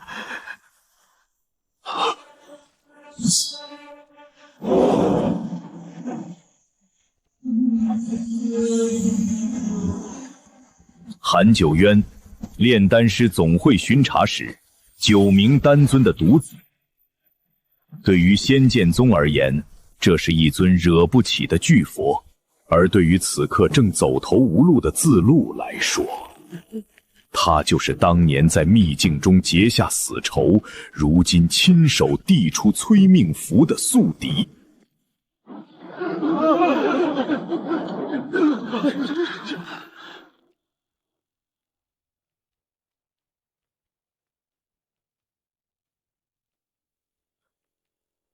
9名丹尊以外的人，这头过江龙一落地，内门这滩死水的压强就变了。当风暴席卷而过时，高塔之上的人往往只会冷眼旁观。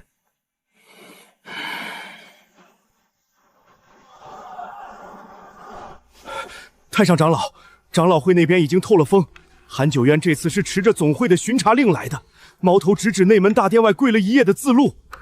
咱们若是袖手旁观，任由他在主峰拿人，岂不叫外人看清了仙剑宗的底气？底气不是靠强出头挣来的。9名丹尊的独子拿着总会的牌子，名正言顺的来寻仇，这叫占了天时地利。让他去闹，正好借这把火练一练咱们内门那些生了锈的骨头。是，那刚拿了4品徽章的陆清安那边呢？那韩九渊行事无忌，咱们要不要派人提点几句，免得这好不容易冒头的丹道苗子引火烧身？他若连这点趋利避害的眼力都没有，那这块4品的牌子就是当给他陪葬的冥纸了。看着就行，风刮得越急，才越能试出骨头的斤两。当权势的巨兽在阳光下咆哮时，最先被碾碎的往往是那些躲在暗处走投无路的蝼蚁。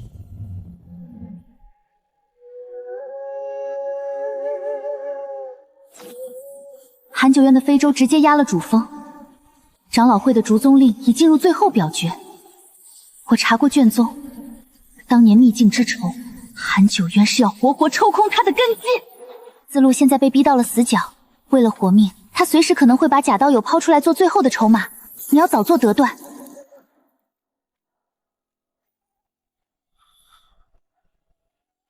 抛出假道友，他连我真容都没见过，顶多供出一个查无此人的虚影。反倒是现在谁去保他，谁就会被韩九轩这条过江龙咬住。柳家那3座丹房还没去收，杜峰的眼睛还在我脖子上悬着。为了一个不知底细的废子，去硬抗9名丹尊的巡查使，这笔账风险无限大，收益等于0。人在溺水时会紧紧抓住碰到的一切东西，当初既然聚了，这桩因果便与我无关，只能让他自求多福了。我倒要看看这位少尊主能把仙剑宗的火烧得多火。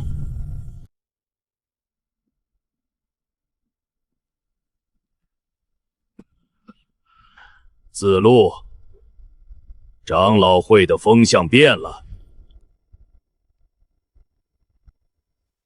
那3位一直咬着你不放的太上长老，今日联名递交了最终表决书，他们是不打算留活路了。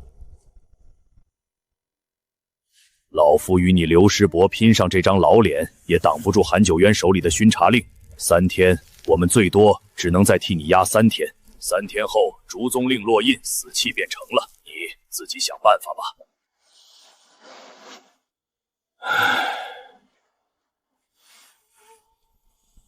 都不管我，那就只能自己去争一条活路了。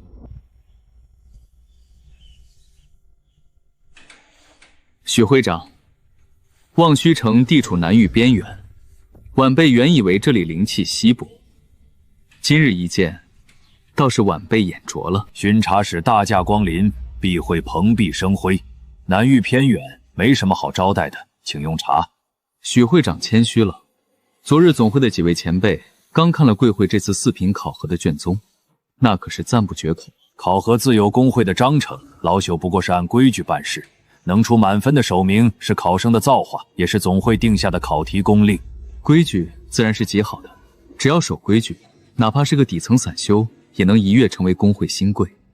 不过，仙剑宗内门那位叫自路的长老，最近这阵子似乎不含守规矩，惹了一些不大不小的麻烦。望虚城分会只管炼丹师的品级，仙剑宗内部的人事恩怨，工会从不耳闻，也绝不介入。许会长高风亮节，公私分明，晚辈完全理解。今日晚辈也只是顺道来打个招呼，叨扰会长清修了，告辞。仙剑宗的茶确实不错，希望过几日晚辈再来时，这茶还是这个味道。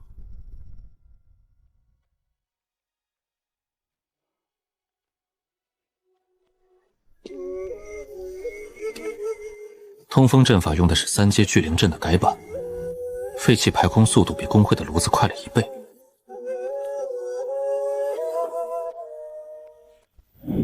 火脉通透，没有丝毫地煞杂气。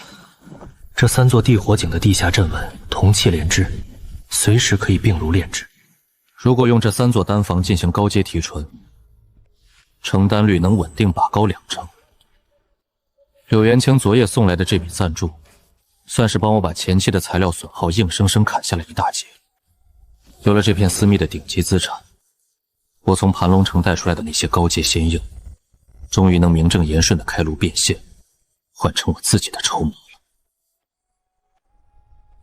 入宗的敲门章有了，炼丹的底盘也稳了，接下来就该专心算算我自己的账了。在修仙界的名利场里，风暴过后的清算，往往比风暴本身来得更加迅猛。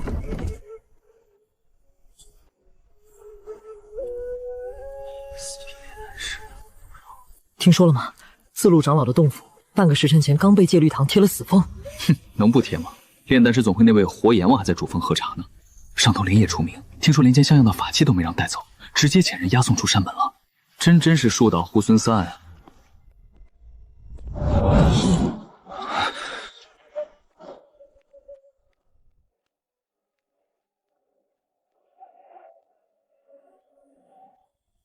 说好的3天，连3个时辰都不愿施舍。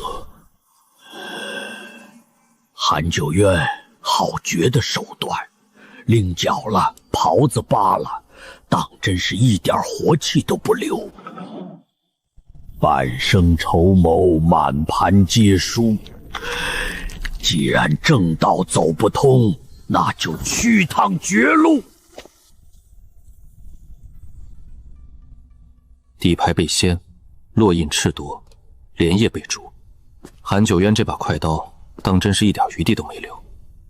不过，这个人已经彻底出局了，他的生死因果与我无关。真是开口，灵根我倒是不怕，可那第3关剑碑是……我这门狂风剑剑谱才练到第2层，万一碑上符文亮不到6成怎么办？万一过不去怎么办？省省力气吧，明儿可是跟那帮仙城世家的怪物同台，别指望显眼了。能在外门捞个杂役的位子，就算咱们祖上积大德了。陆小友，明日辰时，主峰测试殿前广场参加入宗考核。永福那混小子对你的炼丹手法可是推崇必敬啊。不过这入宗的规矩，谁也不能免俗，还是得你自己去走一遭。早些歇息，明日好好表现。借甄永福的手给了这块令牌，大半夜又亲自传音来嘱咐一句：堂堂十全长老，屈尊降贵来提醒一个散修，这是在明着释放善意。既然人家主动抛来了这根定海神针，那我明日安安稳稳去走个过场，顺水推舟便好。第1关测灵碑，探的是根病，泥潭里摸爬滚打出来的底子，本就不算什么惊世骇俗的天才，把真实的自己摊开给他们看，就是最省力的伪装。没人会去防备一个天赋平庸的穷酸散修。第2关修为验证，玄光1层，刚好卡阻在内门考核的最低门槛上，这也是货真价实的东西，验不出任何猫腻。卡在及格线上的人永远是最安全的，唯一需要花点心思把控的，只有第3关的实战剑碑。只能用最基础的剑诀，剑气切入的深度必须精准卡在及格线上，让碑上的符文刚好亮起6成。多1分太扎眼，容易招惹没必要的麻烦；少1分，连这内门的门槛都跨不进去。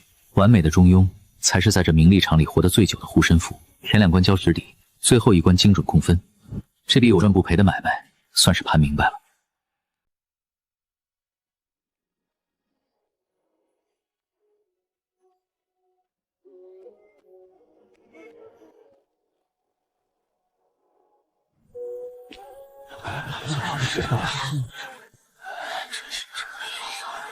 看中间那个，那是附属世家孟家的嫡脉孟秋然，听说他根骨奇佳，早被内门长老内定了。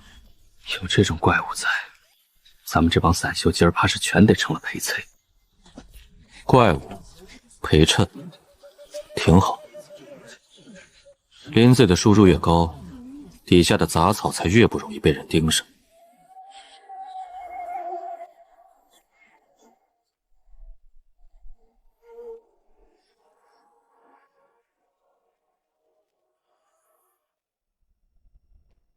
苏云昭，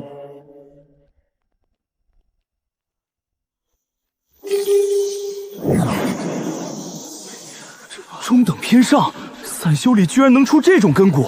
灵根中等偏上，下一个陆清安。刚过中线，这种卡在及格线上的废料，进了内门也就是个烧火挑水的杂役名。中等，和昨夜盘算的分毫不出。平庸的废料才是最不引人注目的保护铺。灵根中，下一个孟秋然。这才是天才该有的动静。灵根上等，有这只绝佳的出头鸟在前面顶着，我这平庸的底子才算真正安稳地扎进了泥里。初见显气。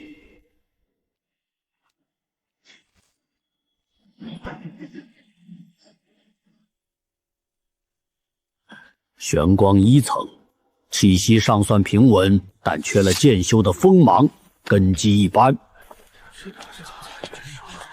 下一个孟秋然，不错，玄光3层，剑意勃发，是个好苗子。玄光3层，根骨上等，这块现成的挡箭牌，底子比我算的还要扎实。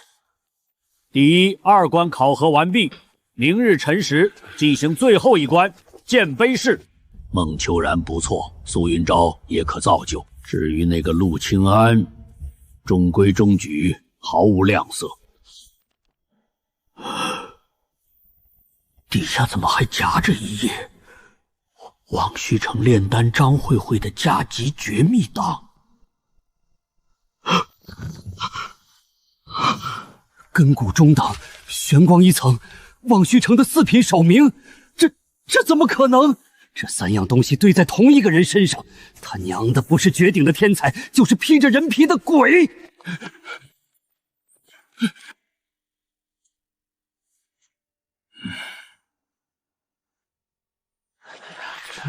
后台的档案终究是瞒不住的，只要不在今天的考场上当众点破，就已经达到了最优解。巡池使韩九渊接总会急召，连夜离开。悬在望虚城头顶的刀暂时挪开了半寸。今日第3关剑碑式，规矩老夫只说一遍：向碑出剑，碑面自会根据你们剑气的深浅准头亮起符文，亮足6成，便算跨进了内门的门槛。孟秋然，你先来。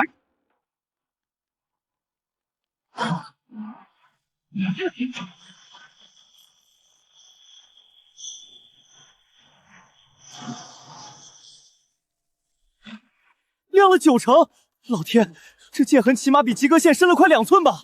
凌厉霸道，确实是个好苗子。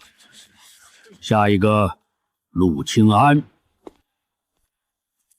纯靠死力气劈，痕迹是难看了点，不过能安安稳稳混在泥堆里，比什么剑气如虹都管用。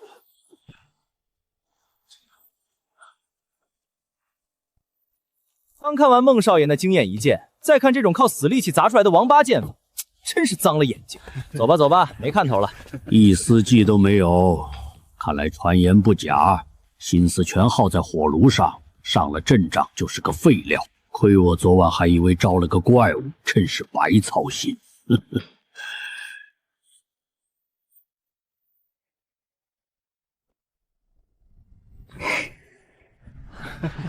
秋然，平庸的毫无破绽，才是这名利场里最好的隐身符。这关算是糊弄过去了。安哥，我就知道这破石碑难不住你，这下咱们兄弟俩总算能在这内门堂堂正正的走动了。收敛点儿，别第一天就让人盯上。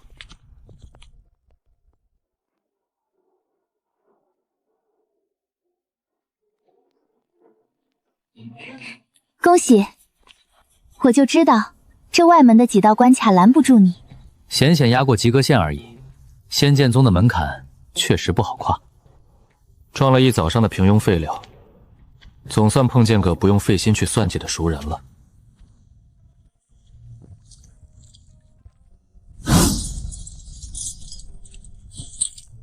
拿着，北七院丙字间，隔壁是个叫孟秋然的天才，火气旺得很，自己躲着点儿。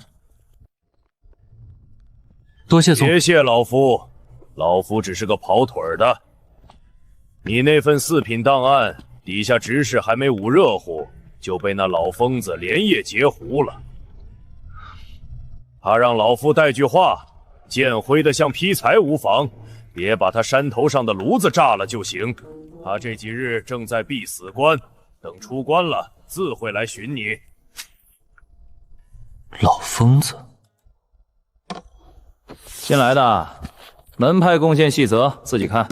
提醒句，宗门贡献值不准私下买卖。仙剑宗的规矩森严而赤裸，底层弟子拿命和时间去熬点碎银子，而掌握核心技艺的人，只要能出货，宗门就敢给出100倍的暴力加成。守门熬3年才给60点，而我开一炉就是100点。这规矩定的是真绝，对底下人是榨汁机，对能砸出产量的人来说，却是一座搬不空的金山。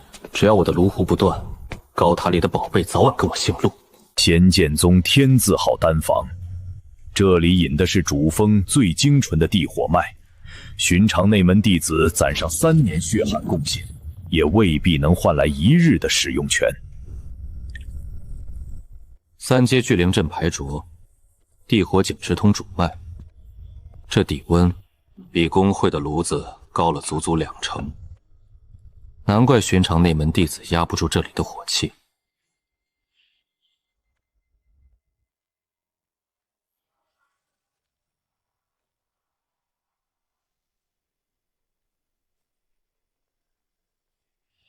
陆清安要炼的是一炉拿来试手的4品赤阳丹，这丹药在宗门内是有价无市的硬通货，但所需的主要不过是他此前在盘龙城里随处可见的贱价货。烈阳果性烈如火，铁骨藤至沉如铁，药力一轻一重，这底火造了一人。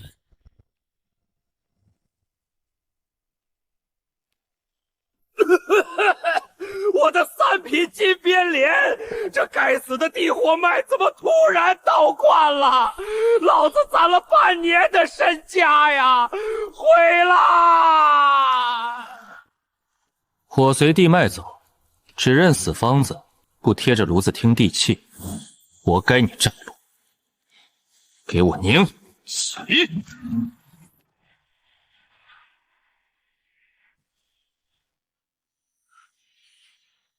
成了，这顶级的炉子配上贱价的仙草，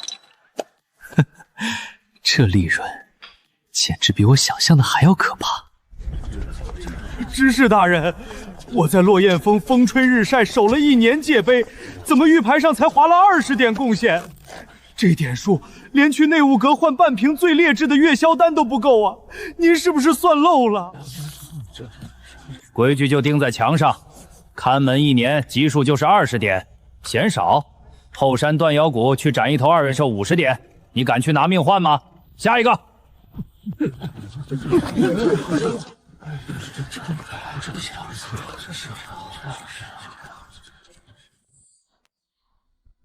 交单。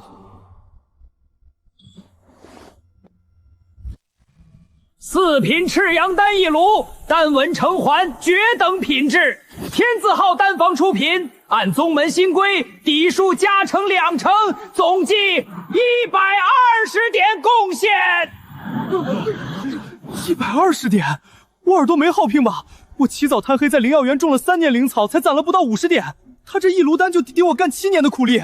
你懂个屁！那是4品绝等，整个内门丹渊能炼出这成色的，一只手都数得过来。这家伙到底什么来头？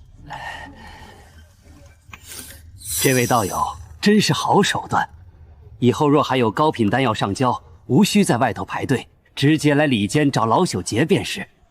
按规矩办即可。多谢。寒风一载风霜，换不来几分酬劳。丹炉片刻火候，却得风后回报。万般光景，皆道宗门世态凉薄如斯。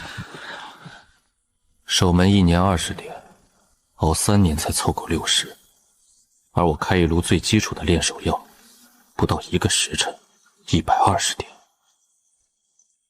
真得好好谢谢柳元君柳大少爷的慷慨。在名利场里，比失去财富更让世家子弟抓狂的是看着别人用自己的财富扶摇直上。少爷，刚才贡献堂那边传来消息，那姓陆的小子不仅搬进了咱们的天字号丹房，还顺利的练出了第1炉丹，4品绝等，当场拿了120点贡献。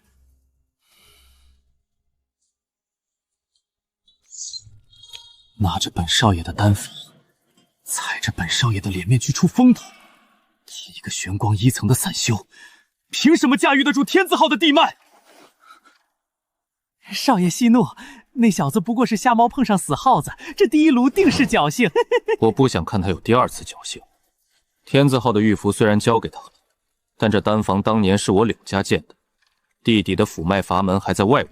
去，在3号府阵眼动点手脚，引一道地脉火煞渗进他的主炉，他下一炉丹直接炸头。我要让所有人看看他那股穷酸的废物味儿，根本配不上天字号的炉子。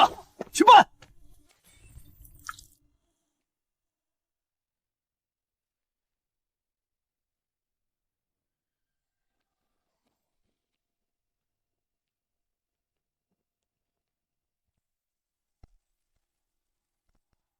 地脉火煞从外部府脉渗过来的，柳家那位大少爷还真是见不得别人好，手段粗糙，不过是想让我炸炉丢脸罢了。这股火煞虽然狂暴，但若是用神识将其熏服，用来淬炼仙草里的杂质，反倒是绝佳的猛药。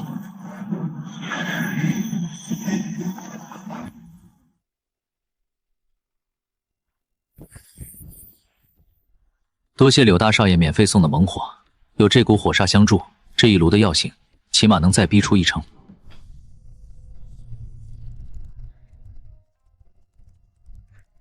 算算时间，那小子第2炉该引火了。只要火煞一冲，这罗盘就能感应到炸炉的震波。哼！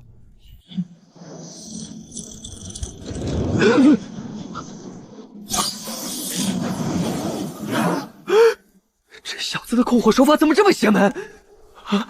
连地脉火煞的反噬都能强行压得住。少爷，少爷，没炸，没炸，那是爆裂的地脉火煞，他一个玄光境1层的废物怎么可能压得住？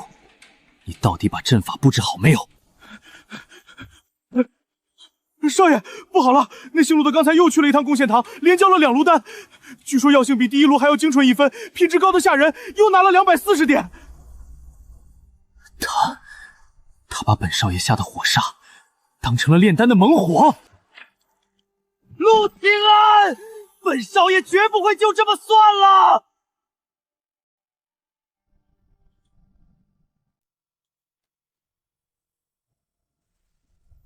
真不凑巧，4品主药赤魂花刚被调走，如今库房里只剩下1、2品的边角料，陆师弟要吗？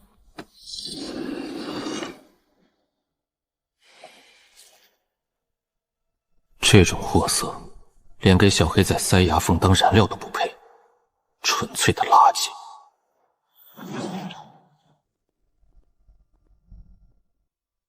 不仅是赤魂花吧，这满墙的4品主药，想必是一并空了。哪个疯掉的？灵药蜂，陆师弟，别以为挂了块内门银牌就能挑肥拣瘦。这仙草药钵的优先级，从来就不是给你们这些毫无根基的新进弟子留着的，世家优先，这是死规矩。在仙门巨头里，内门弟子的身份只是一张入场券。真正的高阶资源永远被那些盘根错节的古老世家攥在手心里。原来如此。摧毁一个炼丹师，最兵不血刃的方法就是掐断他的药源，这叫阳谋。不过是卡一下仙草份额罢了，何须动怒？他一个泥腿子出身，没了我灵药峰的4品料，这天字号的火，他用什么烧？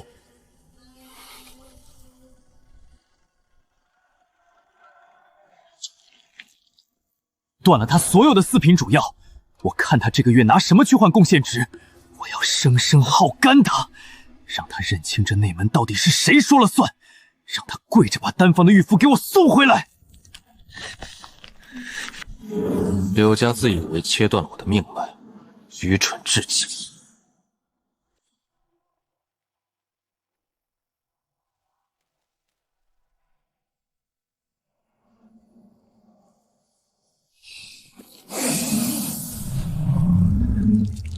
盘龙城砸下几百万仙石，扫空的全城库存。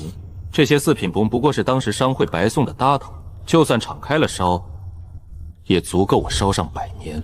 但我现在手里捏着天价的底蕴，兜里的仙石却见底了。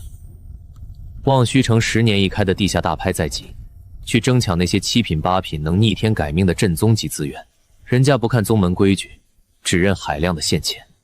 柳家的断供不仅没能卡死陆清安的咽喉，反而成了他掩盖自身恐怖产能的完美屏障。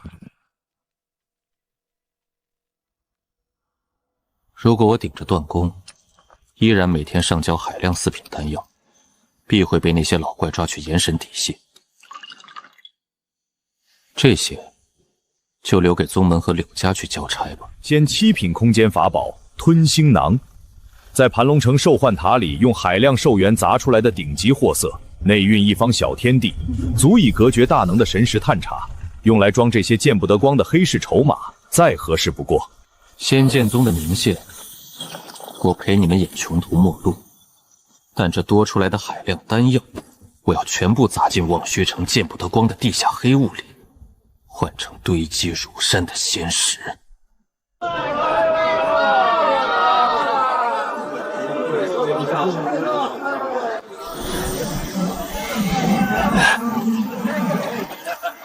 1颗，这可是5阶晨星铁的原矿。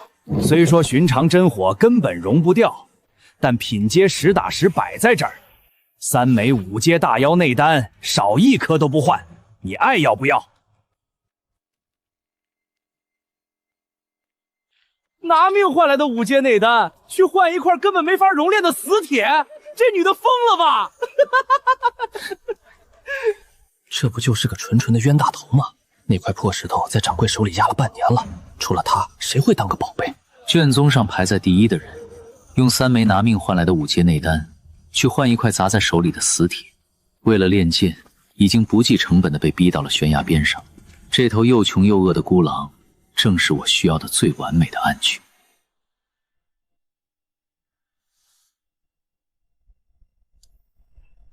大师兄，底下人刚报上来，那陆清安今日善交的丹药刚好卡在天字浩丹房的及格线上，多1颗都没有。柳家那边透了口风，想请咱们戒律堂以风炉清退的由头出面，强行把丹房收回来。断了所有的主药，居然还能按时交够底线份额，我倒要看看他手里那点边角料能撑到什么时候。那咱们就这么干看着？盯紧他，只要他哪个月交不齐下月宗门规定的硬额，戒具堂便能名正言顺地收回他的天字号丹庭。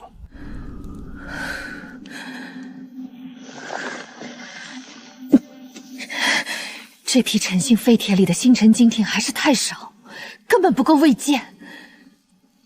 难道还要去一次毒瘴林？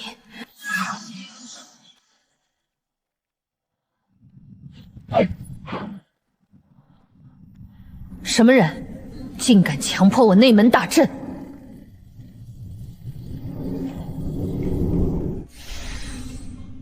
以陆清安仙级5品的阵道造诣，看着内门底层的防御阵，就如同看一张千疮百孔的破网，不靠蛮力，纯以法则碾压。拿命换来的5阶内丹，去换一筐炼不出几两金的废矿，这种亏本买卖做多了会死。青玉瓶里有东西，你可以先验货。若想接这笔大买卖，我要的抽成规矩与高阶仙草的置换底线都在玉简里。哼，阁下人家能毫无痕迹地绕开护府大阵，想必不是大半夜快来教我怎么活命的。有话直说。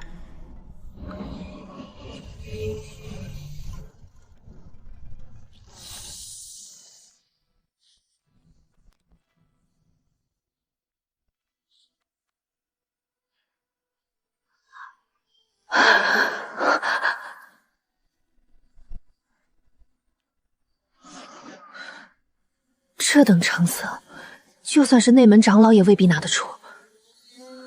你要我去地下坊室，替你洗掉这些货？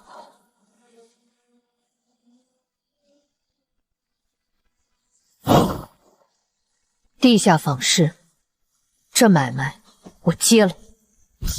捏碎玉简，便是同意契约的绝对信号。孟师兄又在苦做了，整整2个月了，天天如此。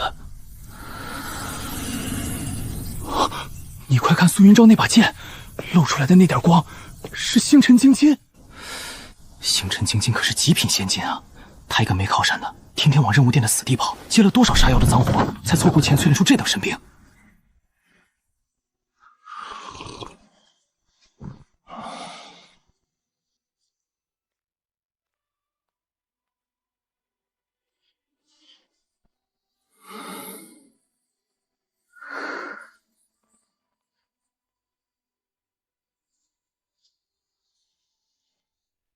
大师兄，贡献堂那边每日的抄录显示，陆清安这2个月来交单数量没有任何起伏，死死卡在天字宝丹房的及格线上。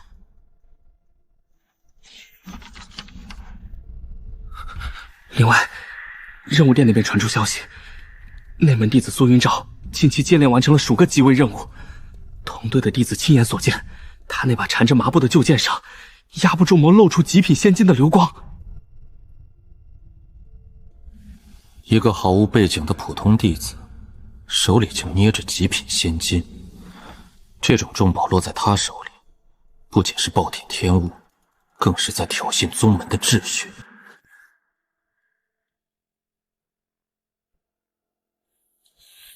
剑上有仙金的事，除了任务殿同队的那几个，还有谁知道？目前只限同队4人，未曾外传。封口，再去查他这仙金的真正来源。若是来路不正，戒律峰自当将此物收缴充公，以正宗规。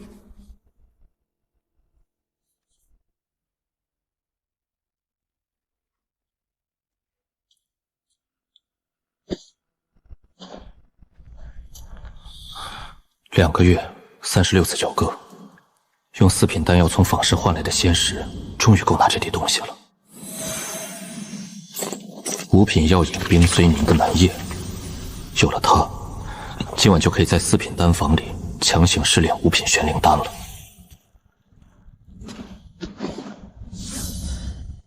钱货两清，分毫不差。在这吃人的世道，比起虚无缥缈的交情，只有实打实的仙石换来的规矩，才最牢靠。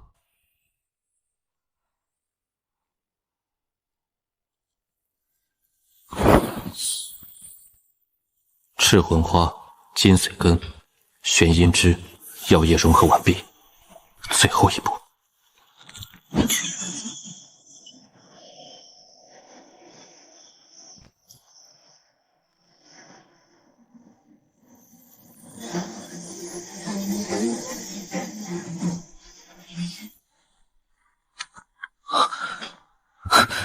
5品丹药呈现的灵压太恐怖了，这4品的聚灵阵压不住了。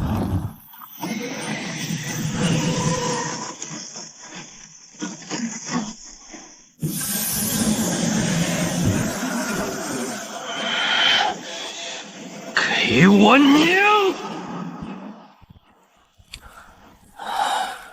品质滑落到中等，4品阵盘的物理极限彻底到了，如果不升级阵法，5品丹药永远出不了绝等。你这阵盘的灵气回路，刚才的灵压早该把阵基撕碎了，它为什么没碎？因为我把死路给切断了。阵基碎了无妨，只要顺着裂缝硬刻下一道散气回路，灵压有了去处，阵盘自然就不会炸。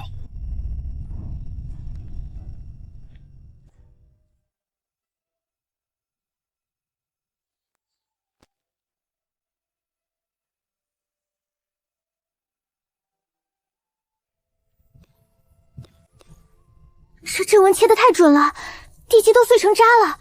你居然顺着裂缝改了散气的回路，把马上要炸的炉子给救了回来。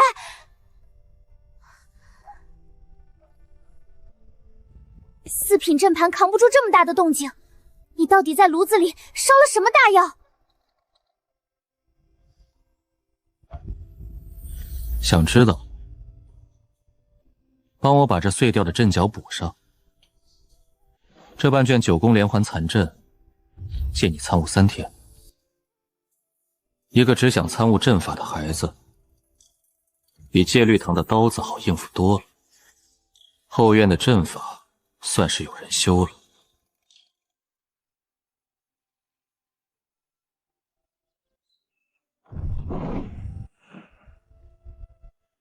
阵盘废了，昨晚那么大的灵压波动，绝对瞒不住内务堂。今天一早肯定会有巡逻的执事来查房。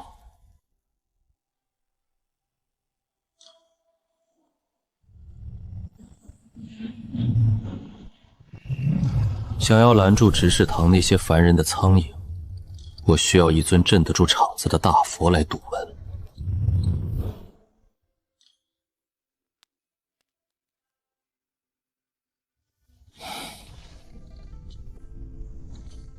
饵撒出去了，就看谁来咬钩。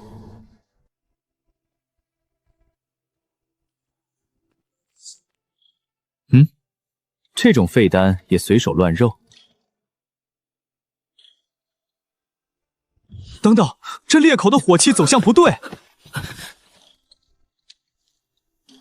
这裂口根本不是炸废的，你居然在丹药内部借着这裂缝硬生生刻下了一道引煞的微型阵纹，把里头狂暴的火煞给导了出来，以阵入丹，强行化解必炸的死局。这废丹一文不值，但这刻在里面的手法是无价之宝。500点贡献值，我买了。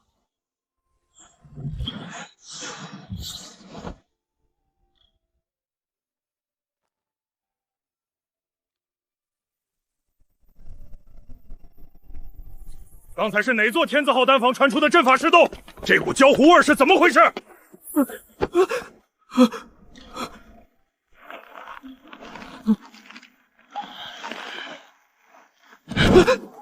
执事大人，使不得啊！您快看看坐在正门口那位爷是谁？段小楼，这小祖宗怎么坐在人家门槛上悟道了？这要是去敲门打断了他的机缘，咱们有几个脑袋够赔的？快撤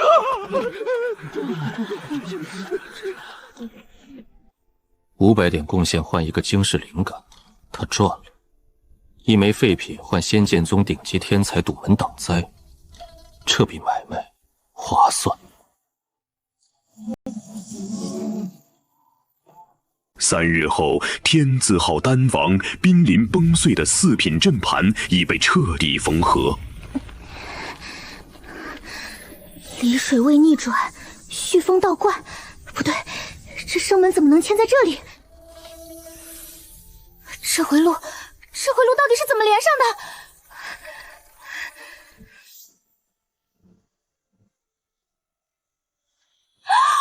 绝了！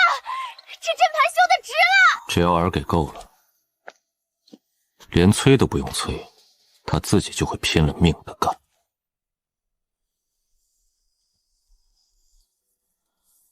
大师兄，任务殿那边已经打点好了，和苏云昭同队的那4名弟子以任务保密为由调去了外山云罗，3个月内不会回宗门。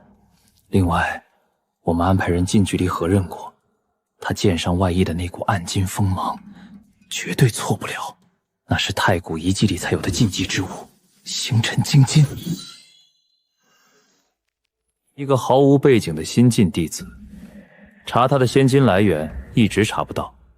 很好，不用查了。内门弟子苏云昭，本命飞剑异常，疑似勾结外魔，残害同门夺宝。按戒律封宗规第10条，着令写本作令符前往荒野，指认获取仙金之现场，配合勘验。传我口令，带队出宗后，只要出了护宗大阵，直接解锁天剑阵，拿下。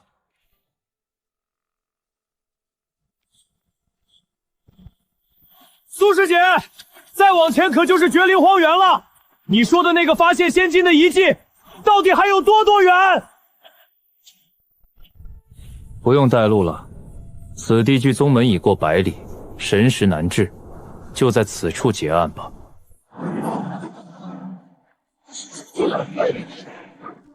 内门弟子苏云昭勾结外魔，残害同门，夺取太古仙金，罪证确凿。交出须弥戒和本命飞剑，自封弃海，随我回行堂受搜魂之刑。否则，今日便按宗规第10条，就地正法。铁阵锁天。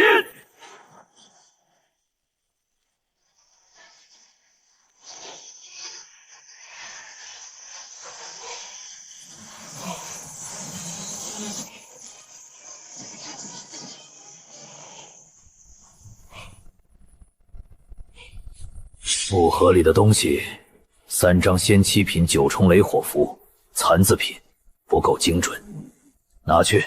这是给我的暗渠脉买的保险，真遇上必死的局，直接引爆，不需要灵力催动。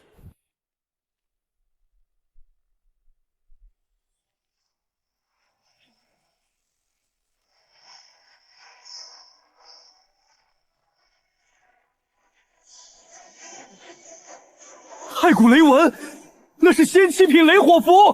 对，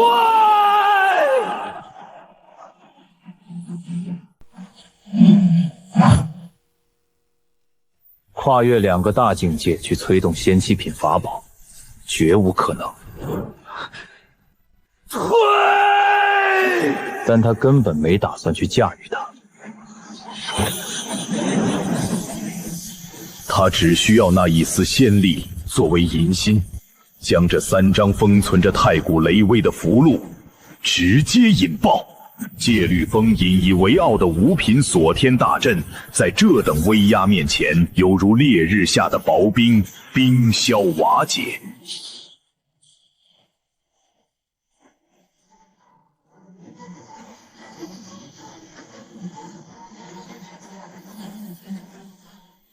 我修为太低，没法精准控制这股力量，威力散得太开，到底还是没能当场炸死一个虚寂境。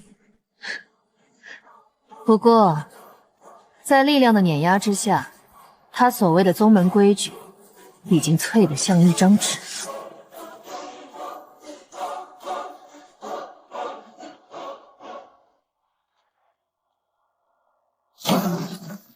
若不是那7件仙6品的护身法器挡灾，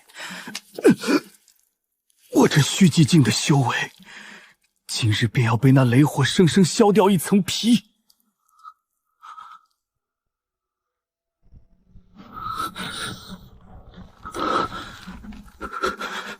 不能留，这东西绝对不能留，连眼睛都不眨，随手便刺下3张仙7品雷火符拒捕。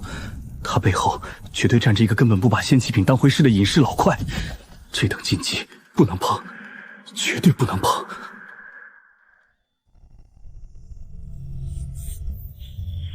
在那位镇痴少女夜以继日的推演下，一座全新的9宫连环大阵，终于在天字号丹房的地下深深扎下了根基。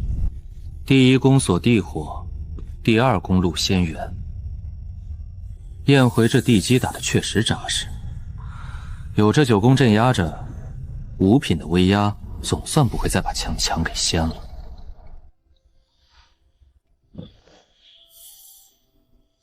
上次阵法不济，失败了。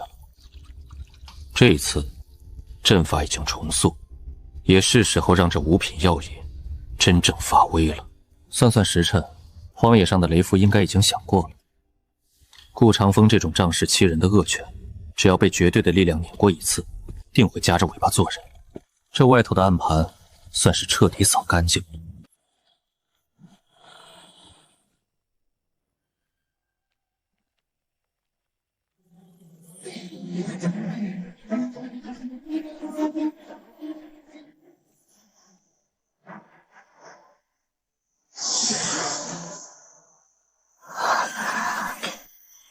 这股威压，五品仙丹非虚寂境不能练，他竟想以玄光境的修为强行跨界开炉。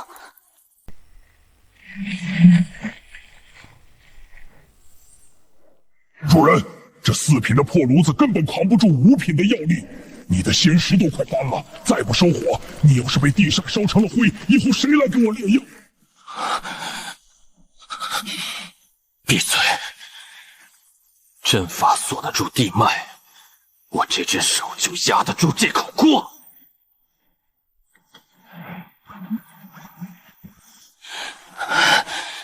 冰髓凝丹液，给我震！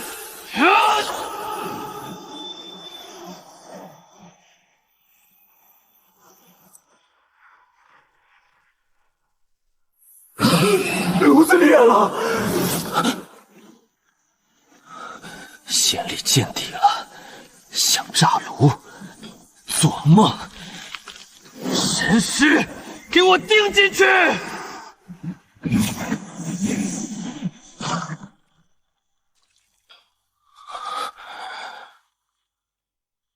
阴阳威压对冲，收！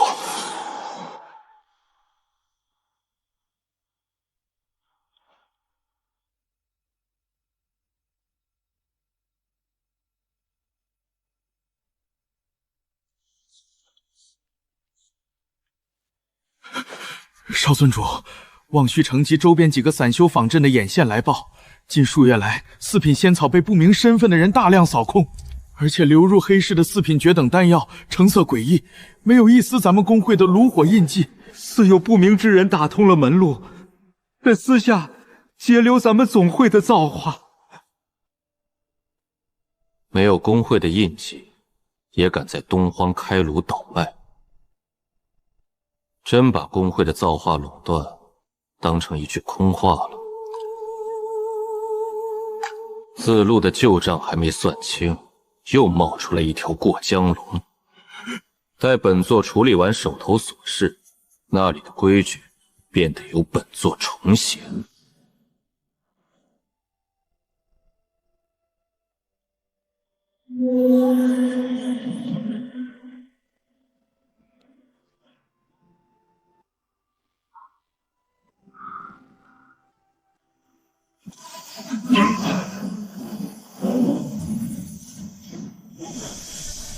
终于能练出5品下等了，这抹平世家100年积运的通天梯，总算握在手里了。区5品下等，这等成色，倒也勉强够填缝了。主人，快给我！这副幼体的龙颜馋得快要压不住了。急什么？吃了这用我的命熬出来的造化，你接下来要吐的龙颜，得连本带利的吐给我。先5品的造化，不以暴烈取胜。玄灵丹如同在体内种下一口仙泉，足足1月，自动涌现精纯仙气。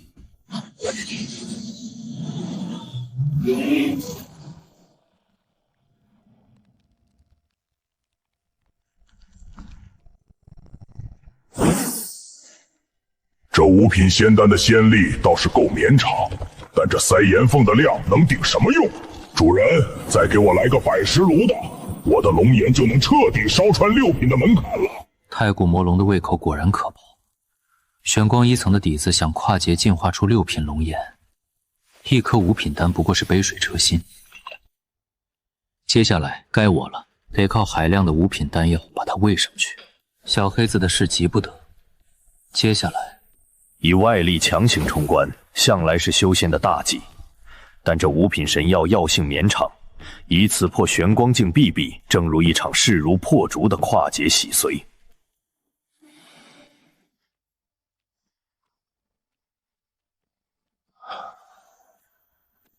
这段时日沉淀的底蕴，在这股药力面前彻底融会贯通。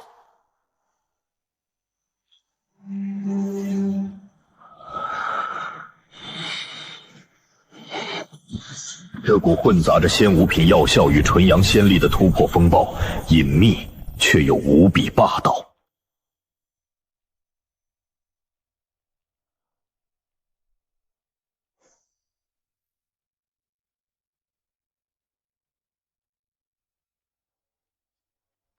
有意思。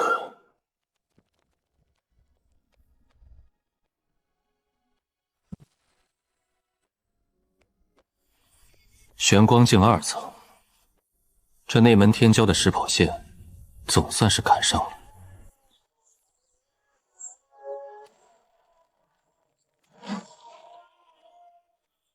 给我砸！昨晚这破院子里仙气算窜，我倒要看看那个泥腿子大半夜的在搞什么迷津汤。按着天字号的茅坑不拉屎，今天非得给他点颜色看看。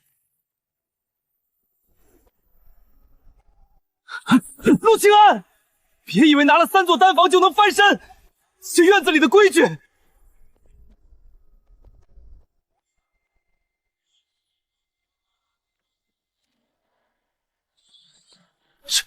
这鬼呀，怎么可能？你不是刚突破玄光2层吗？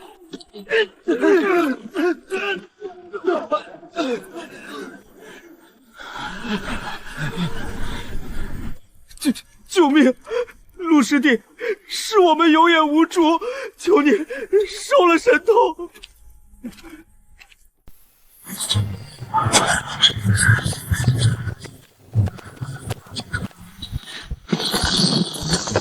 老天，那是全都是4品绝等丹，他这是把几个月的粗活一口气全砸出来了。20炉，这起码能换上万贡献点吧？他一个新晋弟子，哪来这么恐怖的出丹量？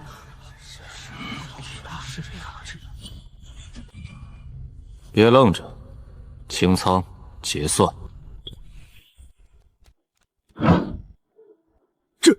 这是仙5品的大药，你不过才是个玄光境的新晋弟子，怎么可能跨越整整1个大境界，硬生生炼出5品的丹药？这根本不合常理。4品绝等清仓，加3枚5品仙丹，触发宗门最高连续开炉叠加奖励，玉牌总额42000点！42000点，我干100年的苦爷都攒不出这个零头。他这一把的进章，都快赶上内门十玄长老的私库了。蛰伏期已过，如今我手握5品大药，4万点只是个开始。当我的价值高到足以影响宗门气运时，便再无人敢用那些底层的破规矩来拿捏我。石梦师兄，听说他进了一处极度凶险的生死禁区，居然活着回来了啊！你看他周身的剑气，他这是历经9死1生，硬生生杀破了瓶颈，迈入玄光境3层了。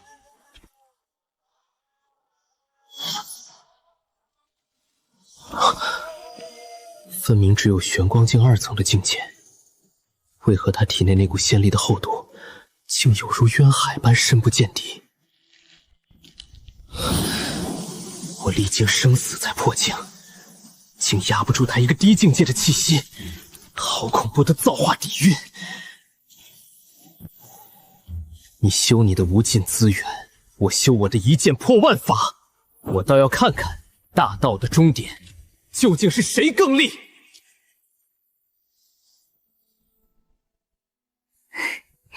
我刚听说贡献堂的消息，42000点，跨阶炼出5品大药，我就知道这世上根本没有什么门槛能真正拦得住你。险中求胜，借了点地利的便宜罢了。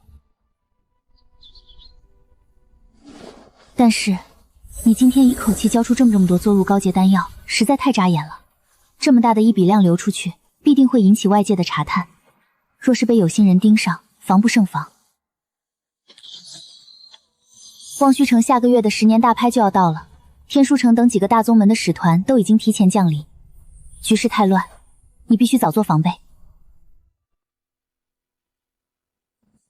水越浑，才越好摸鱼。他们想查，就让他们来查。名牌的收益必然伴随着名牌的风险。不过既然牌已经打出来了，这望虚城的赌局，我就奉陪到底。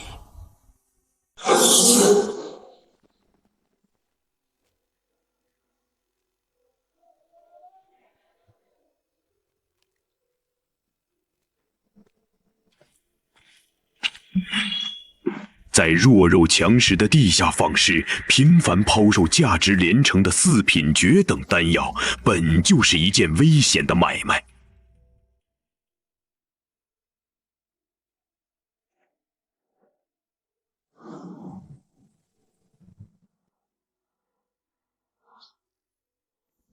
望虚城外，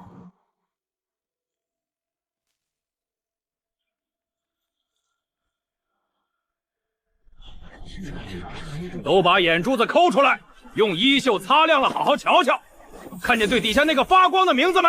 陆清安，那是我安哥，异姓异母的亲哥。一夜卷走4万点，练出5品下等。你们以前谁见过这等阵仗？来，给爷大声念出来，谁才是那门第1大腿？又不是你得的，你在这瞎嚷嚷什么？我安哥牛，就等于我牛。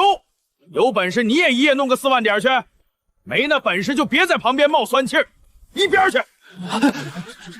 嘘，真师弟，你快少说2句吧。杜师姐过来了。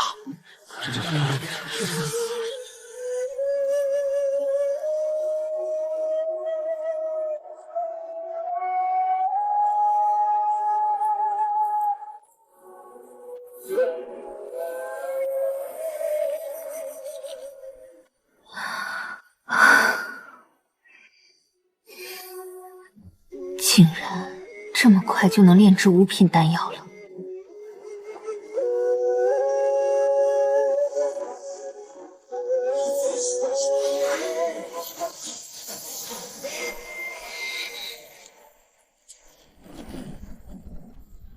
这5品丹药，我绝不认输。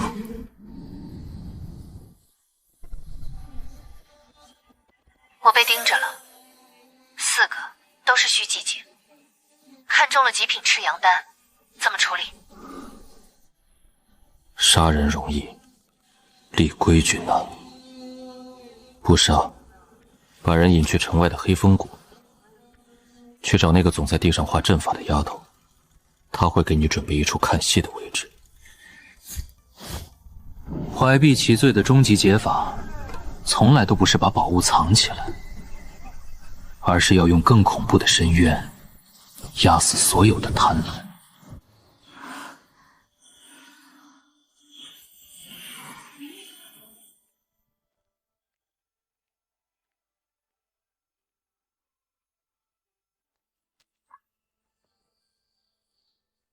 帮我去城外的黑风谷，布一个能困死4个虚寂境的迷阵。这半卷图，先借你看3天。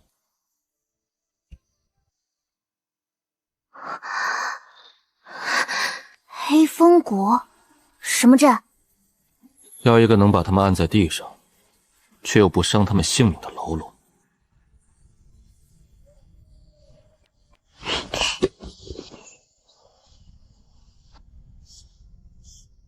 带路。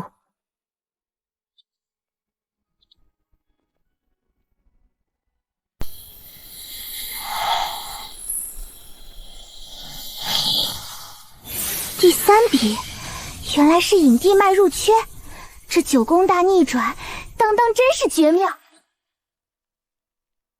回路调好了，那半卷残图该给我了。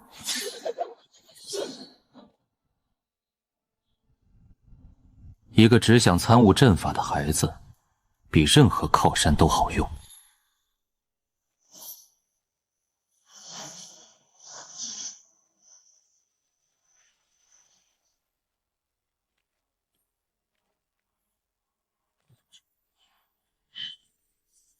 盯紧他，那布条下面绝对藏着极品宝物，还有他怀里那几瓶绝等4品丹药，这飞扬跑不掉的。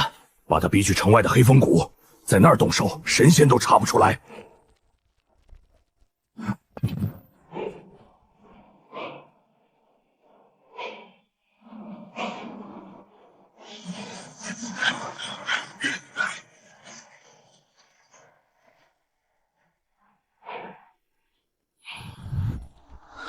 他竟然练出了5品仙丹，消息都传遍内门了。林耀峰的调拨令卡了2个月，他名下没有1两仙草入账，他到底是用什么练出来的？少爷，我们把内武堂和林耀峰所有管事的账本都筛干净了，真的没有陆清安的名字。他似乎从来没在宗门里买过任何仙草。那就查错了方向。既然宗门里没人给他供货，那他必然是搭上了望虚城里的仙草铺子，在自己贴仙石死撑。那就把望虚城所有的仙草铺、所有地下黑市全部翻过来。本少爷不信，他一个无依无靠的普通弟子，手里被仙石还能烧一辈子。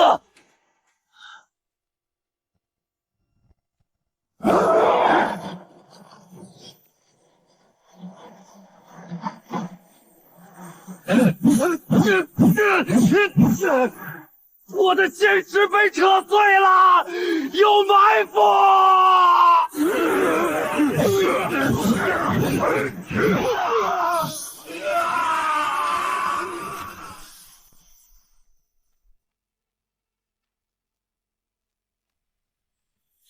阵法运转半个时辰，这几个人的仙石全废，境界这辈子休想再重回虚西境。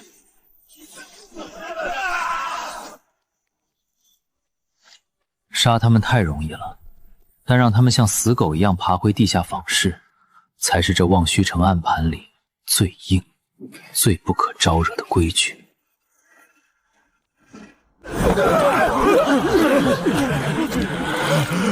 别动他，别去动那个戴面具的女人，她背后有高阶大阵护道，是惹不起的老怪物。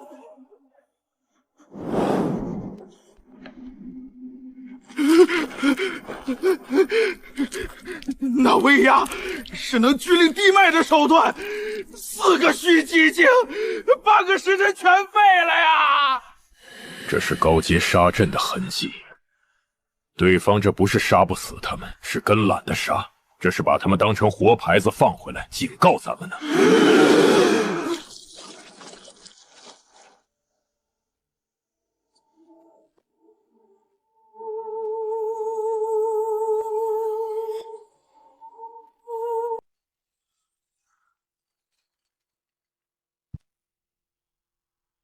会长，近2个月来，往日里常来我分会求购药丹的散修猎妖队，甚至几个相熟的修仙世家，突然都去黑市了。咱们工会库房里的下等4品丹药压根儿就卖不动了。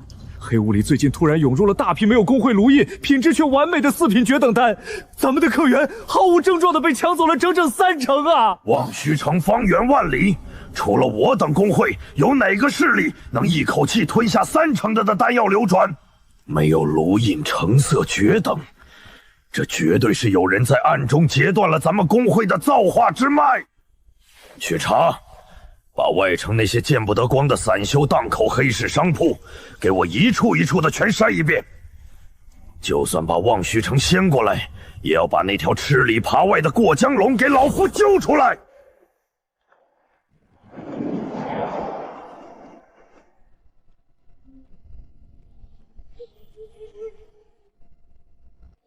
望虚城的地下访视，这几日抛售的反馈极好，要不要成事？把外城几家仙草铺也一并收下来，多开几条线，收益起码能再翻1倍。不可，每天只卖3粒绝等丹，是黑市能消化的极限，也是药师公会能容忍的死线。一旦胃口撑得太大，公会里的那些老怪物必定会追查源头。那就放着这些送上门的仙石不赚，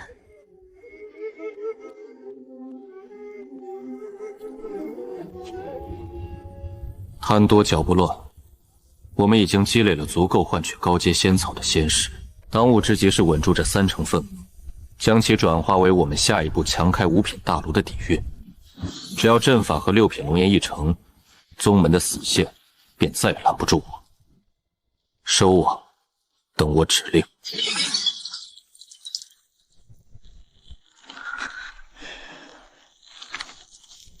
他没有在宗门买过1两仙草，那5个内仙师的死账我全都查干净了，根本没有他的名字。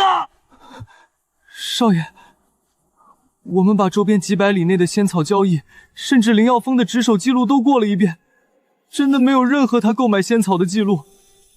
他那些仙草就像是凭空变出来的一样，名下没账，却天天能按时交出4品甚至5品的绝等仙丹，他到底是从哪里变出来的仙草？没有仙草，难道他能无中生有吗？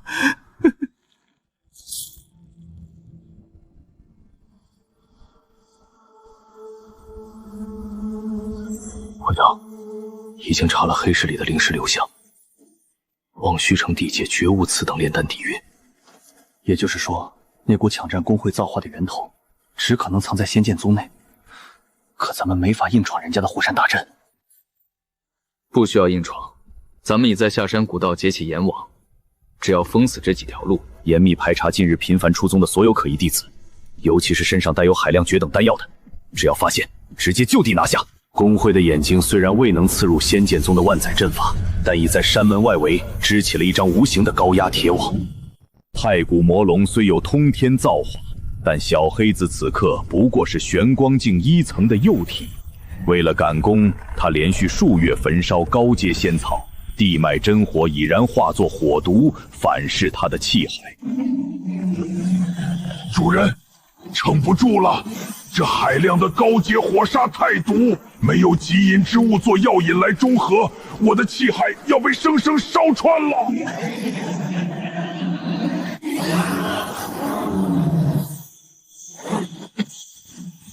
给我压回去！这点火煞都吞不干净，还算什么太古魔龙？不行，臂杖太硬，经脉要断了。经脉扛不住，就拿我的本命仙力来扩。给我老老实实待在气海里。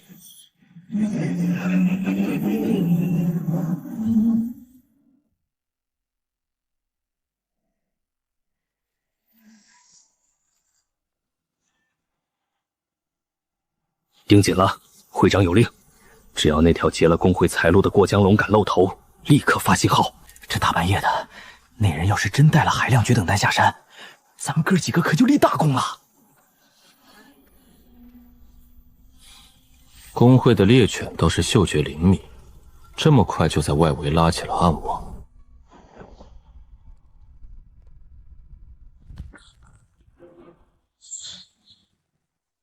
既然是饿极了的野狗，不赏你们一根骨头，怎么肯乖乖去别处刨地？有高阶废丹的焦味儿，在那边。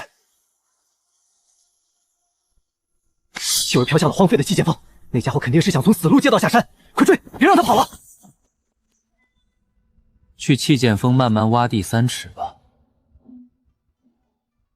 等你们刨出几堆烂泥，我早已在望虚城满载而归了。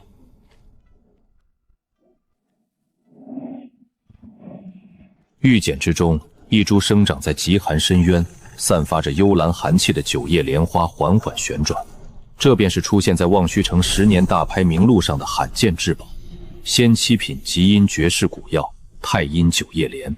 刚才小黑子说的对，孤阳不长，孤阴不生。他体内的火毒已经到了随时爆体的临界点，靠仙力硬压根本不是长久之计。这株仙7品极阴古药是中和火毒的唯一药质，更是我稳固造化底牌的大道钢髓。这株药，谁敢在拍卖会上跟我抢，我就用他的命来填炉子。大拍即将，望虚古城早已成了龙潭虎穴，各方天骄使团、黑氏枭雄皆已暗中入局，整座古城在夜空下隐隐发颤。仙六品诀等法宝，阴阳面具，不仅能彻底遮蔽真容，挡住圣灵境大能的神识探查，还能自主控制修为气息。大征之事，这池水越浑，才越好摸鱼。最高能模拟出虚寂境巅峰的威压，以后再遇到那帮狗眼看人低的老怪，我连隐修丹都上。月余转瞬即逝，望虚城10年一度的大拍今日开嘴。听说了吗？这次10年大拍可是拿出了好几件镇压底蕴的神物，连东荒外宗的大势力都派了水团过来。咱们也就只能在主街上过过眼瘾。真想进御战厅，那至资的门槛能把咱们生生逼死。仙六品阴阳面具，只要戴上它，哪怕是圣灵境的老怪物，看到的也只会是一个虚寂境巅峰的无名散修。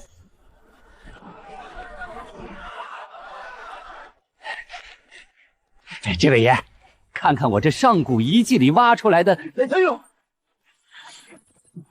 快让开！感受不到那股气场吗？虚寂境巅峰的高手！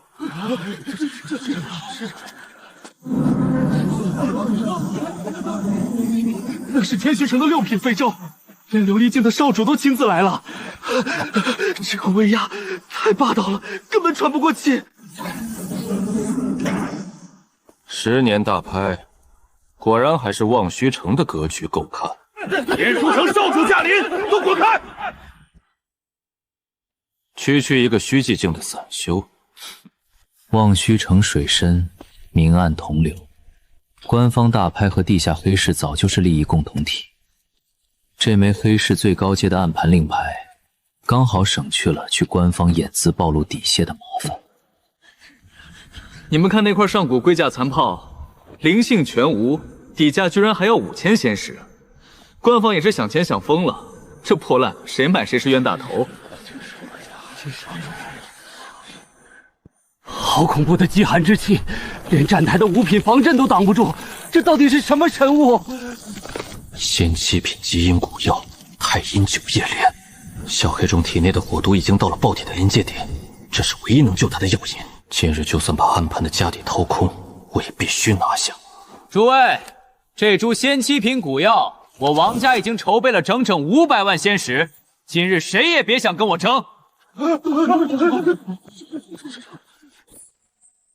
太阴九叶莲，本少主志在必得。诸位若是想抬价，请便。赵少主，大拍的规矩是价高者得，我王家的500万仙石也不是摆设。500万，这点零算也敢拿出来丢人现眼？我天徐城的仙石多到你们数不完，想争的，只管代购家底来送死。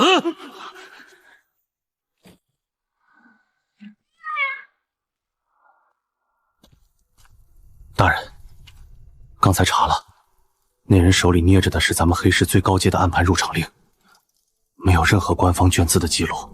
最诡异的是，这令牌是3个月前忽然从外城的散修暗渠里冒出来的，根本查不到他的任何宗门来路，甚至连他的脸都没人见过真容。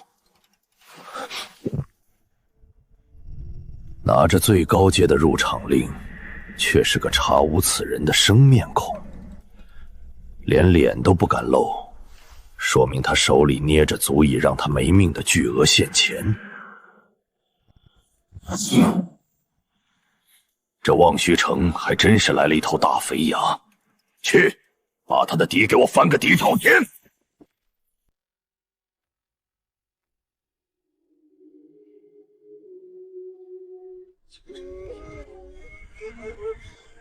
！3品凝元伞1万仙石成交，4品法器斩锋剑2万仙石成交。下一件上古龟甲残片，来历不详，用途不详，只有巴掌大小，但毕竟是上古遗迹中发掘而出，起拍底价3000仙石。连个仙气波动都没有的死物，白送都没人要。官方真是想钱想疯了，这破烂还敢卖3000？后排这位道友出价3000，还有没有加价的？花3000仙石买块不知道干嘛用的破瓦片，这人脑子有病吧？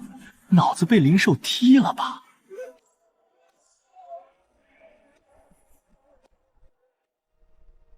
下一件6品仙金太乙星辰砂，暗金元砂，星光流淌，诸位铸剑宗师不可错过的绝世材料，起拍价8万仙石。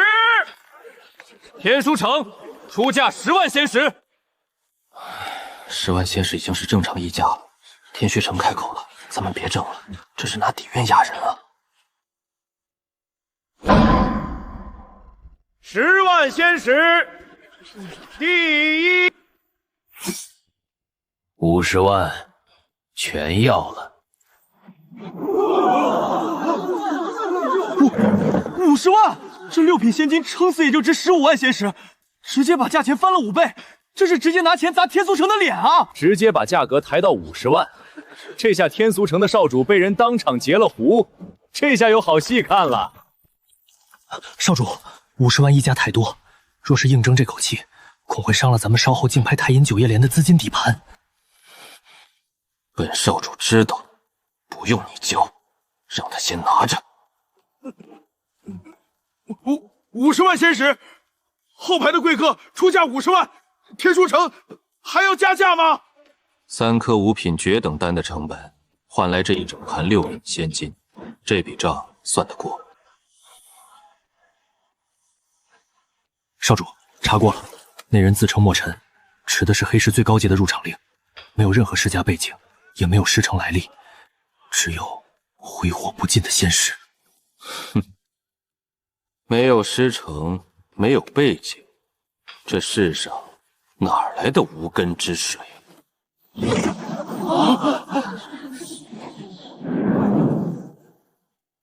本少主的仙石竟然如泥牛入海，连一丝涟漪都没激起。那面具有古怪，去盯着他。3个月前。 咱们为了拉拢那个海量抛售4品绝等丹的神秘卖家，专门发出去了一块最高阶的暗盘令。那卖家查到底细了吗？回大人，那人行踪极其诡秘，每次交易完就断了线索，查了3个月，毫无头绪。那这个戴着面具的肥羊，拿着那块查无此人的令牌，第一次大摇大摆的进城是什么时候？初9，大牌前夕。 信物对上了，查了3个月没查到的供货源头，原来是觉得赚够了仙石，亲自下场来大拍摆活了。传令，所有城门暗渠非洲渡口，只要看到戴面具的，一律锁死汇报。大人，一旦截住，直接做掉他们。不是吃他，是吃他背后那条能稳定产绝品丹药的暗脉，一条暗脉比这头羊本身值钱100倍。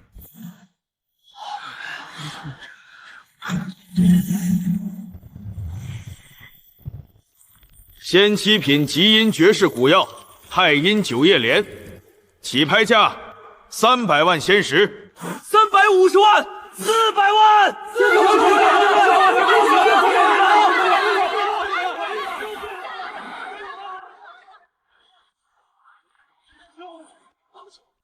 800万。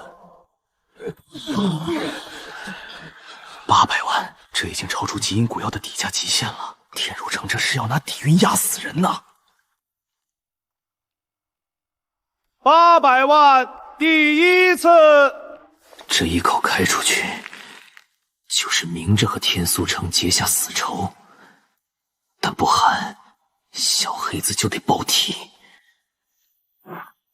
1000万。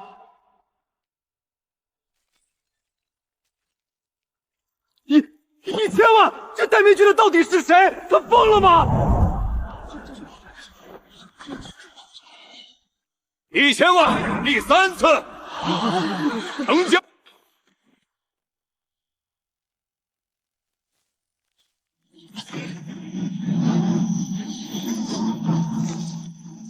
快半拍，小小黑子的气海能撑的时辰不多了。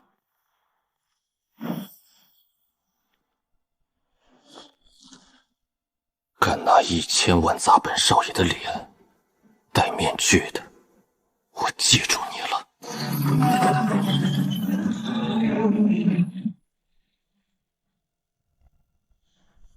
这头肥羊背后藏着绝品丹药的暗脉，绝对不能让他跑了。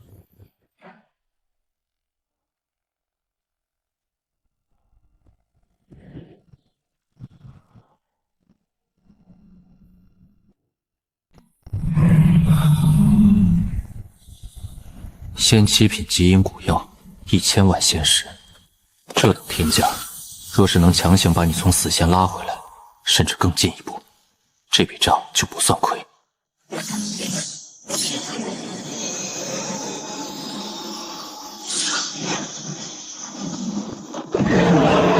主人，气阳激阳交汇，气海要对了。给我撑住！1000万仙币熬出来的生机，你就是死也得给我咽下去。第一道壁障碎了，药力开始融合，引导阴气护住主脉，别让它乱窜。火毒在退去，这股阴气在淬炼我的龙颜。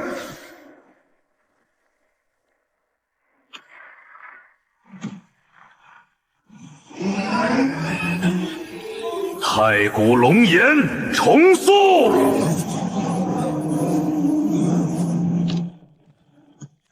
玄光境5丛，连破4关，这太阴9叶莲的药力竟然直接把你顶到了这个地步。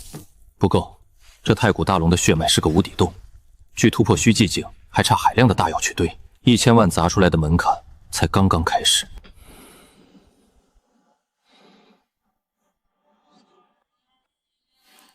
少主查了，望虚城周边没有叫墨尘的。我们把东荒各宗门名册，包括尹谢世家的家谱全翻了个底朝天，没有师承，没有来历，连他什么时候进城的都查不到一丝痕迹。他就像是石头缝里蹦出来的一样。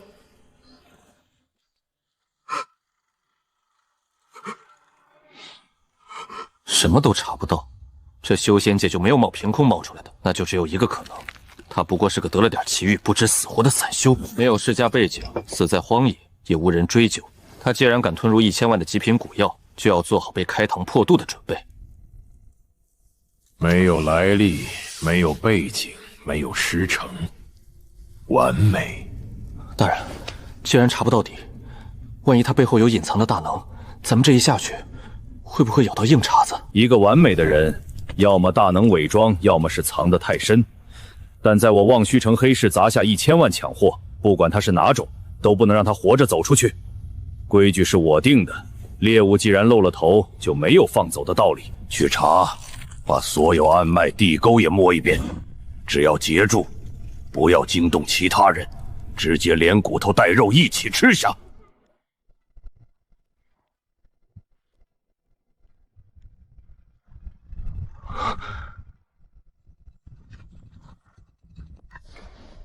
2路虚寂境以上人马在查墨尘。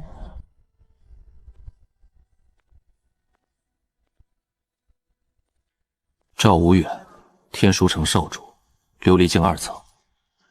沈狂，黑市地头蛇，虚寂境10层巅峰。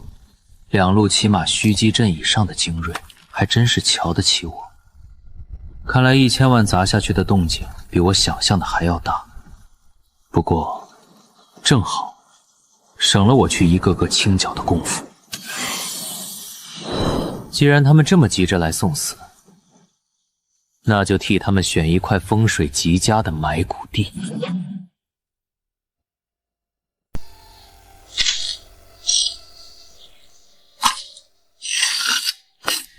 不对，这阵脚的最后3笔根本推演不出变化，这残图的品阶太高了，缺了核心回路，靠算根本算不出来。算不出来就别算了。7品上古杀阵的回路，本来就不是靠推演能补全的。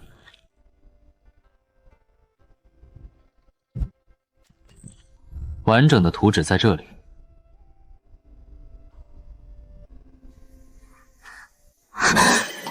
七品上古杀阵的完整阵纹，这已经是琉璃境阵道宗师才能接触的绝密，你从哪儿弄来的？上次是迷阵，这次我要在城外布下它，终结几只猎物。图纸给你了，你有这个修为，把它刻出来吗？我能，但我只有琉璃境1层，强推7品大阵，我的仙力会被彻底抽干，甚至会伤到根基。阵成之后，这张图归你。什么时候要？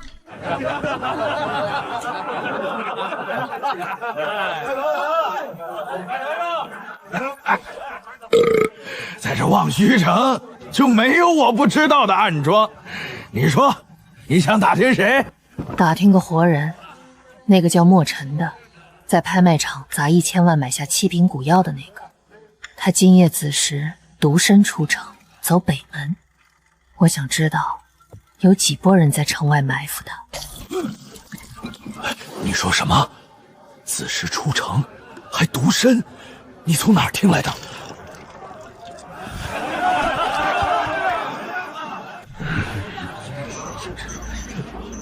大人，有漏网的消息，那个莫尘今夜子时独身出北门。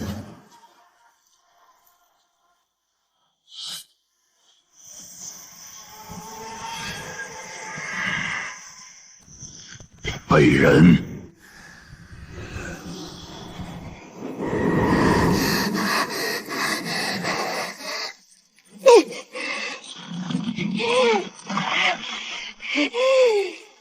给我进去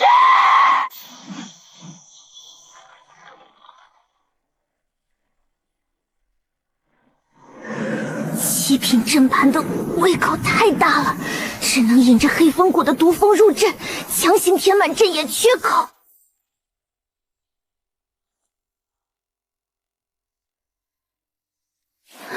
阵成了，只要陷进这个杀阵，就算是虚寂境巅峰，也会被瞬间搅成肉泥。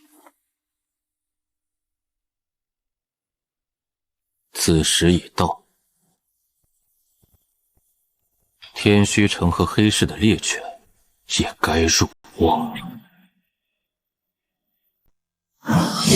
少主，黑市的狗跟来了，要不要先？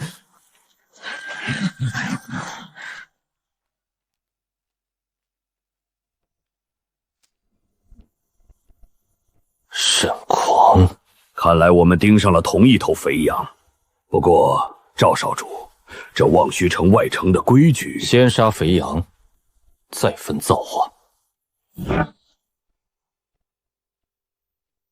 成教，算他识相，这地方邪门的很，真打起来只会便宜了那头肥羊。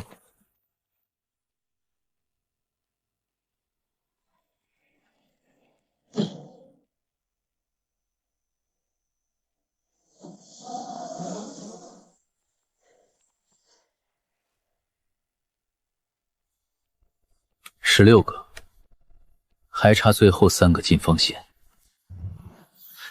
没有仙力波动，连仙草的气息都没留下，他跑得真干净。哼，不对劲，这山谷连一丝鸟兽的动静都没有，干净的过了头，都给本少主盯仔细了。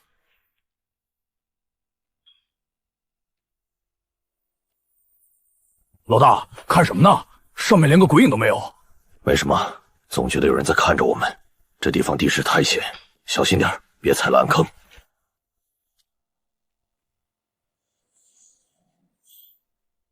全部进来了。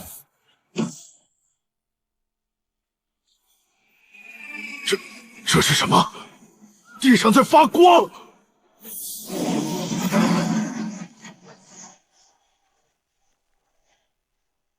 是杀阵，劫进封山了，冲出去！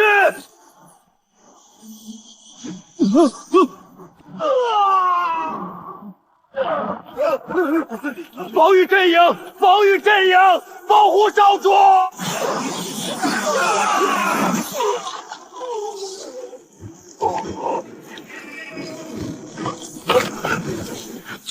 救命！我的仙力被抽干了，我不想死啊！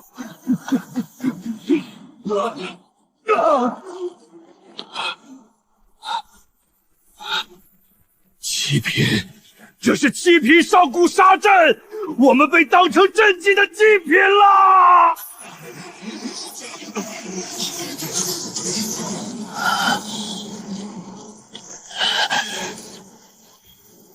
你根本不是什么散修，有杀阵！6品太乙星辰杀，7品八荒绝杀阵